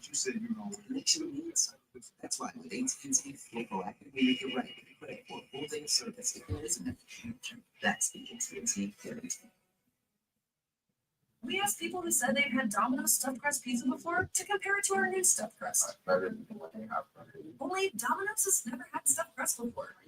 Until now. Introducing Domino's new and first ever stuffed crust pizza. Try one for the first time tonight. You know, we're not so different from plants, are we, Ryan? Plants need food like people need food. Make this really good organic plant food from Miracle Grow. These Peppers look angry, Ryan. Beat them. Don't just stand there. Welcome back to the 2025 NHL Draft. Making Chica's best available. Could we see Sasha Bomidiano, BU, get selected here by Washington? And but Medina is like a high involvement player. He joins the Rush. This is Ivan Ryabkin territory for sure. They love the Russians. I think this is Ivan Ryabkin all day. Tom Wilson. Tom Wilson, a couple of Protos brothers. The brothers Axel, Monster. Honestly, like they get together. We're starting to beat the buzzer. I like this. Very better with the Capitals pick.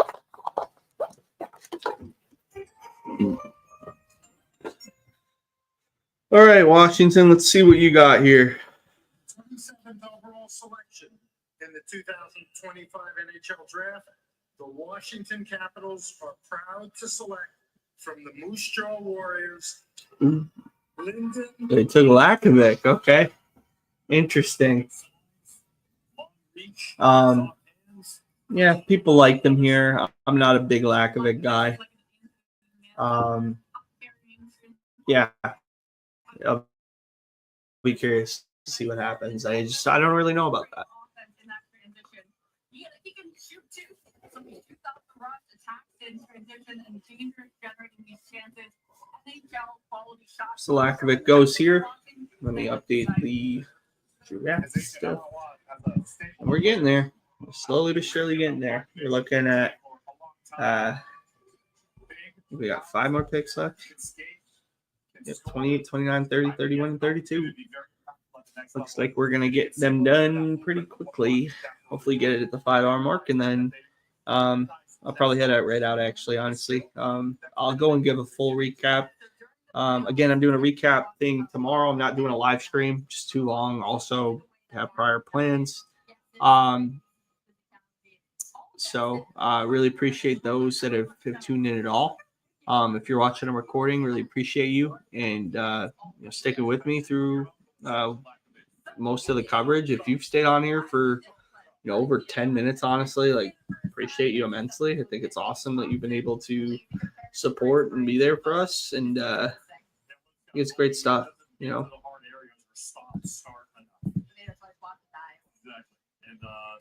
yeah, that's a big point right there. Big point. And if he can continue, there's his uncle on the far right. So upset to like this, but if you can continue to round out this game, and the Caps have done a great job. Let's keep in mind, for a lot of the fans that are out there, they've done a good job of developing players. Sure have.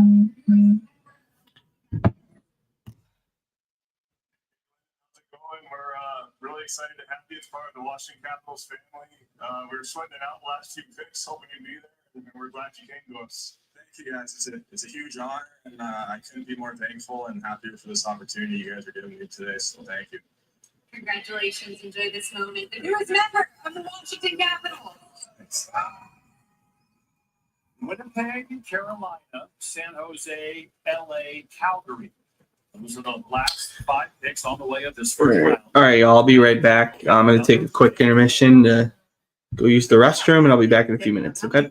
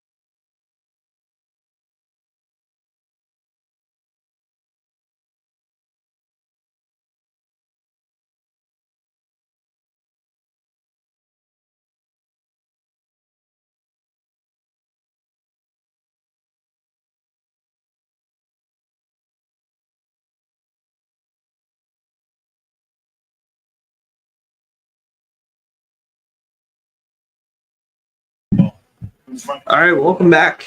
Looks like the Winnipeg Jets went and took Sasa Bamudian.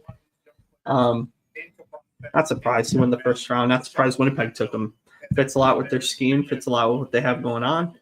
And I think he's a guy who's got, Joseph was his dad. He's, very good player in his own right. Born in Finland, but represents Sweden. Played in BU this year. Had a really good U18s. Just a super gifted and talented player. There's a lot to like with him, and I think he's an intriguing prospect. That's for sure. I think he'll be an interesting guy for them in Winnipeg, and I think he fits really well within their scheme. Slowly winding down on the clock next, the Carolina Hurricanes, followed by the Sharks, Kings, and Flames. The Matthew Tkachuk pick, and that trade way back.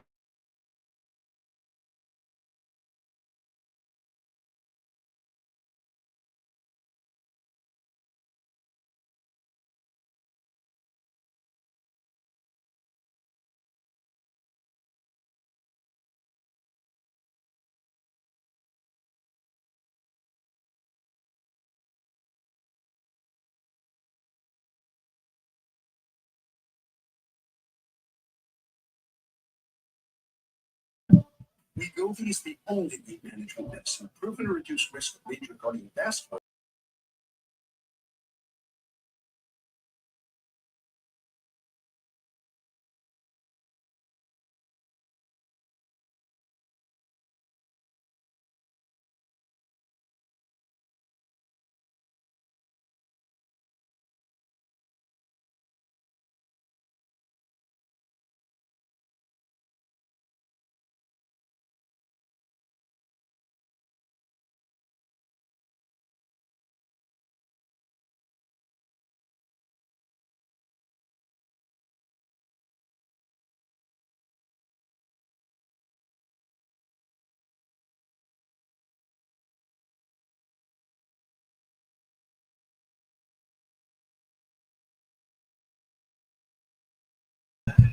Feeling tired, dizzy or bloated, gas, and heartburn. All right, we got some time left here. We'll see what we can get done.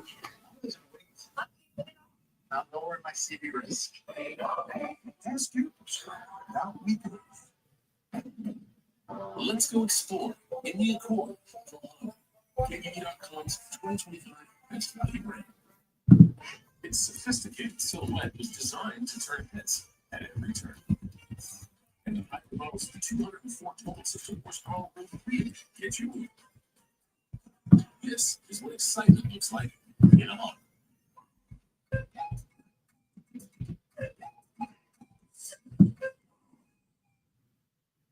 The guy sitting next to your girl on a kiss cam.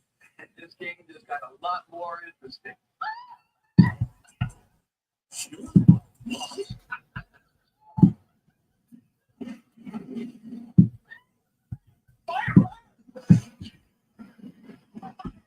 And if you ever have the right home covers, you have to kiss your savings goodbye.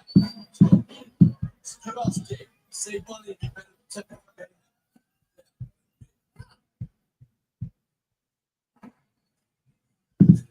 4 more picks to go. Kings, Sharks, Kings, Flames. 80 seconds left. Carolina's thinking, very analytically driven organization, Megan. Maybe finding value, they're going to look to Russia. 6 of 10 picks in the 2024 draft. All right, so Carolina here, ready. Got a minute left here in their selection. Gotta think that Mr. Spence here should get selected before the end of the first.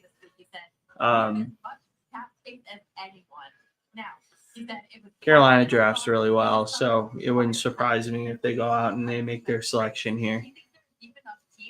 Getting a guy in the bottom 6, that doesn't do much for them. They're looking for like a high-end talent. So they're going to find other ways to do it. I think they'll be aggressive in free agency.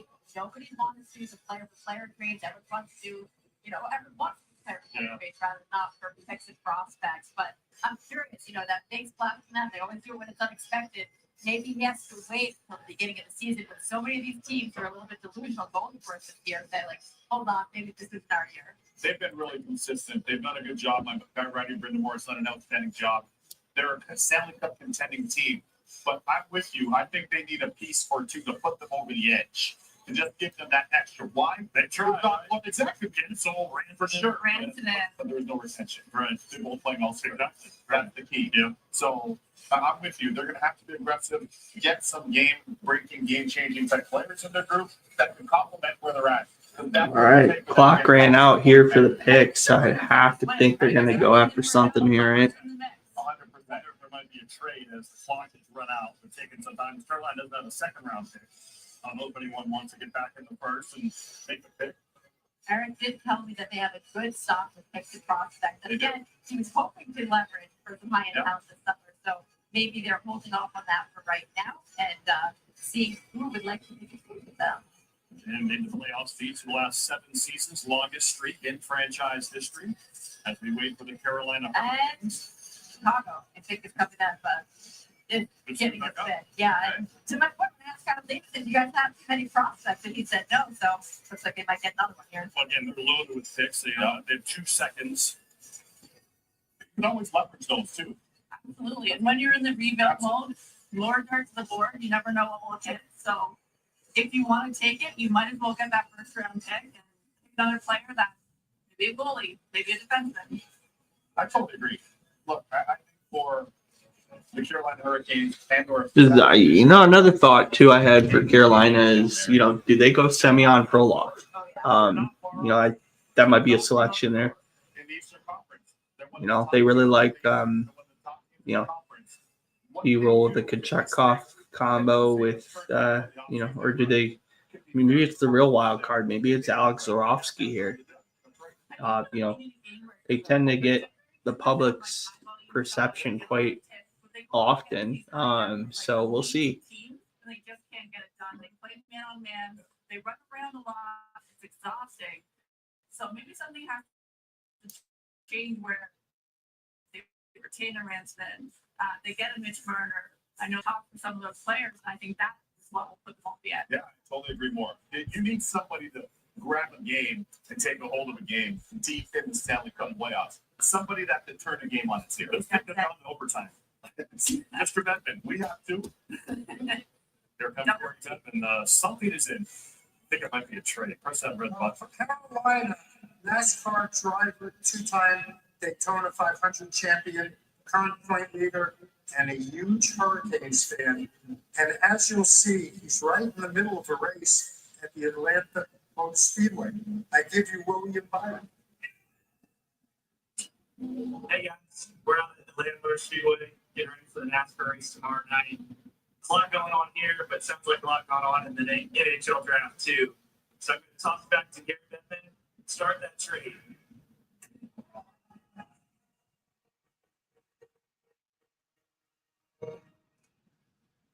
The Carolina Hurricanes trade pick number 29 in this year's draft to the Chicago Blackhawks in exchange for picks 34 and 62 in the 2025 NHL Draft and a 5th round pick in the 2027 NHL Draft. Carolina trades 29 to the Blackhawks. They got to go Spence, man. Come on. This is ridiculous. Kid is clearly a top 20 talent. How he's still on the board is beyond me. So that's a couple second-round picks the Canes get for the Blackhawks moving up. So we'll see who Chicago takes after this.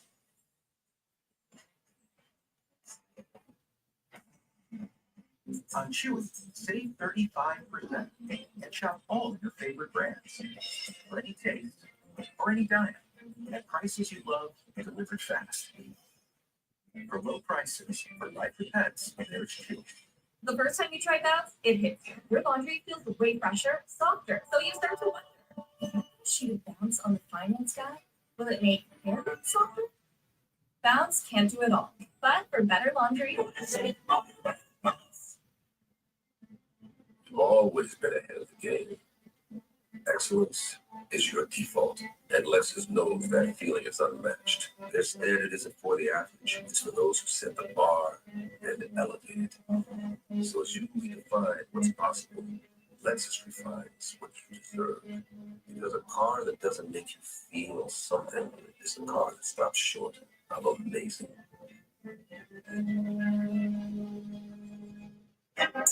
Doesn't matter of race, ethnicity, any color views, none of that plays a factor when you're trying to help out your community. We're just trying to be able to play in a safe space, feel equal, and play the sport we love. I'm really fortunate for getting involved in girls in park side of hockey. I don't get to play with a lot of kids that look like me, but to come here and see everybody that looks like me, it feels like home. Fired up. The all-new Dragon Flame Grilled Whopper is here to be bold, juicy, flame grilled, ready for adventure. Experience a new kind of flame at Burger King. The Train Drive, only in theaters. All right.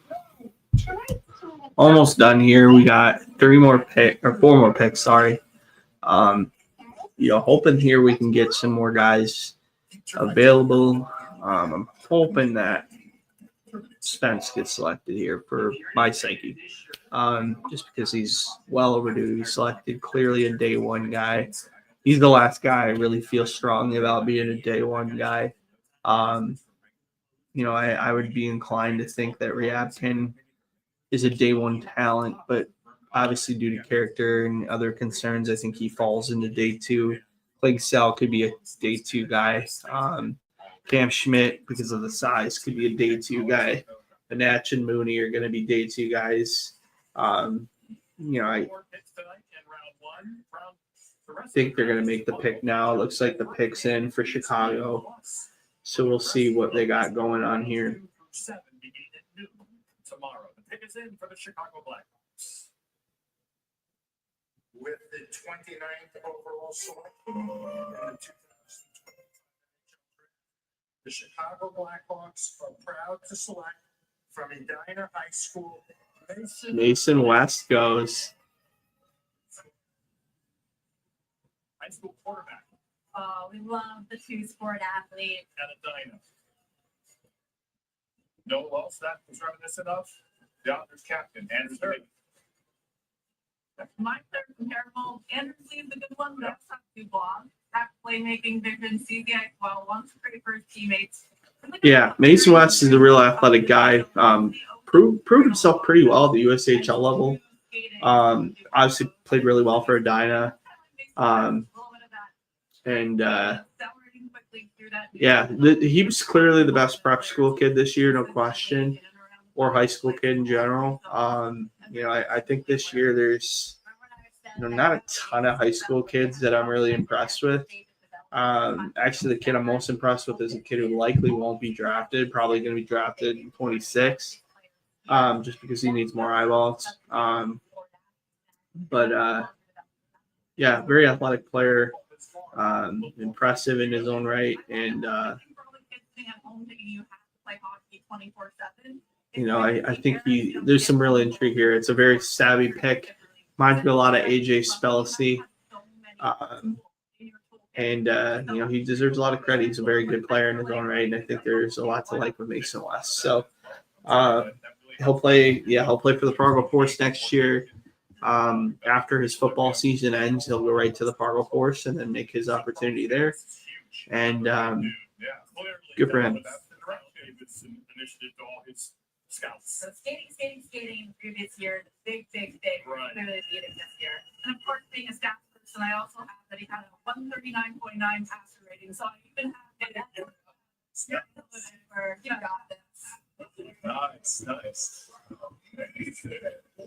So Chicago got by the guy. Again, their third number one pick. This is the third draft in the last 4 years. They've had 3 number ones. San Jose next. Misa and Spence, man. That would be a combo.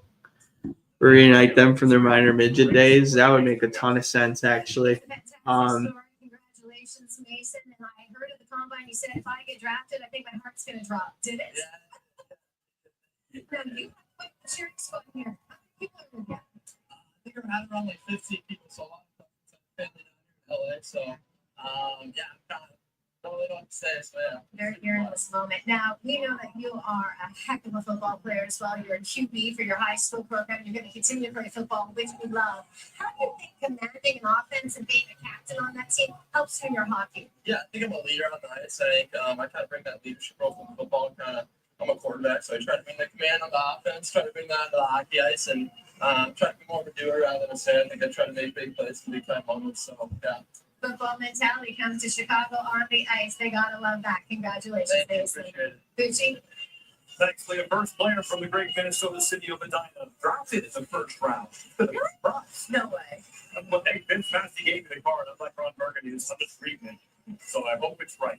Vince is never wrong. Vince is always on point. I'll say that. Amazing stats for me. Vince is always on point. And to give him all these cards because of Vince Massey. Vince is ready.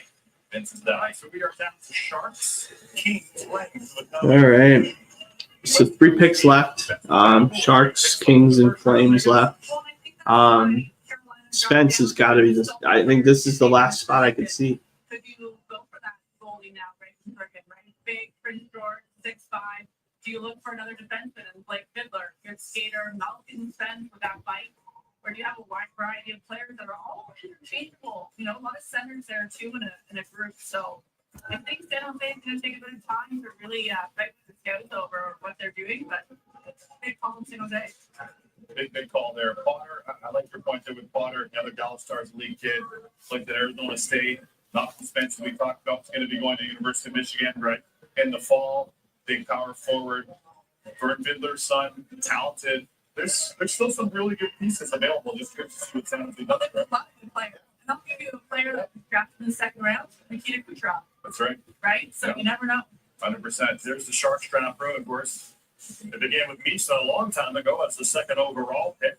See some sweaters Seems behind. like we're already in day 2. A while ago. Oh, I like the hockey stick tree back there. That's pretty cool. Yeah, that's neat. I like that. So I think the pick is in. We're beating the clock. Look at that thing back there. All those twigs. Gary Bettman with the Sharks second.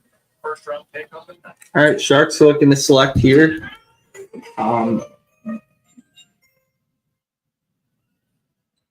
Making the 30th selection for the Sharks, we have Bailey again. I'm getting a little emotional back there watching all these dreams come true. Congratulations to everybody so far. This is so much fun to be a part of. But with this big title on my shoulder, we have another dream to make come true. So, with the 30th overall selection in the 2025 NHL Draft, the San Jose Sharks are proud to select from the Prince George Cougars, Joshua Ravensburgen. All right. Weeksy. So chalk that up to 2 southpaw goalies now. They traded for Ascara. Ravensburgen goes here at 30. I don't know. I don't think this kid's that good. I really don't. I think he's just a big kid. That's my thoughts, man. You pass on Spencer. I just don't know. I don't think it makes sense. He looks raw, though. He looks really young. Interesting. And his friend helped save somebody in a chairlift as well when they were skiing. So a very astute young man. Worked exceptionally hard. Props to him here. And only 5% of NHL goalies are southpaws. So Exactly. a bit unusual. Two of them. There you go. That's your point. My comparable was Demko. For a typical NHL size, that 6'5", very rangy, naturally built, and that doesn't have to move a ton. But he utilizes that size effectively. So you can see almost those really big saves with that range. And his ability to make that spectacular save is really what stands out. It's second most wins in the WHL with 33 this season. 6 shutouts this year, too. Just in line. You can't leave him on the second round. Yeah. Got to pick him. Why not? He's there. Absolutely. We see upstairs. I'd love to tap into your expertise here. Yeah. I remember Costa and Ballstead getting first round. 2021. For them to get regular opportunities in the NHL. Like, how have you seen attitudes the last couple of years evolve over drafting goalies? I think they're still split. They're still split on what the development path looks like. They're also split now a little bit more on size. Now this trends back to tall, big, rangy goalie, but Justin Wolf is bumping the mold here. But like the Wolf man, what he's done up in Calgary, All right. amazing. So it's been a bit of a split kind of perspective. So now we got 2 more picks remaining. We got Mr. West and Ravensburgen selected in the last 2. We're looking now. We got a couple of these guys who are going to be available for day 2. And, pretty curious to see what happens here. That's a much kinder way of saying what I'm about to say. And so why not give yourself so many opportunities to see who flourishes in the NHL? Absolutely, and it's kind of difficult because sometimes I hear teams say, we don't know anything about goalies. Hey, you're paid to know. You get paid the big bucks to know. And if you don't know, learn. Take that time to learn with a goalie coach. See how they can give you some insights in terms of how to evaluate the position. I go to the second or round, you watch it. Exactly. So much for how head coaches Yeah. There's 2 picks to go. The hometown Kings will pick next, the 31st, of the Calgary Flames. Meanwhile, following the evening of Roger McQueen. McQueen, taken by the Anaheim Ducks, was here and drafted by Gary Bettman. And he took a helicopter from LA, so here he gets drafted here by the Anaheim Ducks for being 10 overall. Jumps on a helicopter for a short flight down to Orange County. Just head down there, meet the mascot, and then make your way over to Disney. Why not? High five with the duck. Come on, Flecky McQueen, you had to do that. Keep it in the family. Kid must be on cloud 9 right now. With mom and dad down at Disney, Radiator Springs, of course. And he'll spend the night there at the Disney Resort and wake up tomorrow at Duck. Awesome. beautiful center you can have here on the step. As the Disney cast member sitting here on the step. We didn't wrap them though. It was time for me to get the non-Disney owned. That's great stuff, man. I love that. I love that detail. So what would the LA Kings do to top that? I mean, they see their rival Ducks here taking care of Roger. Yes. Who will they take? And how will they set him up? Maybe dinner with Craig Chipboard tonight and radio. There's no shortage. And there's no short to feel farm. You'll love it. Yeah. 90 seconds to go. I'd be curious to see in general what the Kings do. Yeah. They got their man, Ken Holland. That's the wheel right now. Rod Lake shut up. Blake did a really good job over his time. Paul Rico's team is now in the hands of Ken Holland. I think they're going to do something bold. Remember, the Edmonton Oilers have been there. They have a lot of pieces. They get Brandon, Connor McDavid. Fortunately, and Mitch Marner things is down with them. They have room to do that. Although we mentioned obviously Vegas no state tax, California the highest state tax. Yeah. So if that's your factor, that's not going to work in your favor. But the Great City and this organization, Ken Holland, Luke Robitaille, they're ready to win this. Yeah, Ken Holland, he could have gone anywhere he wanted. He was a king with him. Part of the shot, but part of what they have there, that he has a lot of business to attend to. Gavrikov is number one. Lots of influence about they have given up. We're expecting the guys to get traded. We'll talk more about the Kings after this. Here it is, Kenny Holland's first pick as the man in charge of the Kings. They said they did such a good job with the trade. We had to bring him back. When I say you say King. Los Angeles. You know what? This one. With the 31st overall selection in the 2025 NHL Draft, the Los Angeles Kings are proud to select from the London Knights, Henry Bruchevich. Yeah, Henry Bruchevich here. Nice. Another defenseman selected. Interesting pick here, The London Knights. Tell America what the London Knights are all about. The London Knights are, I'm going to say, University of Alabama, okay, football of Canadian. I don't mind that selection actually for LA. I think that makes a lot of sense. A lot to like there. We're finally down to our last pick here, so as soon as this happens, I'm probably going to jump off. If you guys again watching, thank you so much. If you have any comments, leave them in leave them somewhere below. I get all the comments here on StreamYard, so everything when it comes to Twitch, YouTube, whatever, it's all there. So appreciate you guys that have been on here. Appreciate those leaving comments, and just appreciate you guys overall. So I'm going to be doing a recap stream Sunday. I'm going to go through all the picks and talk about what teams I thought did really well, what teams I thought didn't do so well, and evaluate where I think some of these guys are going and some of my favorite picks out of the 2nd to 7th rounds.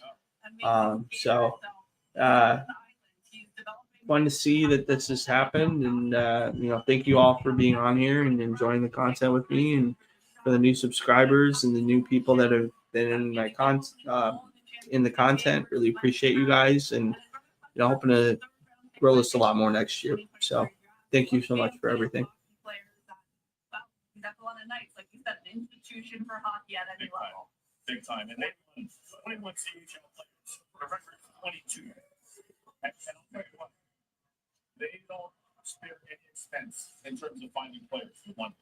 Here's Kenny Holland. His newest. What would you like to say to your newest piece of the puzzle here? Hey, Henry, welcome to LA. We're excited to have you. Obviously part of a great organization there in London. You won the Memorial Cup. Congratulations on winning the Memorial Cup. We're excited to get you to LA and work with you to develop you into a important part of the LA Kings. Thank you. I'm super excited. Henry, Pretty awesome. And thanks for everyone coming out and supporting me.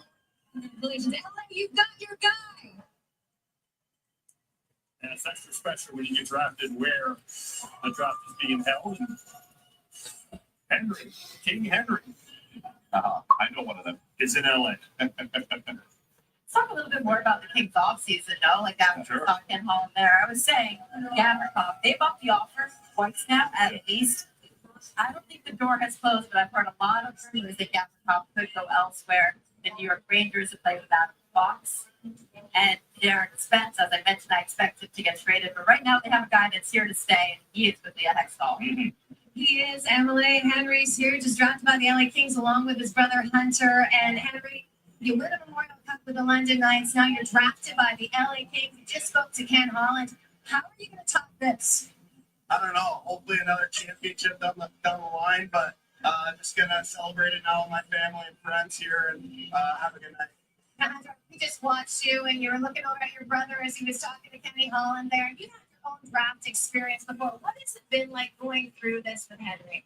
It's been great. I'm really excited for him. I'm way more excited than I am for him than myself. It's honestly like, I don't care about anything I've done since a big brother looking back at it from where we've been, not growing up as a hockey family, to be here now, it's truly special. I'm so proud of him. And Henry, what has your brother Hunter done for you to help you get to this point? Yeah, everything.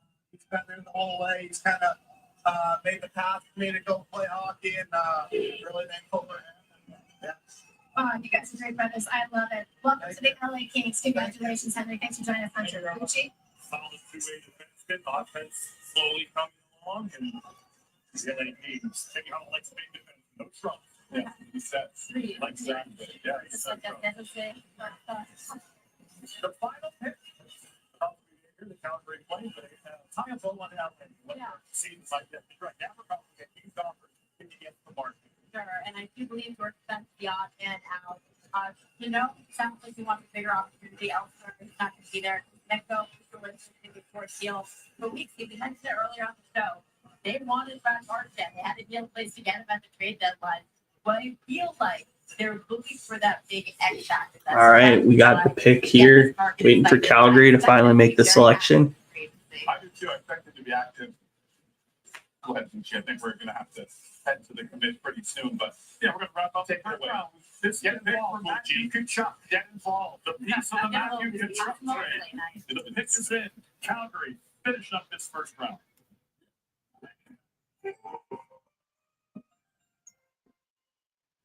To make the final pick of the first round of the 2025 NHL Draft, on behalf of the Calgary Flames, Lanny McDonald. Thank you very much, Commissioner. Just before I make that pick, I want to say congratulations to all 31 players picked in the first round.